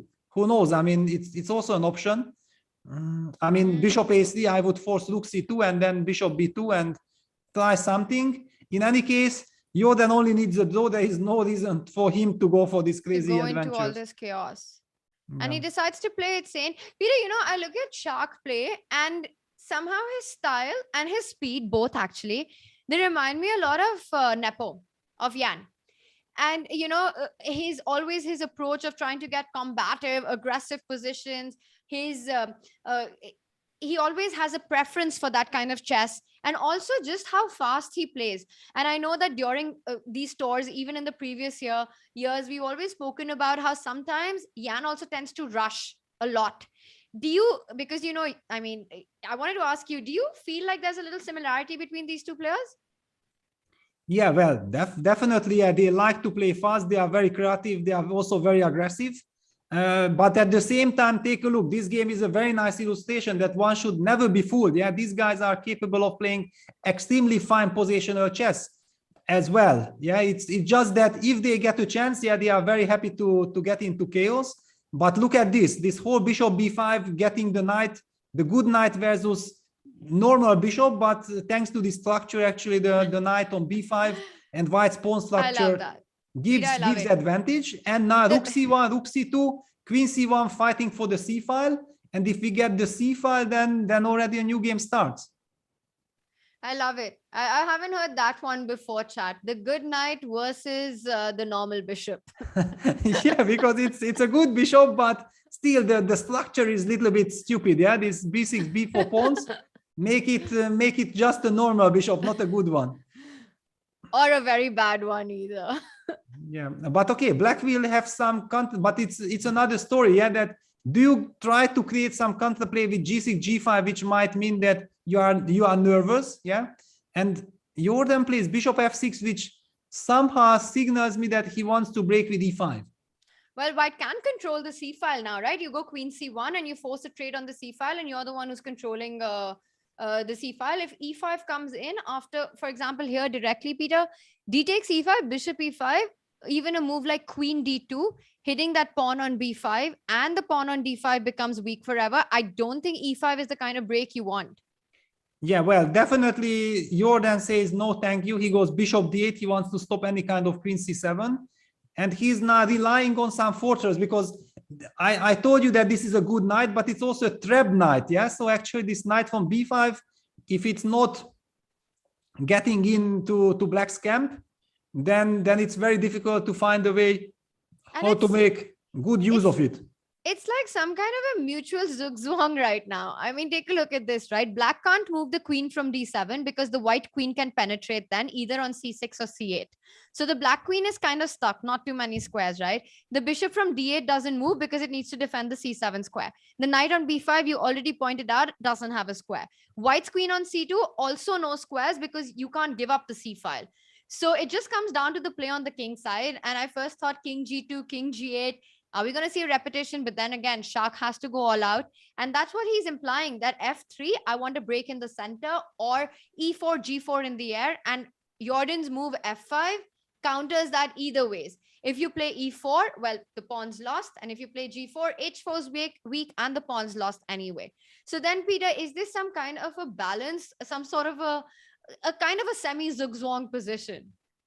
Well, the big question will be that, yeah, anyway, white will try to break with e4. The only question that when and how. I also would like to highlight that, for example, if black would have just stick to waiting strategy, then a very dangerous idea from white would be e4. Okay, if you take d takes e4, fe4, then we have a chance of getting queen c4, d5, we have a passer. And if you just play, for example, the move king g8, then I will not take on d5, but I will push e5. And it gives me the chance to go knight d6 and then, for example, queen c8. It's an extra option, but also after knight d6, already the black b4 pawn would be very, very vulnerable. So in any case, black should never let this happen. And that's the reason why Jordan played the move f5. Yeah, I really like it because once, if you now trade on e4, then d4 is a weakness. And also just to point out, for example, any moment you go e4 after trading, for example, now, Peter, let's just play e4. You take twice with black. And after queen e4, you can also probably go for an endgame with queen d5. Yeah, queen d5 is a very principled move because now also there is a fixed pawn structure on g3, h4, yeah, and this is always a weakness. For example, now also b3 is kind of weak. Okay, let's just, for example, consider this structure like takes. And yeah, one can argue that now white has chance to activate his knight with knight a7, knight c6, attacking this pawn on b4. But black also has a lot of options here with some bishop c7 attacking the pawn on g3, king f3, king e6, for example, knight c6, bishop d6. And I'm not really sure that here there will ever be any real progress for white. Yeah, no, I agree. I mean, this looks quite close to a draw and king f7. So the ball is really on Shak's court, but it looks like even if he tries to smash it, the most he'll get is this some sort of an end game. Because Peter, I don't see another plan except an e4 break. One, because we've been talking about the queen and the knight sort of stuck in this position. The queen and the bishop are stuck for Jordan. So the only break in the position is e4. I think Shak needs to think where he wants the king. And does that matter? Because you can play e4 at any point. Is there an ideal spot for white's king before he plays the e4 break? Yeah, exactly. That's a big question. There is also one more interesting idea that can actually white shock black with a move like queen c8. Does this now with the king on f7? Yeah, for example, a shocker with queen c8. If queen takes c8, knight d6 check, where does this lead? Because actually the knight will jump back to b5. We traded queens, but I'm not sure that we achieved anything at all. Yeah, for example, king e7 takes, king d7, knight a7, you go bishop c7. I'm still stuck with this, and what will my knight really do on b5? Yeah, basically almost nothing. Yeah, we still face exactly the same issues that nothing is working, and yeah, Shakhriyar keeps all the options open. He wants to go queen h6, Peter, but he wants to. It's a little different the position because he's sacrificing the e4 pawn. So this is Shak going for the kill, ambitious Shak here because that's what he needs to be. e4. Let's just take a look at some lines. If black recaptures twice on e4. White wants to jump in with the queen f4, but queen f4 doesn't really get you anything, I think. Yeah, I mean, you have check or you have queen h6, but also queen h6, what does it really give you? Because I can play bishop f6, and after check, I always have bishop g7, so it doesn't really go anywhere. And knight on b5, if only the knight could jump to e5 or g5, I would be so happy. Definitely. Even just to f4, it would be good enough already, yeah. Yes. I mean, it means that probably Shakhriyar counts on queen f4 check. Okay, but then after queen f4 check, let's say, he goes queen c6, so he doesn't take twice on e4. He goes queen c6. He wants to get the c file, but now already white can maybe push e5. Of course, we don't know what it is. It's kind of a fortress, but pawn on e5 gives some hope for white, but maybe nothing. Like you go e5 and you bring your king to h3 and try and go queen h6. Yeah, you just move the king away. You can maybe even also try some g4 and also some queen h6, depending on the situation. Of course, black can take care of this king g7. Now that he has the c file, he can just put his king on g7 and wait. Yeah, that's also a point.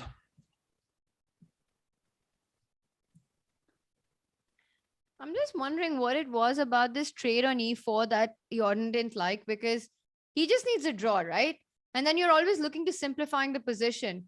But now with e5, one gets the feeling that it will be a bit of a passive fight for black. And Peter, let's just take a look at this. We've got our live board. Let's bring up our analysis board as well. So we've got our live board, and he's gone queen c6. But after taking on e4, instead of queen c6, let's just take a look at what would have happened. And if it was queen h6 doesn't work, as you mentioned, so queen f4 check. And something he didn't like about this, it's kind of hard to understand what. But all right, no time to look at anything, because no e5 on the board. He's gone for a trade on d5. Yeah, he took e takes f5 and e takes f5, king d3. I don't know exactly what is the way how Shakhriyar is planning to break, but yeah, he wants to make sure that the d5 pawn will be vulnerable. Yeah, that eventually if his knight can, with the timely, for example, queens are traded and there is a chance to jump to c7 and attack the d5 pawn, it could be very, very unpleasant. King c2. Queen c8 check. So where is the king hiding? To d1. Wow. Okay. He at least controls all these entry squares, right? On the e file as well as the c file. So now white's queen can try to penetrate from f4 or h6. Yeah, that's why queen b8. Yeah, it's a very nice little touch. Yeah, attacking the g3 pawn immediately. If white commits f4, it means that all these diagonals will be closed from the white's queen. And otherwise, how do you protect the g3 pawn? Nice, very nice little touch. That's actually a nice little queen maneuver by Jorden. Queen c8 and queen b8. So provoking white to play f4. Peter, what about if you go queen f2? But once you move your queen to f2, you don't have a threat, right? You're not at least coming in with your queen. Yeah, I mean, okay, I can also do something like queen e1. Yeah, but yeah, Shakhriyar goes f4. However, now the position is completely blocked. Yeah, so can the he try only to get his queen to e5? Yes, idea is but somehow, okay, the big question is, how will black be able to control all the squares? Yeah, because bishop can never go to f6, the pawn on b4 is falling. That's a problem. So let's say we come back with our queen to the open file. Yeah, queen c8 feels like a natural response. Yes, queen c8. Okay, we go queen e1. All right, and now this queen e5 is bothering me a little bit. Exactly, that's why I'm coming queen e1 also, that keeping an eye on the b4 pawn, queen e5. I mean, it's a bit tricky, yeah. It's not so trivial. And what about this endgame after queen e6, Peter? After if queen e1, queen e6? And you just take, because d5 you want to go bishop c5, yeah. But king e2, yeah. King e2. I'm settling knight c7. It's getting tricky, no? Yeah, this is really tricky. I mean, I don't know. Queen c8 played. Okay, queen e6, queen e5. Do I have time? No, bishop f6, there's knight d6. Queen e2 played, so he is threatening to come into e5. And things could get a bit, could get unpleasant for black here. Yeah, practically speaking, this is now very, very tricky. I mean, at least black is forced to make some decisions. Yeah, something which is very, very unpleasant. Don't know why our evaluation bar shows complete zeros. Yeah, because I'm a little bit terrified not that the engine bar froze again, because the position is dangerous. Okay, we have some update from Tad. One idea is that queen e6, and if you go queen e5, then bishop e7, bishop f6. Okay, but this is already very scary in a practical game. Yeah, giving all the knight d6. Also knight d6, knight c8. I mean, what's going on there? Knight d6, king And e7, knight c8. knight c8. No, The aren't you knight just is losing? getting trapped, or what is it? So king d7, you take, yeah? We take. We No, could I mean, take. We could here you also also go have queen queen, b8, Peter. yeah, you Queen also have b8. queen b8, but then bishop takes d4, yeah? Maybe it's fine. But it's looking very scary. Yeah, queen e6 Yeah, on yeah, the it's board. it's super scary, but also let's just show that what happens if I'm grabbing a pawn, then you have some, no, d4 is hanging, pardon me, yeah, no, this we can't. Yeah, this we can't, and yeah, queen b8 is met by bishop takes d4 as well. Queen b7, king d8, knight a7, and then the bishop moves. Knight Okay, c6 but they're check, playing king against d8. queen and knight. Unless unless someone's telling you that everything is fine here, you're never getting into this position. Yeah, it's I mean, at least if Jorden really calculates this queen e5 bishop f6 perfectly, it means that bravo to him. It's definitely not so simple. Wow, Tanley in chat saying that this still screams draw to me. I would be a little scared with black here, actually, with this queen coming on to e5 and knowing that one can't trade on e5, and the knight jumping into c7, queen coming on to b8. It's a bit scary. Yeah, this bishop f6 is a stunning resource by computers. Yeah, maybe okay, humanly you can find it because everything else is bad. Yeah, you just eliminate all the other options, and you know that already knight c7 is a very big threat, hitting the queen, and then you're gonna lose the d5 pawn. So you have to play bishop f6, otherwise you have to design. And then you start calculating it, and then you realize that okay, actually in all the lines I have this bishop takes d4. Key idea whenever white activates his knight. Peter, but I think, at this long day, they've played these 3 big battles. You're not even, sometimes you're also doubting your calculation because exhaustion and fatigue is setting in. And it's very difficult to be clear-headed in a position where your king is fighting the queen and knight positions. Yeah, but look at this. Jorden blitzed out bishop f6. Like, this is the most natural move on earth to him. Wow. Yeah. Yeah, I agree. maybe I have the these feeling. positions really well. It's just, it's amazing. I mean, bishop f6 played with this speed is incredible confidence. Yeah, I also have the feeling that maybe this is the first moment when Jorden is getting excited. Yeah, there is finally something to calculate. Yeah, we were thinking like we wanted to keep everything simple, but he was happy that finally, I can use my great calculation skills. And I think that's an easy way to let the position slip out of your hands, right? Constantly look for the safe way out when you need to be concrete in the position. Exactly. I mean, you have to be willing to take these moments. Yeah, and after all, you pass the test, and things become much more simple. Yeah, because now you are also probably starting to activate with queen e4 your queen, and then all kinds of perpetual checks are threatened.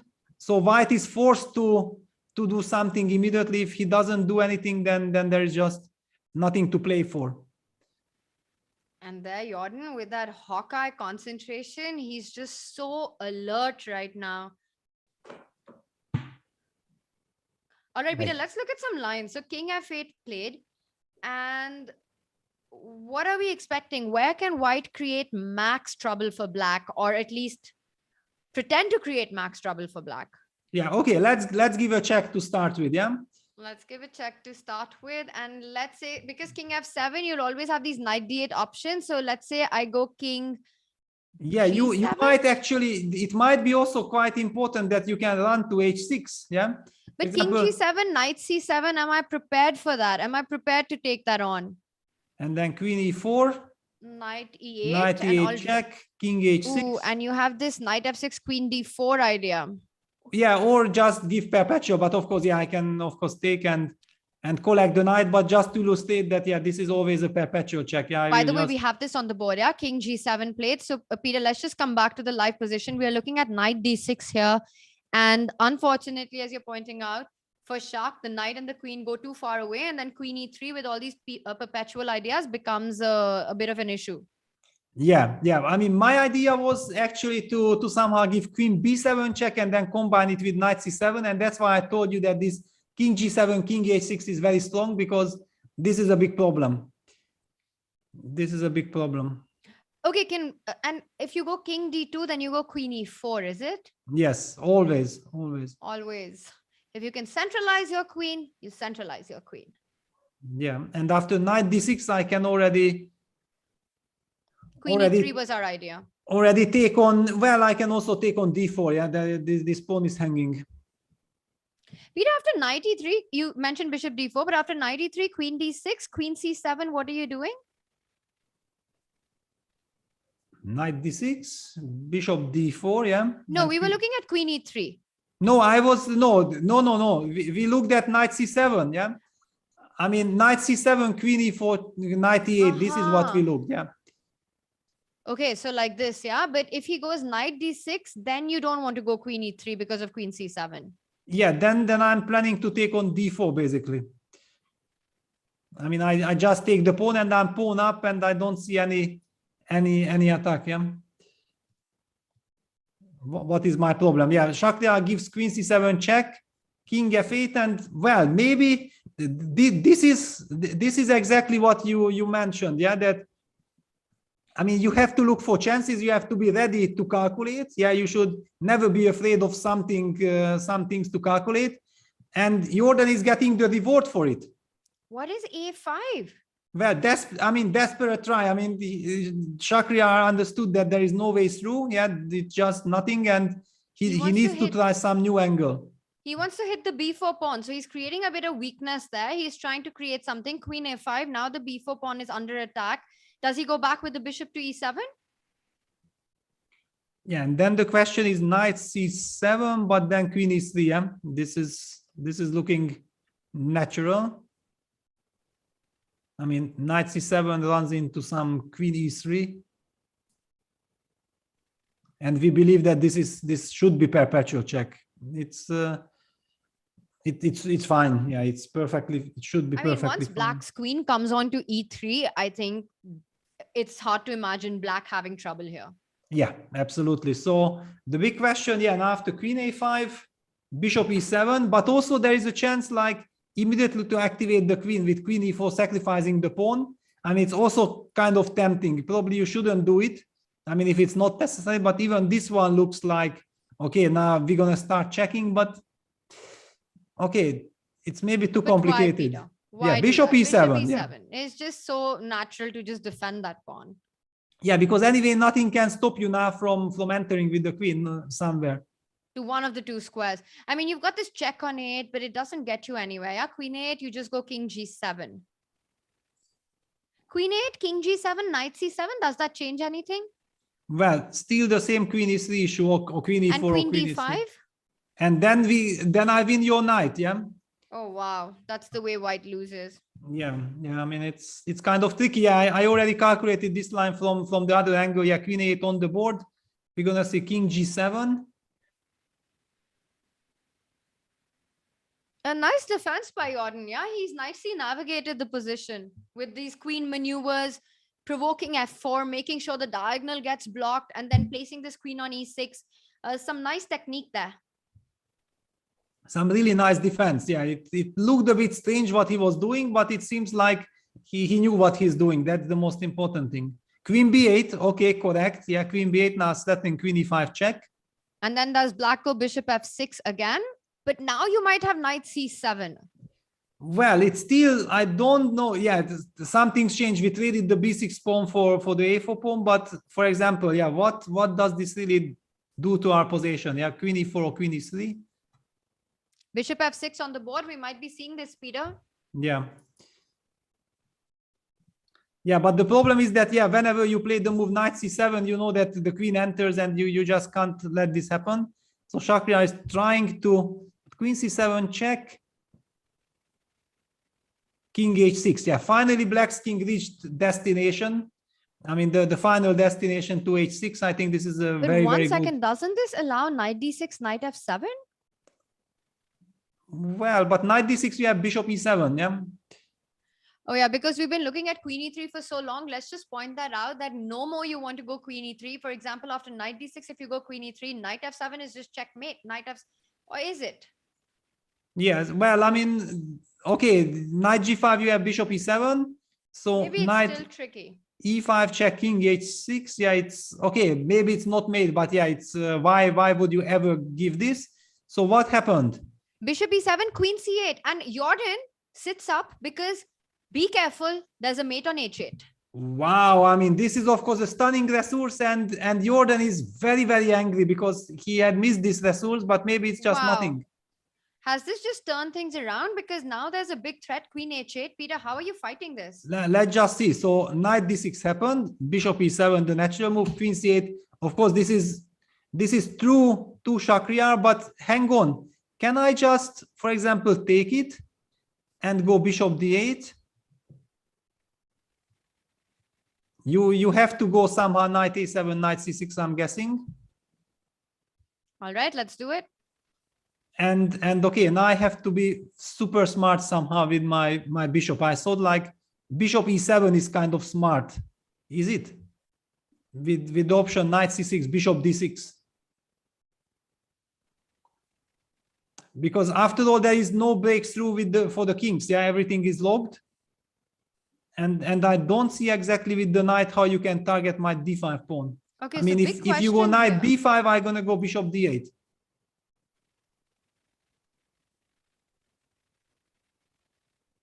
But this is just so committal to, he goes for it. He goes for the queen trade. Yeah, queen okay, c8, he knight had no c8. choice. Yeah, it's not that he's happy, because he clearly, I mean, we could see on the video that he was kind of terrified that he missed this queen c8, but maybe it's not enough. Bishop f6 played.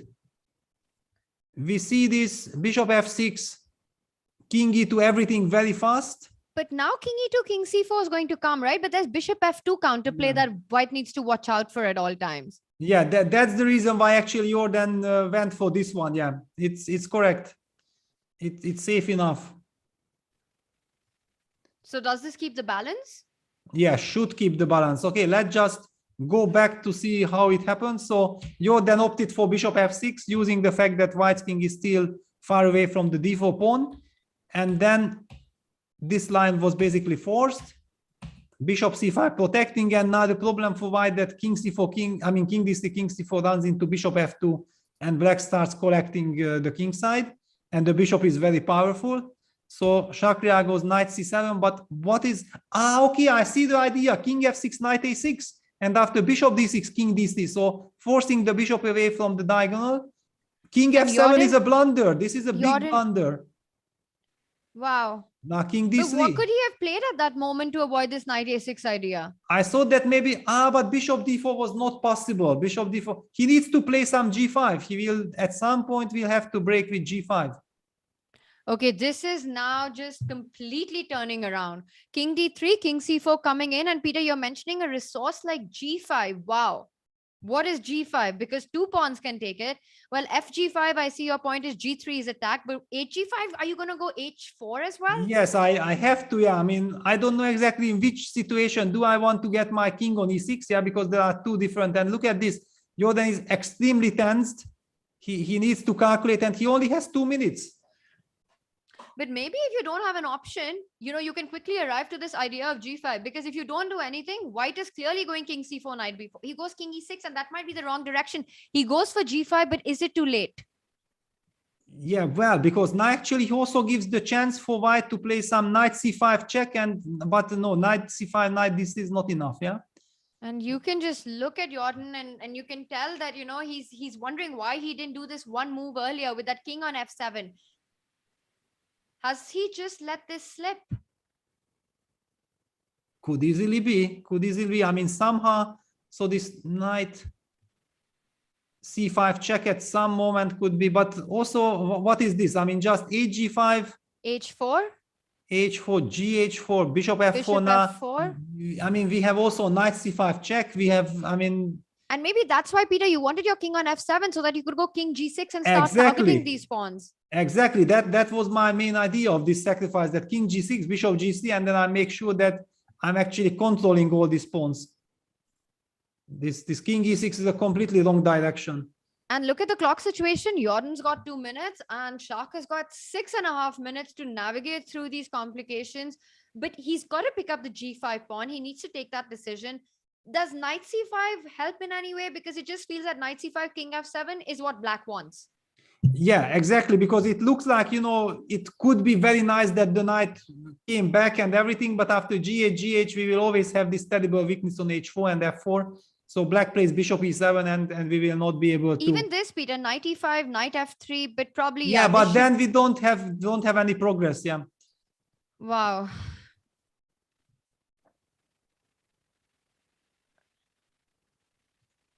This is just unbelievable how Shak managed to create something out of this position, taking his chances with a5. And Jorden looks like he can feel the sand just slipping out of his fist. Yeah, actually, Tania mentions to us that here instead of king e6, yes, g5 was the saving move. However, it involved h takes g5, h4, g takes h4, and now apparently king g6. Not taking the pawn is the way to go. So the knight is trapped. The knight is actually trapped. So if you protect your pawn, you are 2 pawns up. Black is not gonna take the pawn. He will just sit with the king on g6 and h5 squares, and you can't do anything. Okay, but this is hard. But even if he wanted to take on f4 and not go king g6, he needed his king on f7. You know, you think about it when you get to this position, but for a g5 break, the king on f7 is a lot more desirable. Yes, that's for sure. But I mean, apparently this king g6 is like a study-like way to hold the draw. Now after king e6, it looks like a whole different story. And you look at Jorden on the camera, he looks like a whole different story, Peter.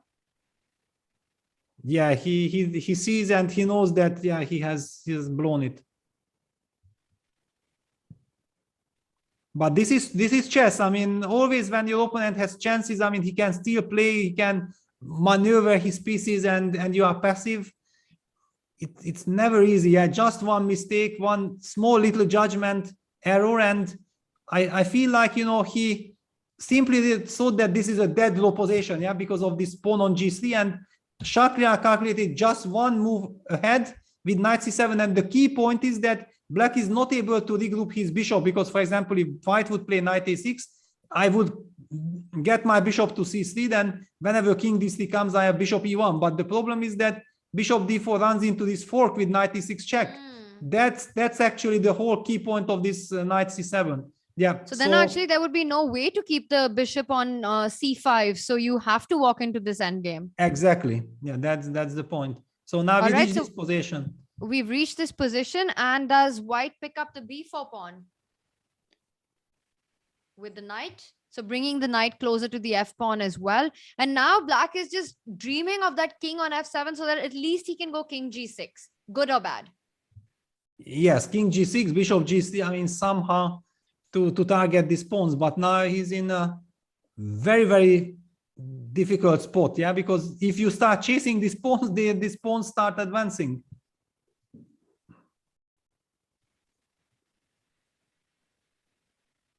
Wow, I mean, what a comeback. I mean, this might be an incredible comeback by Shakhriyar, and also taking the psychological edge going into the playoffs, because this is going to be tough for Jorden to take.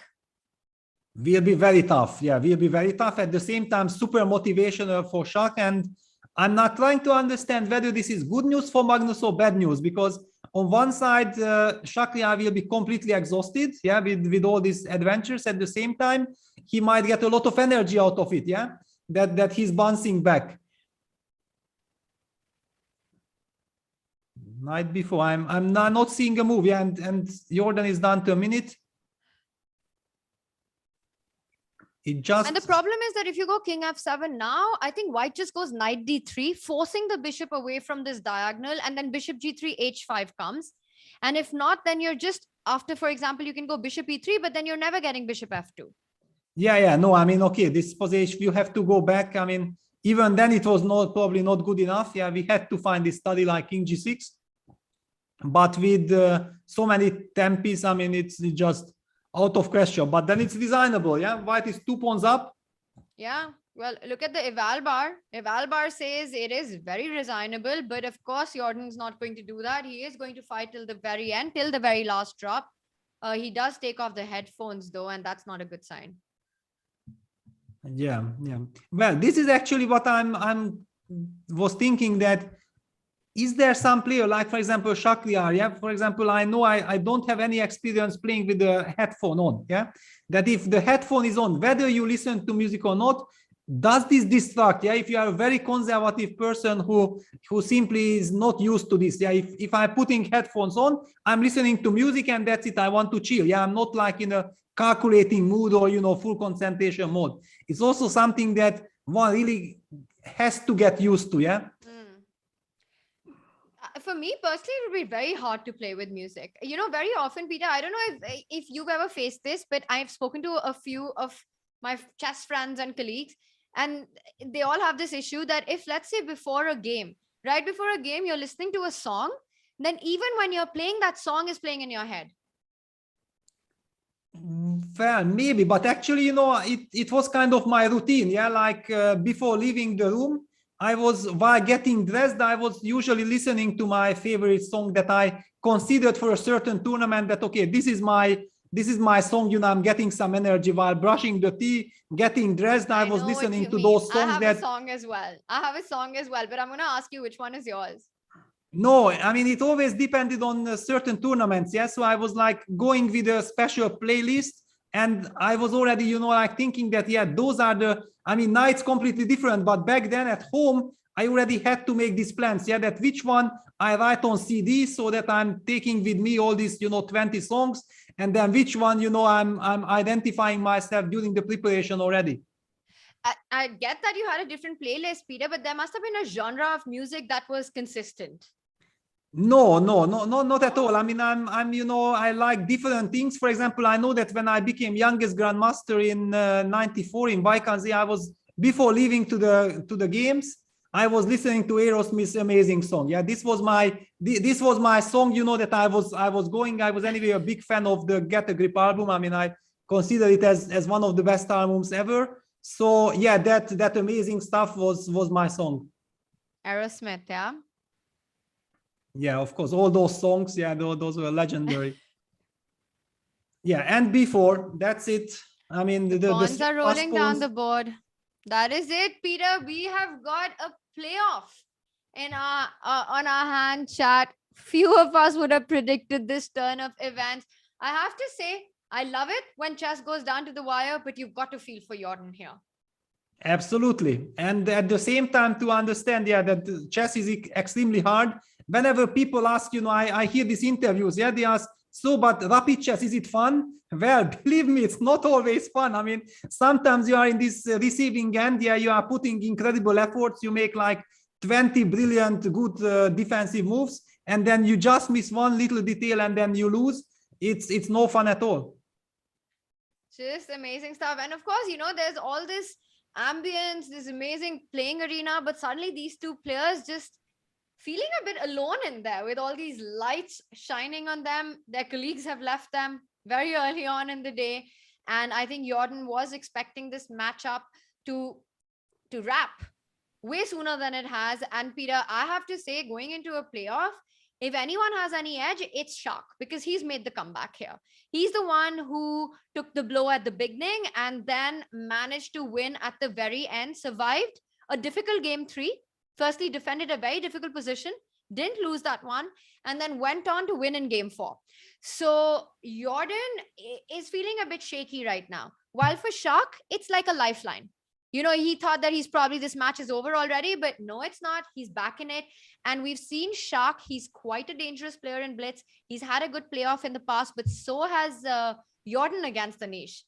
So it's going to be a fun fight. Who would be your pick in the Blitz? Well, at this moment, definitely Shak, yeah, because he has the momentum. Jorden is not definitely shaky. I mean, he's thinking like, how could I have missed this? What happened? I mean, where was my mistake? It will haunt him. At the same time, he has to focus on the next games. Yeah, he has to have a clear plan, a clear vision of what he's aiming for. Very difficult spot to be in when in 15 minutes you have to have a game plan, and you also have to kind of forget what happened. A game plan and a life plan in 15 minutes. Epic saying Jorden looks devastated. Well, it's understandable because you feel that you've got the match in your hands in game 3 and then in game 4 as well. And then suddenly that dream is just, well, snatched away. And we've got Shak with us for an interview before their playoff. Let's go to Oslo. Yeah, I mean, okay, now it was very interesting position, but about, I think it was draw, of course, but I need to play. I need to find some chance, and I think it was a good technical part of in game. But normally he played good game. I mean, middle game, opening, everything it was good for him. But okay, okay, good game and good result. Is this where humans really can make something that computers can't, the creativity to try to create problems at the end like this? Okay, I mean, for computers is absolutely different. Computers will, okay, to play draw any moves. I mean, of course, if you draw position, he will do it easily. But humans is every time calculate some lines, some moves, and finally he miss, he thinks some chance. Normally, we start to tie it, and for this reason, I think it's absolutely big difference engine and humans. And now how show our games, it was not for engines absolutely easy draw, but for humans not easy. You promised before the day started we would see action. You provided. Yeah. Thank you. Thank you very much. Thanks.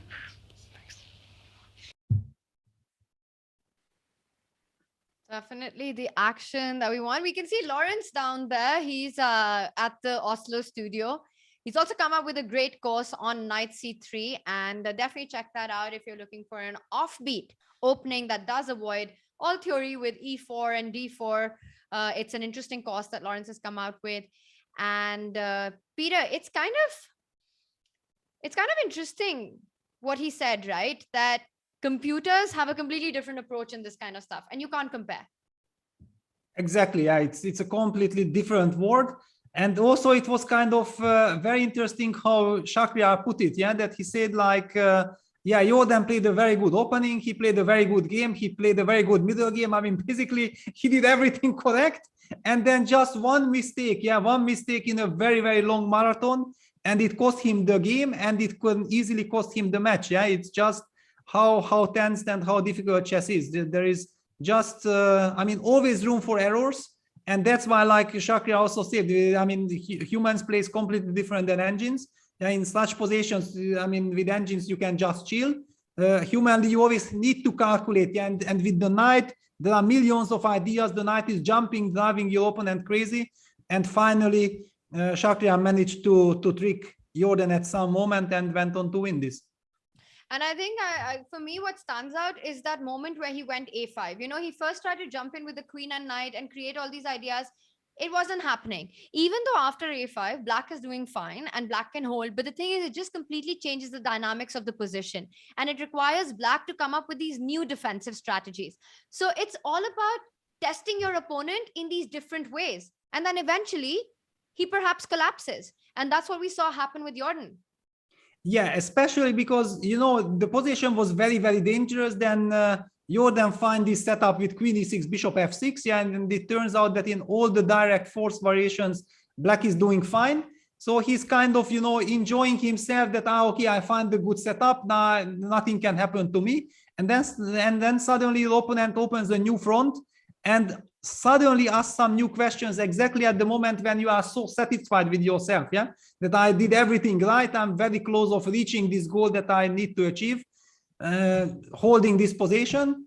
And this queen a8 check, king g7, queen b8, again threatening this queen e5 check. Yeah, it's not like it's an easy draw. I mean, every time you have to answer some questions. Bishop f6, now queen c7 check, king h6, knight d6, bishop e7, queen c8 was a, I mean, it was obviously a very, very big shocker for Jorden. He has missed this. He thought everything is under control. And now the game got a completely new dynamic.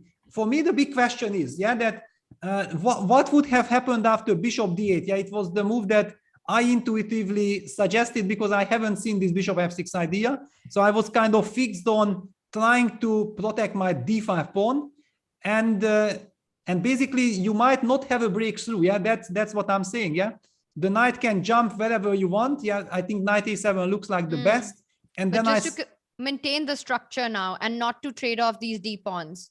Exactly, and I'm gonna go bishop e7. And again, I'm threatening to come with my king. Why? How? I mean, how on earth can white do? I mean, only the knight can jump, but knight c6. I'm going bishop d6, and I never let him attack the d5 pawn. Besides, after a few moves, my king is already reaching e6. So I just have to calculate few moves to make sure that I'm solid. So this was a very unfortunate moment for Jorden, that he has seen too much. Actually, the problem with bishop f6 that he noticed that, okay, this position is just probably a complete draw because of this weakness on g3, and then he decided to go for it. He didn't have too much time, and he missed the move knight c7, and this was of course a cold shower. Yeah, no, this is such a stunning move because it's threatening knight e6 check, one. It's threatening this idea knight a6 displacing that bishop from c5. So bishop d4 impossible, as you were pointing out, Peter. Knight e6 in the air, and this just changes everything. And then there was this one chance of playing g5, but the thing is that when the margin for error narrows down so much that you have only one move where you can save it, it's so easy to miss. So, you know, very often we might be looking at the eval bar and saying that it's even until that point. But to miss g5 after all these shenanigans is very easy. Yeah, I mean, Jorden has seen the idea with g5, but he was done on the clock, and he just completely missed the idea that after g5, it's not about break and it's not about winning the pawn on f4. Probably he had calculated it, and he has seen that actually grabbing on f4 is probably losing. Yeah, he definitely calculated this.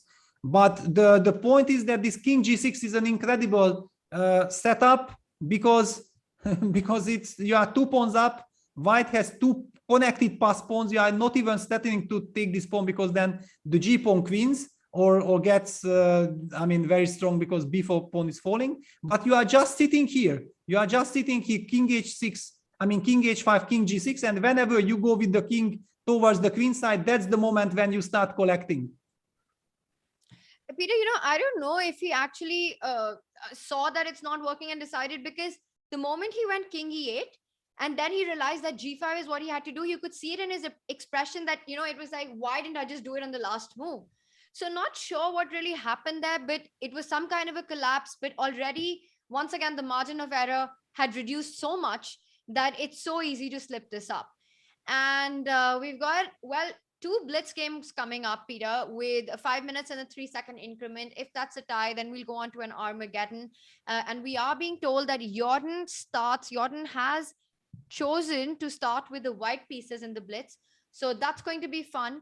We've got about a couple of minutes. And Peter, there's a lot going on in our chat, and the debate seems to be around one knight c3. What's your opinion on the opening?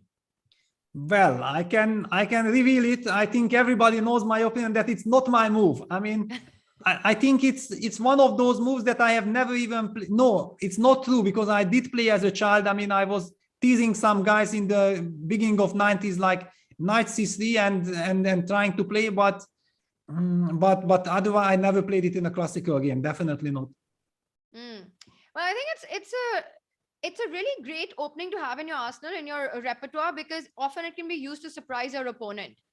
And especially, you know, in online play, in bullet, in blitz, if you have the plans, then it can get very tricky. And we've seen the Jabava London as well being played in this event, starting with one knight c3. So it's not something that we don't see at the top level. So an interesting event, interesting opening to look into. Yeah, definitely, because there are so many new things. Yeah, so many new developments. I mean, knight c3, d5, d4, yeah, and then this bishop f4. Like, I don't know, 20 years ago, people were not even analyzing it. Yeah, but after Jobava and after computer started analyzing it, now we see all these h4 ideas there as well. Yeah, white is expanding on the king side and start some attack. I mean, all these things were not really existing 20 years ago. And I'm pretty sure that knowing Lawrence, how much he loves those kind of things. Yeah, you also have to be a believer as an author. Yeah, if you want to write something on it, I would never pick it because I'm not a believer. Yeah, but I know that Lawrence is, so I'm definitely sure that he has find lot of interesting ideas here. Definitely. In fact, he sent me a photograph of a position from where he does have a novelty in this line, and it involves a certain move. It involves a certain king d2 that we saw Jorden use in this tournament as well, but in a different idea and a different variation. So he definitely has a few tricks up his sleeves. And Peter, we've got just a couple more minutes, so let's ask chat what they think about this, about the blitz that's about to come up. Who do you think has an advantage here? As Peter and I have been discussing, there seems to be a psychological edge with Shak, considering the way the last two games have gone. Jorden needs to fight not just over the board, but also the internal battle of forgetting what has happened in the last two games, and that can often be a struggle. The players are getting ready, and we're going to have liftoff really soon. Let's run a poll on chat meanwhile and ask them who they are rooting for. Jorden or Shak, who's going to take it away in the blitz tiebreak? Meanwhile, of course, another reminder that, well, whoever wins gets only 2 points, which is sort of further disappointing for Jorden, because had he managed to wrap up the match in the rapid portion, he really climbs up the ranking. He goes on to tie for second spot there, because we've got Magnus and Prag at 12, and then we've already got Liam and Duda at 11, and then imagine if Jorden would have won his match. So this is actually Jorden is currently at 8 points, and this is calculating the leaderboard with a minimum 1 point, but Jorden right now plays with 8 points. So if Jorden wins, he now goes up to 10. He'll still be behind Duda, behind Liam, Prag, and Magnus. So a little disappointing there for the Dutchman.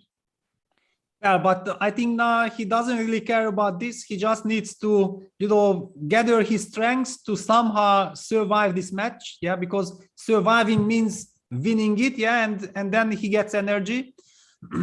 I also like that he picked white. Yeah, we got the news that Jorden chose the white pieces, and this is absolutely justified. Imagine you were tortured for 60, 70 moves where you needed a draw, and then you went on to lose after big defense, and then suddenly you have to start again with the black pieces. Yeah, definitely Jorden is very angry now. I mean, he wants to get the initiative. Yeah, he definitely wants to get the initiative, and then he needs the white pieces to do so.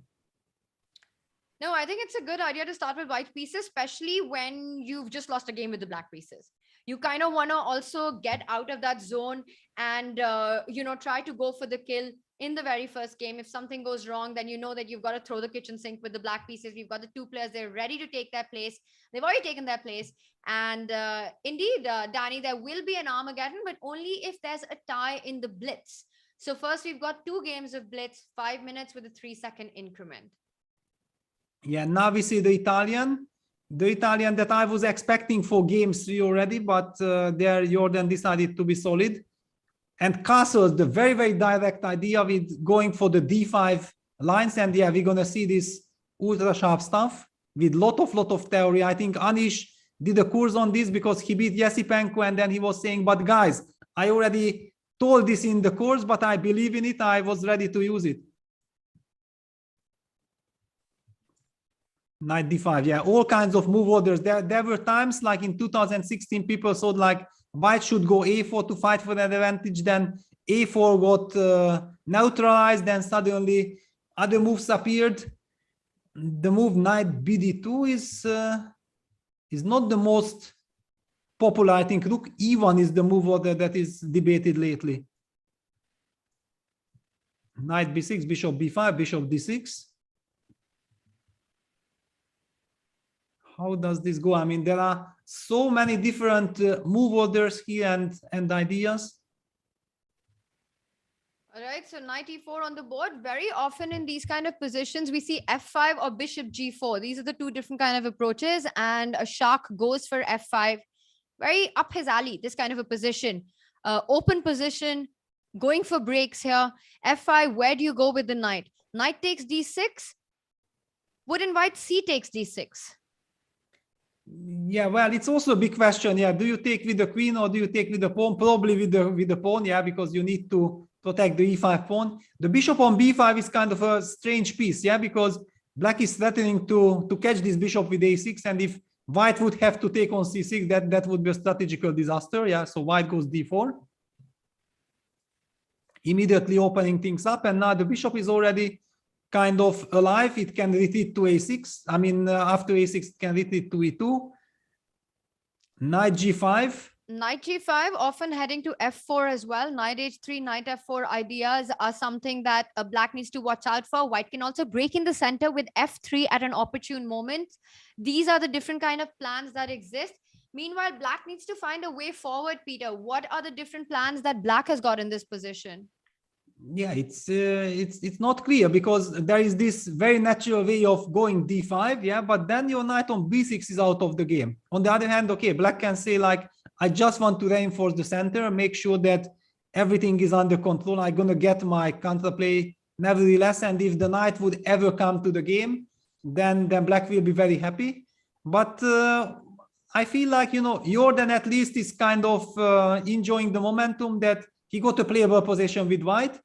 The big question, of course, that, yeah, what he can do with it, because maybe black is just perfectly fine. Knight h3 is played.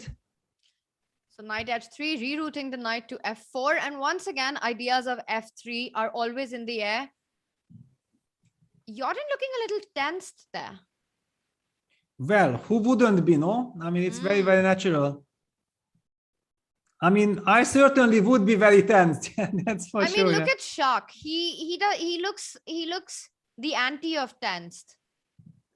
Well, he's just very happy. Yeah, he's probably very happy that he bounced back. It was a good game, like he says. Yeah, it's a good match, interesting match. I mean, whenever he gets this feeling, he gets extremely dangerous. a4. It's very hard to say the moves, because it's so complicated, and on every move there are millions of ideas now. For example, also maybe a move like knight e7 is kind of tempting, yeah, to release the tension. Also, Shakhriyar has just played the move bishop d7. It feels logical. He went bishop d7, a4 played. Is a5 something that black needs to be worried about, hitting that knight on b6? Yes, that's also the reason why I actually like the move knight e7, because I get some clarity. Yeah, knight e7 on the board. White needs to decide. Yeah, basically trading the bishops is not really an option, so white should retreat. Yeah, bishop retreats. And then, okay, black's knight will also have ideas like later jumping to d6. This knight can go to g6 maybe. I mean, a lot of complications ahead. So bishop e2, and now the question is, what does black play? Well, white still has a threat of a5, right? Trying to push that knight out. Yeah, well, it's a big question that do we have to worry about it? But I think in Blitz, it's very important that you ask those questions. Yeah, let your opponent figure it out. Is it a threat or not? You keep on bothering him. We also see that it cost quite some time for Shakhriyar to decide if this disturbs him or not. And Jorden is a little bit up on the clock right now. Shak having a think there. Bishop e2, so definitely he goes a5. So Shak decides a5 indeed bothers him. And he's also fixed this pawn on a4, you know, which can kind of come under fire. And whenever white plays the move b3 to defend it, the c3 pawn might be weak. Yeah, on the other hand, of course, this b3, c4 is also a very thematic idea of trying to break the structure. But probably b3, rook c8, yeah, very quickly hitting the c3 pawn would be unpleasant. Now, Jorden breaks with f3, the kind of move we have been expecting. Knight g6, fe4, fe4, knight f4 will be played. I'm pretty sure about this. And how do you even react to knight f4? Because allowing on the board, do you trade on f4 or do you make a move? I was going to say queen f6, and then I realized there's knight takes d5 on queen f6. Yeah. I mean, now black has to be careful, but the problem is that you don't really want to take on f4 since it gives white the option of activating the bishop. Yeah, white's bishop might reach e5, and this is a lovely spot. Yeah, I don't feel like with black you want to trade unless you don't see a good move. Yeah, he takes, but this is very nice achievement for white. Yeah, also evaluation is jumping for white. But maybe he didn't see another option to this. Bishop f4 played, so of course he's developed the piece. Knight on b6, still a little out of the game, which honestly is a very big problem for white, for black. And meanwhile, white has got all the pieces coordinated, looking at going queen e1, queen g3 as well next, trying to build up some pressure on the g file. No, this is going very much in the wrong direction for black. I mean, black has no counterplay. White is dominating the position with the two bishops. Yeah, all kinds of bishop g4, knight f6, bishop e6 check, bishop e5. But maybe even we don't want that. But it's maybe possible. Yeah, just bishop g4, knight f6, bishop e6 check, king h8 like bishop e5, and it's also looking very promising. But maybe you can just play a move like queen e7 and I will regret getting my bishop to e6. Yeah, Jorden doesn't want to get provoked. Just queen d2, rook f2. Very nice little play. Yeah, rook f2, rook ef1. Then also create some luft for your king with h3. Yeah, all these moves are coming. They're easy moves to make for blitz, and then they improve your position. And then you can also go rook f1, h3, and after that go queen e3, queen g3. Someday you'll decide if you want to play c4 or not. Exactly. Yeah, it's a total nightmare, and I don't really see how black can create any counterplay. Jordan's a strong blitz player. I mean, all these guys are, but we've often seen him in these playoff situations really, bring out the best in him. Yeah, but I feel like we have one problem with Jorden, that he's very, very shy. Yeah. So whenever he plays a good game in blitz or rapid, then he says, yeah, I'm actually surprised. I mean, we don't really understand how he really thinks. Yeah. I mean, he's just too polite. Because also my impression is like he's extremely good at blitz. Yeah, what I have seen from him, he always impresses me. But after in the interview, he says, "Yeah, I did not expect all this to happen." Well, Peter, everything that we've been talking about, white has done it. Queen on e3, pawn on h3. The rooks have been doubled up. It looks like a beautiful position for white. All the pieces centralized. Jorden continues to improve slowly, making these hand moves, making sure he doesn't take too much time. But one gets the feeling at some point c4 needs to come. Yeah, at some point something has to come. Yeah, bishop c7 also nice, because you kind of provoke b6, and b6 will be an eternal weakness for black. Then the knight can never really move. But so b6 otherwise, has to be played. Yeah, and bishop g4. Yeah, not trying some bishop f5.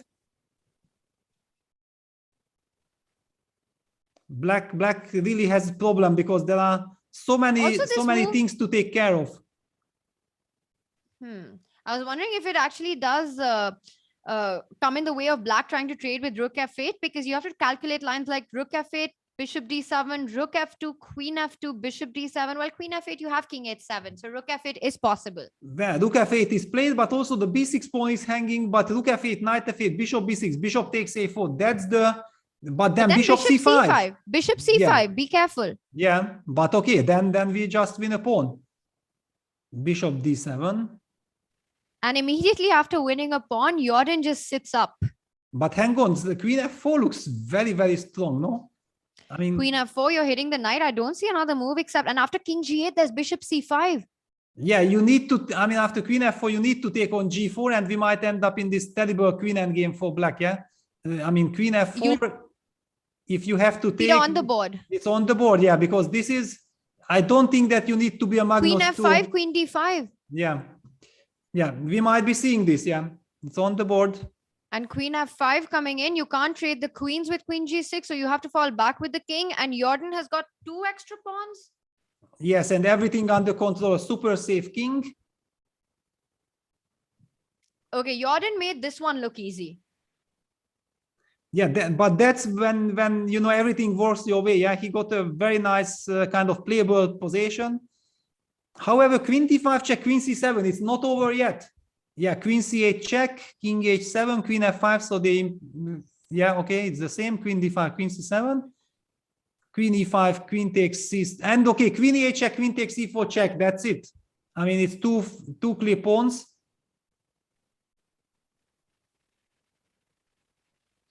Wow, and Shak is down to 53 seconds, but Jorden needs to just show some technique here. Yeah, he can start pushing the d pawn. After all, yeah, queen endgames are always tricky. Yeah, d5, queen takes b3, d6 looks very promising. Yeah, he goes d5, queen b3, and d6. Just go d6 now. Wait, did Jorden? He said, I think he just missed that b3's hanging because he did that little thing and he missed it. But I think it's still looking really great for him. Yeah, queen d1. Okay, but now you go queen e8 check, king h7, d7, there's queen d6. And the question is the king hiding? Yeah, well, tricky. Yeah, there are definitely some chances with queen d2, queen d2 check, queen d3 check if you play g3. I mean, Jordan needs to calculate this. And that's a scary position to get into. I mean, just with arrows, Peter, queen e8 check, king h7, d7, queen d6. You kind of don't want to get into that. Watch it, Jordan. Oh my God. And is he sure that he's holding this? Yeah, but I mean, why would you go for this from the white side? Because I don't know. I have no idea. The danger that there might be a perpetual check is very big. This is so strange. And you've got a minute and a half on your clock. Peter, I don't really see where the king is hiding. Well, he might channel his inner Magnus and try and get it all the way to a6, but the black queen isn't going to allow that. Yeah, that's what he's trying. Yeah, he's trying to advance with his king. But where is it going? Because the queen can never intercept. Well, you go king f4. He goes king e4. He wants to get the king closer to the a pawn. Yes, well, but now Shakhriyar took the pawn and he will keep checking. Because the queen on e8 is a terrible piece. Yeah, actually, where do you hide? Unbelievable. Peter, Jordan might have just let this one go once again. Yeah, it's I mean, I just don't understand. Maybe he will win it, but I still don't understand why to go for such a committal line if not necessary. And no one knows if this is actually, I mean, there's still queen e4 check, queen a8 or queen c5 check, queen b6. That's the point, right? You've got an extra now pawn queen on f2 d6. check. Yeah, that's the problem. Yeah, that the queen is coming from f2 and now it's just, and look at this. Yeah, Jordan is just so frustrated. He's so frustrated. I mean, this was such a nice performance. I mean, everything under control, outplaying the opponent step by step, clearly up on the clock. Yeah, everything is perfect, and then rushing into this queen endgame like this. And we were just mentioning that Jordan made it look easy, and then suddenly he goes into this line, which until you calculated that you're 100% sure your king is safe, you never get into if you've got this extra pawn. Exactly, yeah, because it feels like, you can just dominate this position forever, and now it's just a dead draw. Okay, Shakhriyar down to 15 seconds, but it's not that complicated. It's still, he has to be careful. It's not so simple to give always the right checks. So nothing is guaranteed yet, but it feels like he's on the right track. Yeah, queen d6 check. And so king h3, there's queen d3, and after g3, there's queen f1. Exactly, yeah. That's basically the starting position as we started. Yeah, if white from king h2 would have played the move king h3, we would be exactly in the same position. He's just not letting Jordan's king get to all the way to the a pawn. He's gonna try one more time. Oh my God, this is a bit heartbreaking, no? Well, depends whom you are rooting, yeah? No, I mean, just the position that was there, Peter. You play this really nice game, and then you get these two extra pawns in a queen pawn endgame, and then suddenly you just rush it up a little bit, and that's it. Yeah, absolutely. I mean, as neutral persons, we definitely regret this, but I can imagine Shakhriyar fans are super happy that he's saving it. Yeah, queen c4 check and king takes c5, because this is not about the pawn. It's about this eternal checks. There is nowhere to hide. It's a drawish mechanism. So Jordan is in fact trying to search for ways like how can he use this pawn as a shield, but it's just impossible. But you just can't, because the queen is checking from the 6th rank anyway if you go king a7. Yeah, king b6 now back, queen b4, king c6. Jordan's clock is also ticking down slowly but steadily.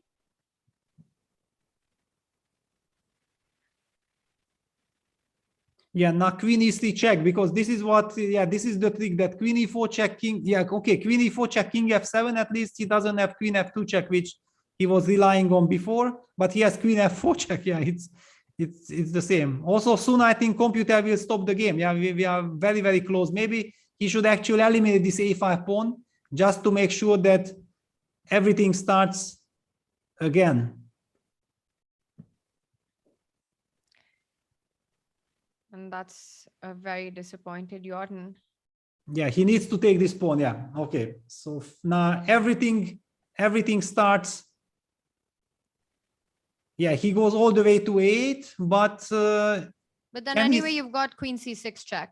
yeah, and he can never get out to with king d8, king e7 because we are running to queen f6 checkmate. Yeah, this is not direct draw. And queen c6, king d8, queen b6, Queen and it's just going b6. to be a repetition. Yeah. Wow, Shak survives one more time in this match. Amazing stuff. Incredible, and look at the frustration. Yeah, I can understand. I can feel for Jorden. This is heartbreaking. That's exactly it. No, Peter, you play this really nice game out of the Italian in the opening. You do everything right.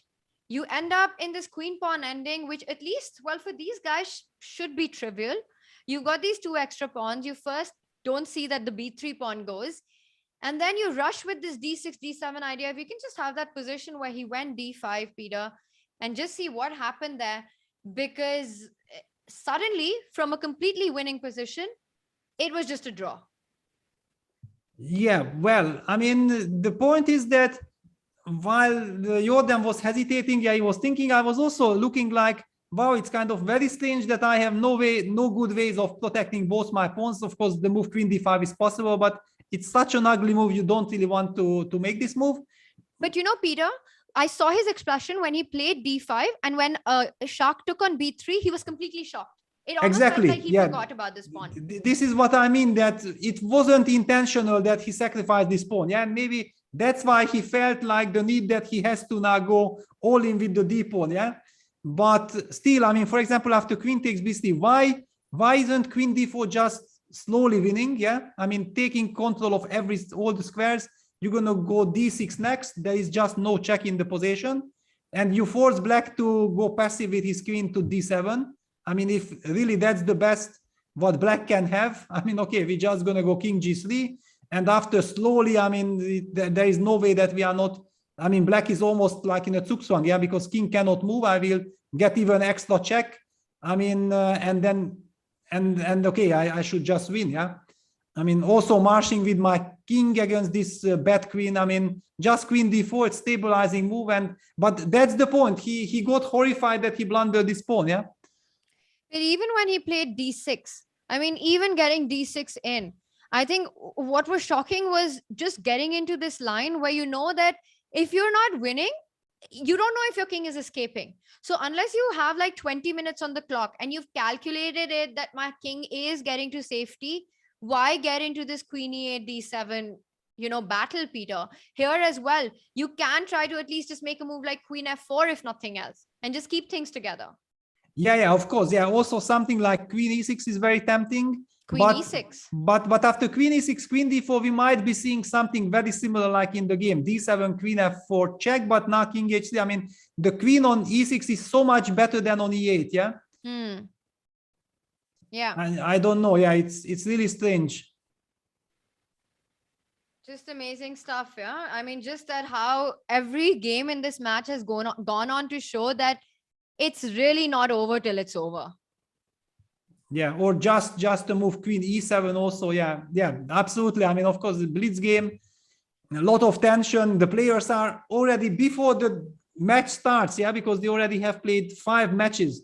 This is already the 6th day.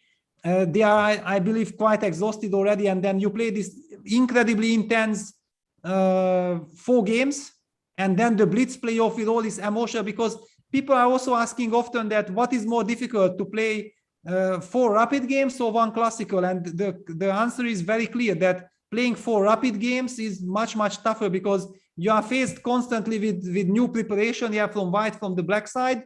You are in all these emotional roller coasters, yeah. It's after every game you have to kind of readjust like what is happening, so super difficult to handle these situations. I think there's no comparison, Peter. I think 4 rapid games, you have to sort of get that same energy 4 times for these situations, which in a classical game would only happen once. You face one opening, you go through the opening phase once, then you go on to the middle game and the end game. Here you have to do it for 4 different games, 4 different times. So definitely uses a lot more energy. Fatigue sets in, but then that's exactly the demands of this format from these best players in the world, Peter, and why the Champions Chess Tour has the kind of feel that it does, because, well, it's not everyone's cup of tea. It's a very, very hard format, and all players have to go through it, and one can see this affecting the play many, many times. It's also adjusting to blitz right after playing 4 rapid games, right? You also have to adjust your mindset to this different time control. And who knows, we might even get to the 3rd time control, which is an Armageddon, Peter.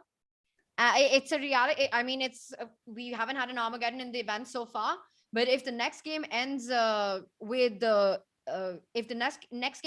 draw, then we move on to the Armageddon. But of course, before that, Shark takes on with the white pieces, and we know what that means. That means a very dangerous game for Jorden. He did lose to Shark with the black pieces in game 4. So some bad memories there. And Peter, what do we have there? King's Indian defense once again being invited. Yeah, with G3, but now Jorden is exactly playing the line that I was asking. Why didn't he play like this in that game? Because it's supposed to be very, very solid for black. But that's also the point, that there are some tricks, yeah, some risk-free tries for white if you are prepared. And I know that actually Shak is an expert, because he had it from the white and from the black side.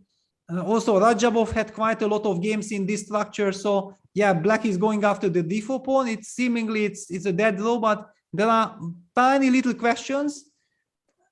Wow, castles really along d5? No, this is very risky. I mean, it's considered that you should take the pawn, and there was a game, however, between Mamedyarov and Grishchuk, yeah, last year in the European Team Championship. Yeah, exactly. So he definitely has some modern analysis after taking the pawn with cd knight d4, but castling, allowing d5. This is just easy advantage for white. And I think he mixed something up. Because the moment Shak went d5, again, Jorden had a little bit of a, what have I done expression on. So it feels like there was a little bit of a mix-up in the moves, and shot castle d5 played now, knight e5. Peter, you mentioned this is somewhat of an edge for white. Can you tell us why? Because, well, both sides have got 2 bishops. It's equal pawns.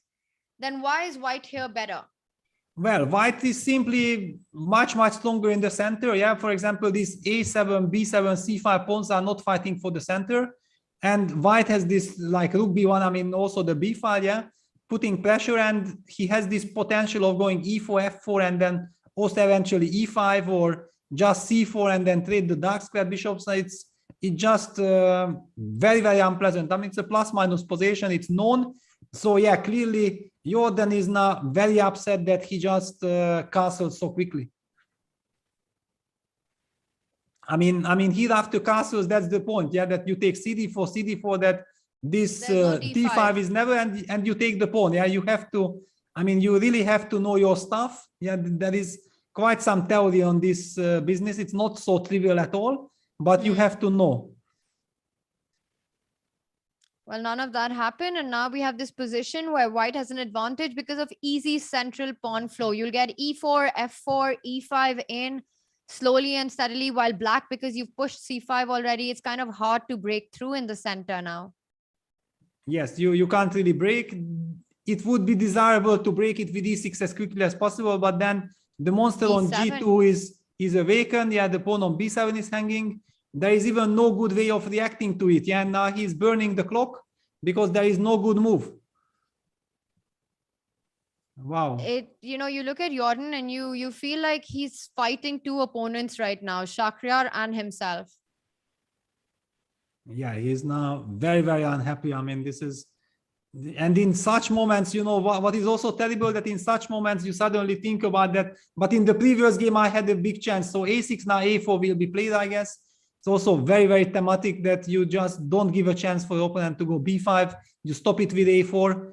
Okay, Shakhriyar even goes c4, b5. Practically, I think that we have to applaud this decision. Black Black needs to try to break out of this terrible construction.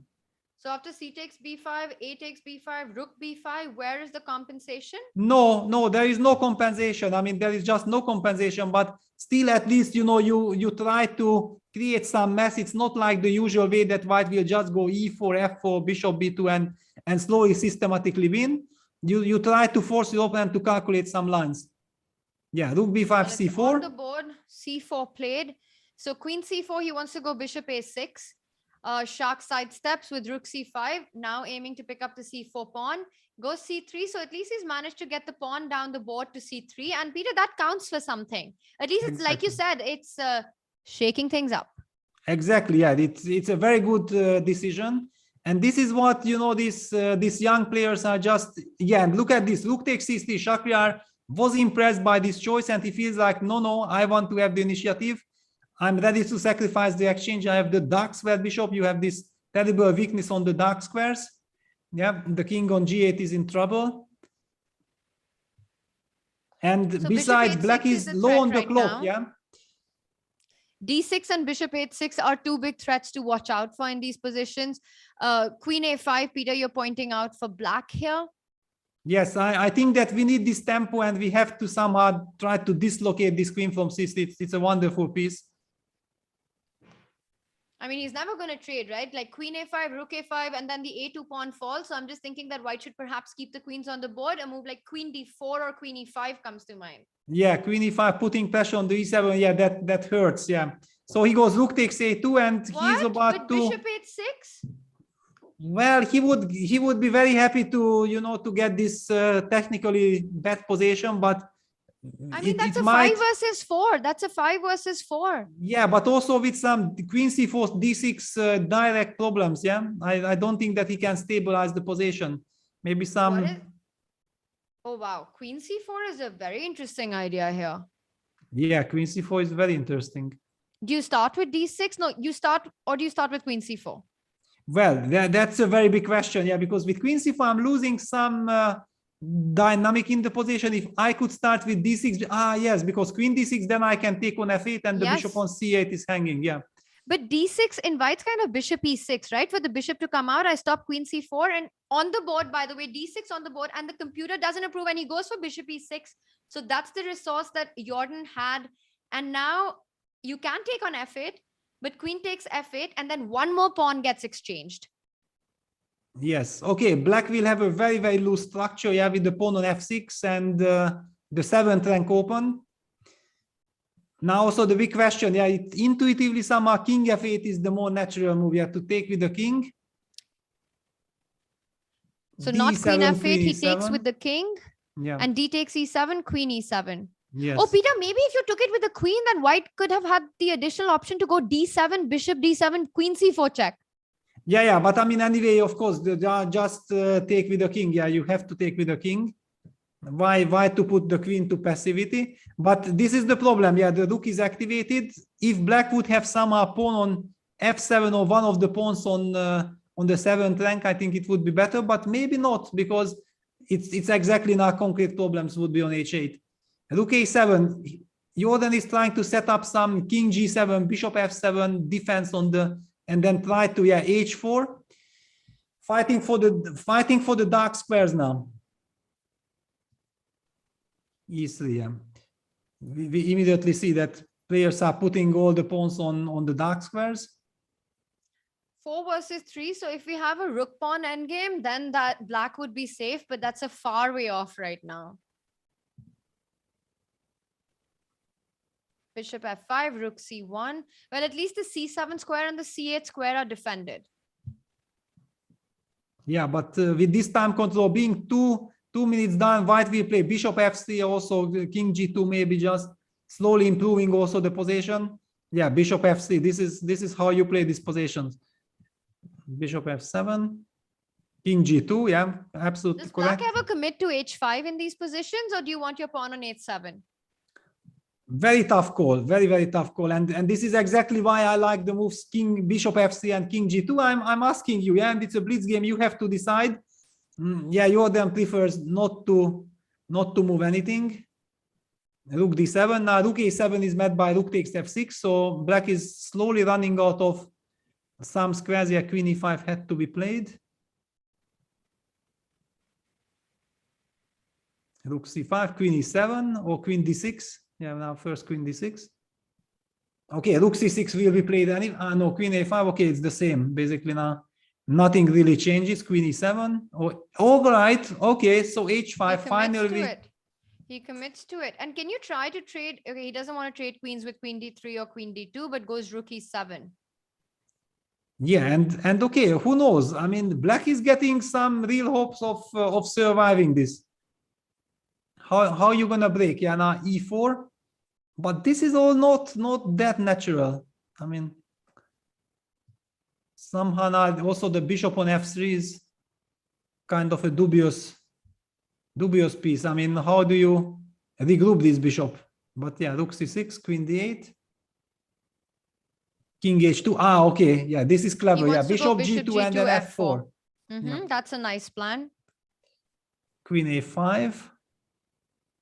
So Jorden still has 1 minute 11 seconds versus 250. Bit scary. Rook and White has a clear back. plan now. Yeah, he wants to go bishop g2 and he wants to push the f pawn. Yeah, queen a7. Queen f2 is a threat now. Watch out. Touching the pawn.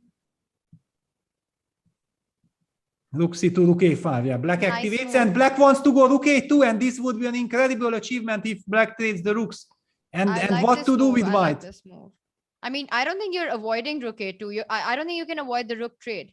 Yeah, but this is terrible news for white. I mean, and wonderful news for black, because after trade of rooks, you will be much safer. And even more wonderful news for us and the spectators, Peter, because you know what a draw means. Yes, I know. And now rook a2 will come. Yeah, rook a2 immediately. Takes. I mean, this is so inching closer. What takes? I mean, I would have absolutely been sure that Shakhriyar would have played the move queen e3. He just trades. But hang on, pawn on g6 is vulnerable. G6 and h5 pawns are compromised. Now white is coming with the king to d4. We'll push e5. He'll put his king to c5, right? Black is going to put his king to c5 and not allow king d4. Yeah, but okay, this is... At some point, you can even try bishop f3, f5, but black will place his own bishop on f7. Yeah, bishop f7. Yeah, this will be always the defense against bishop f3, f5 plan when you touch it. Yeah, king e7, king e3. Okay, Jorden. But how to evaluate this so quickly that you can just hold this? Yeah, I mean, king d6, e5, fe5, fe5, because you anyway cannot allow e5, fe5, king e5, because then white would push f5, trade everything, and then march with the king. Yes, so you have to provoke fe5, fe5. Bishop f1. So he wants to put the bishop on d3 and start attacking the g6 pawn as well after e5. Yeah, honestly, I don't have any. I mean, strange enough, I have zero experience in this endgame. I can't really. I mean, I just see that it's terrible for black, but maybe it's holdable. After e5, how is black reacting now? Do you go f5 or do you just take on e5? Very tough question. Yeah, very tough. No, fe5 loses. Yeah, fe5, king e5. That's a win. Because then you push f5. Yeah, I mean, fe5, king e5 is a winning position. So you just have to wait now. You just have to wait, because if white takes on f6, black just puts the king on f6 and there's no king e5. Exactly. Yeah, you can. This is the key. Shakhriyar is going king c5. So bishop f5. Yeah, now black activates the bishop. Okay, it doesn't really matter because white can always threaten with bishop d3 later with king d4 and then bishop d3. But now he could take on e5. No, but then fe5, I mean, king e6, king d4, then it's the same position. He just doesn't want to, because then after fe, white can come back with the king towards this angle, yeah? You never want that. So you kind of never blink on this. You just wait. And Jorden shaking his head. Whenever that happens, it means that he doesn't like something. He's down to 13 seconds on the clock. Yeah, because now king e7, bishop d3, he's in a very unpleasant spot. This king e6 was very unlucky. Yeah, now bishop d3 comes. I mean, king e6 was so alive. Yeah, now it's finished. King d5 and it's over. Wow, king is coming into d6. You can't go king e7 because g6 is hanging. Peter, this has been so unfortunate for Jorden. He's down to 2 seconds and he makes a move. Yeah, but now it's finished. Yeah, now it's over. Unbelievable. It's almost as if Kaisa, the god of chess, is just the goddess of chess, who was just mad at him for bungling up so many chances. Yeah, kind of. But okay, always when your opponent can play on forever, yeah, and you are on the defensive side and you have very little time on the clock, then things like this can easily happen. I mean, it could have so easily happened to anyone else.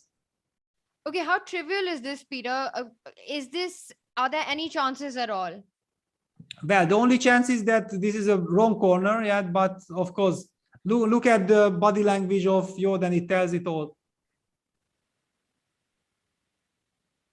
Unbelievable turnaround in this match. I mean, Jorden took the lead at the beginning of the day.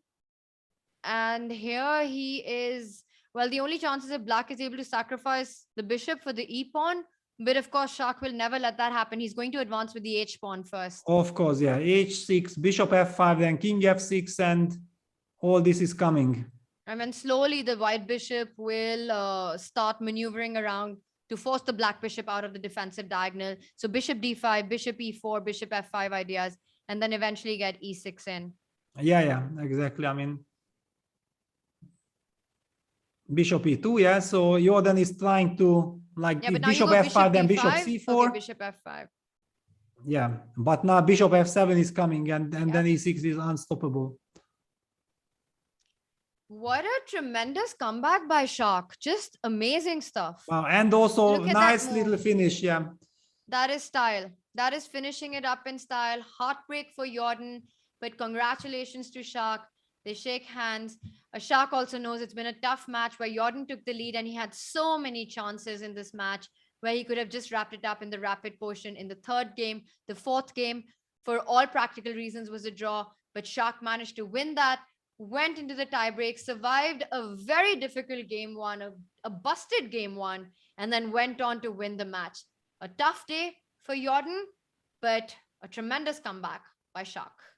Yeah, absolutely. And he has also tied yesterday. Yeah, he lost to Anish the very first game with the white pieces, and then he managed to equalize and won the tiebreak. So he's actually getting the momentum before the big clash with Magnus. And we've got Shak with us. Let's hear it from the winner of this match. Nice to, last 3 days, I lose first and back. But okay, today it was very good match, very interesting. Second game, I think I missed my advantage, and after this, all games, not all games, the next 3 games, of course, it was very bad positions for me in middle games. And okay, we just tried to play a good match, and we played good match, I think. But this is the 3rd day in a row that you come back. Is it your stamina that is better? No, of course not. But okay, of course, nobody want to lost with white. I lost in all match in first games and second games. For this reason, of course, no, it is not system. It's just bad games. First games I played not very well, but after I back, okay, it's good. Congratulations. Thanks. Thank you very much. Tomorrow, you are playing Magnus Carlsen. How do you view that match? I think it's okay. Of course, we all know who is favored. But if I will try to play good chess, he will try to play for first place. For this reason, we will play a good, interesting match. It's more important to play all 4 games. If I will play all 4 games, it will be good. Yeah, it's for this reason we will try. Yeah. But is it also extra motivation to try to stop Magnus from taking the win? Okay, I don't think about this, but I will just to play. I need to play just chess. I don't think who will win, who will. Is Pragananda and Magnus, they both deserve to win tournament. For this reason, they will try, of course. And they always get a top-motivated Shakhriyar Mamedyarov. Yeah. Or as I like to call him now, the comeback kid. Yeah, it's okay. I like this name. I like this, but we will see. We will see. I want to say thanks for my opponents because they really also try to play good chess, and last 3 days it was good. Yeah, thanks. Thank you, Thank you very much. Thanks. We also have Jorden. If we go over here, and he's already gotten his jacket on now, but how frustrating is it to be up like this and then end up losing? A little bit frustrating, but I mean, I know Shach is a great fighter, so I never was like counting the match as mine, but it's a bit frustrating as I had very good positions in the third game, and well, the fourth game I shouldn't have lost. And then in the blitz, of course, anything can happen, but even there in the first game, I think I should have won. So all in all, I think I have to work a bit on my conversion skills, but it's been a good match. It's been very fun playing against such a strong player, of course, and I'll take it as a learning experience. How much does fatigue play into it? I was a little bit tired at the end, of course. We've been playing, I think now 6 days in a row, so it's normal that you get tired at the end of the match. But I mean, it was hard for me to calculate at the end. I was bundling a lot of stuff, but I think it was going both. We were not playing at our absolute best there, but it's normal, I think, when you had a long day. Thank you so much. Thanks. So those are our two players who's really prolonged the action today and given us a lot of entertainment, even though all the other 3 games. One has got to feel for Jorden there. He was so close to this match victory at so many different moments, and he played fantastic creative chess, you know, finding these amazing ideas, sometimes going for the attack, even in his resistance. But it was the day for Shakhriyar Mamedyarov. I mean, he was just so resourceful. And then in this final blitz game, when he got the chance, he took it. And with that, Shak might not be in the race for the top spot, but he's definitely playing spoiler already. He beat Anish, and then he beat Jorden, and tomorrow he plays Magnus Carlsen. The big question is, can he keep this comeback going? Can he keep the momentum going, Peter? I think this just mixes things up in such a big way, because let's take a look at our standings. Magnus Carlsen, Prague at the top of the leaderboard with 12 points. Liam and Duda right behind with 11. And then Jorden at 9. So even with a win, Jorden, despite having a loss today, because he got that 1 point, it went into the tie breaks, he's at 9. He's still fighting for, for a higher pole position. So still everything to play for. But I think, Peter, it's going to be between these 4 players. Yeah, absolutely. I mean, of course, you have all eyes on Magnus and on Prague. But I mean, if they miss their chance, then all these guys are there to take it. I mean, Duda and Liam, just don't write them off. I mean, what are the pairings? And here we have it. So Magnus is playing Shak. And that is just an unpredictable matchup. You know, we've been talking about Shak struggling with the form, but take a look at the last 3 matches that he's taken home. It's as if the stars are aligning for him. You know, Anish, it happened. We saw a similar narrative. Shak was in trouble, but he took the match. And then today as well, many moments.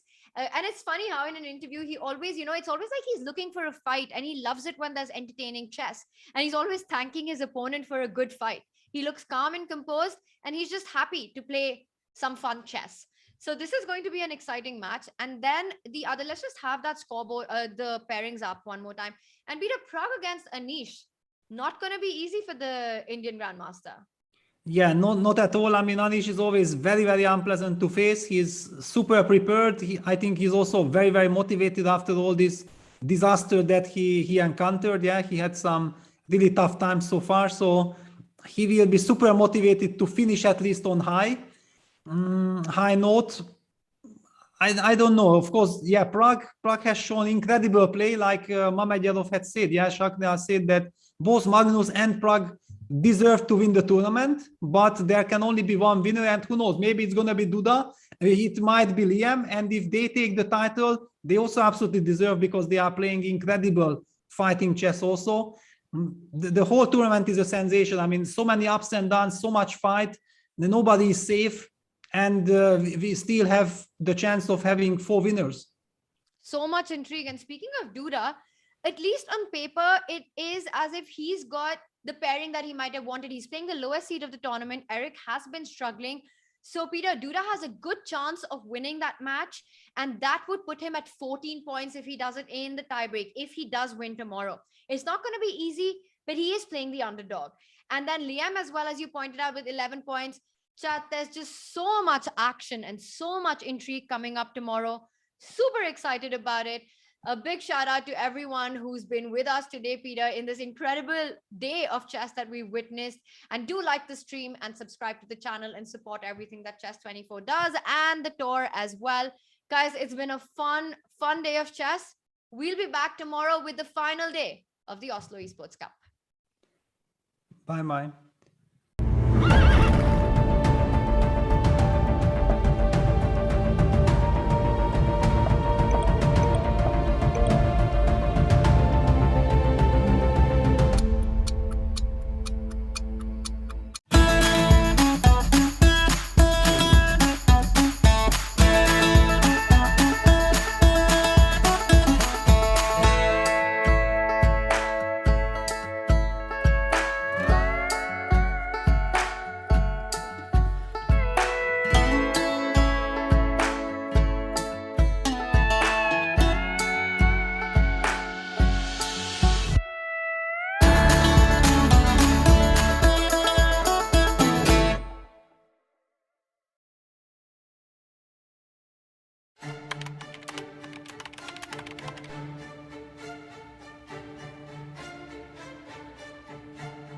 Hi everyone, welcome to our new video series. My name is Jan-Krzysztof and I'm thrilled to be reunited with fellow Magnus Carlsen's trainers, seconds, Peter Heine Nielsen, Magnus Carlsen's head coach, and Laurent Fressinet, Magnus Carlsen's French coach, are both here, and we will be going through the World Championship match 2021.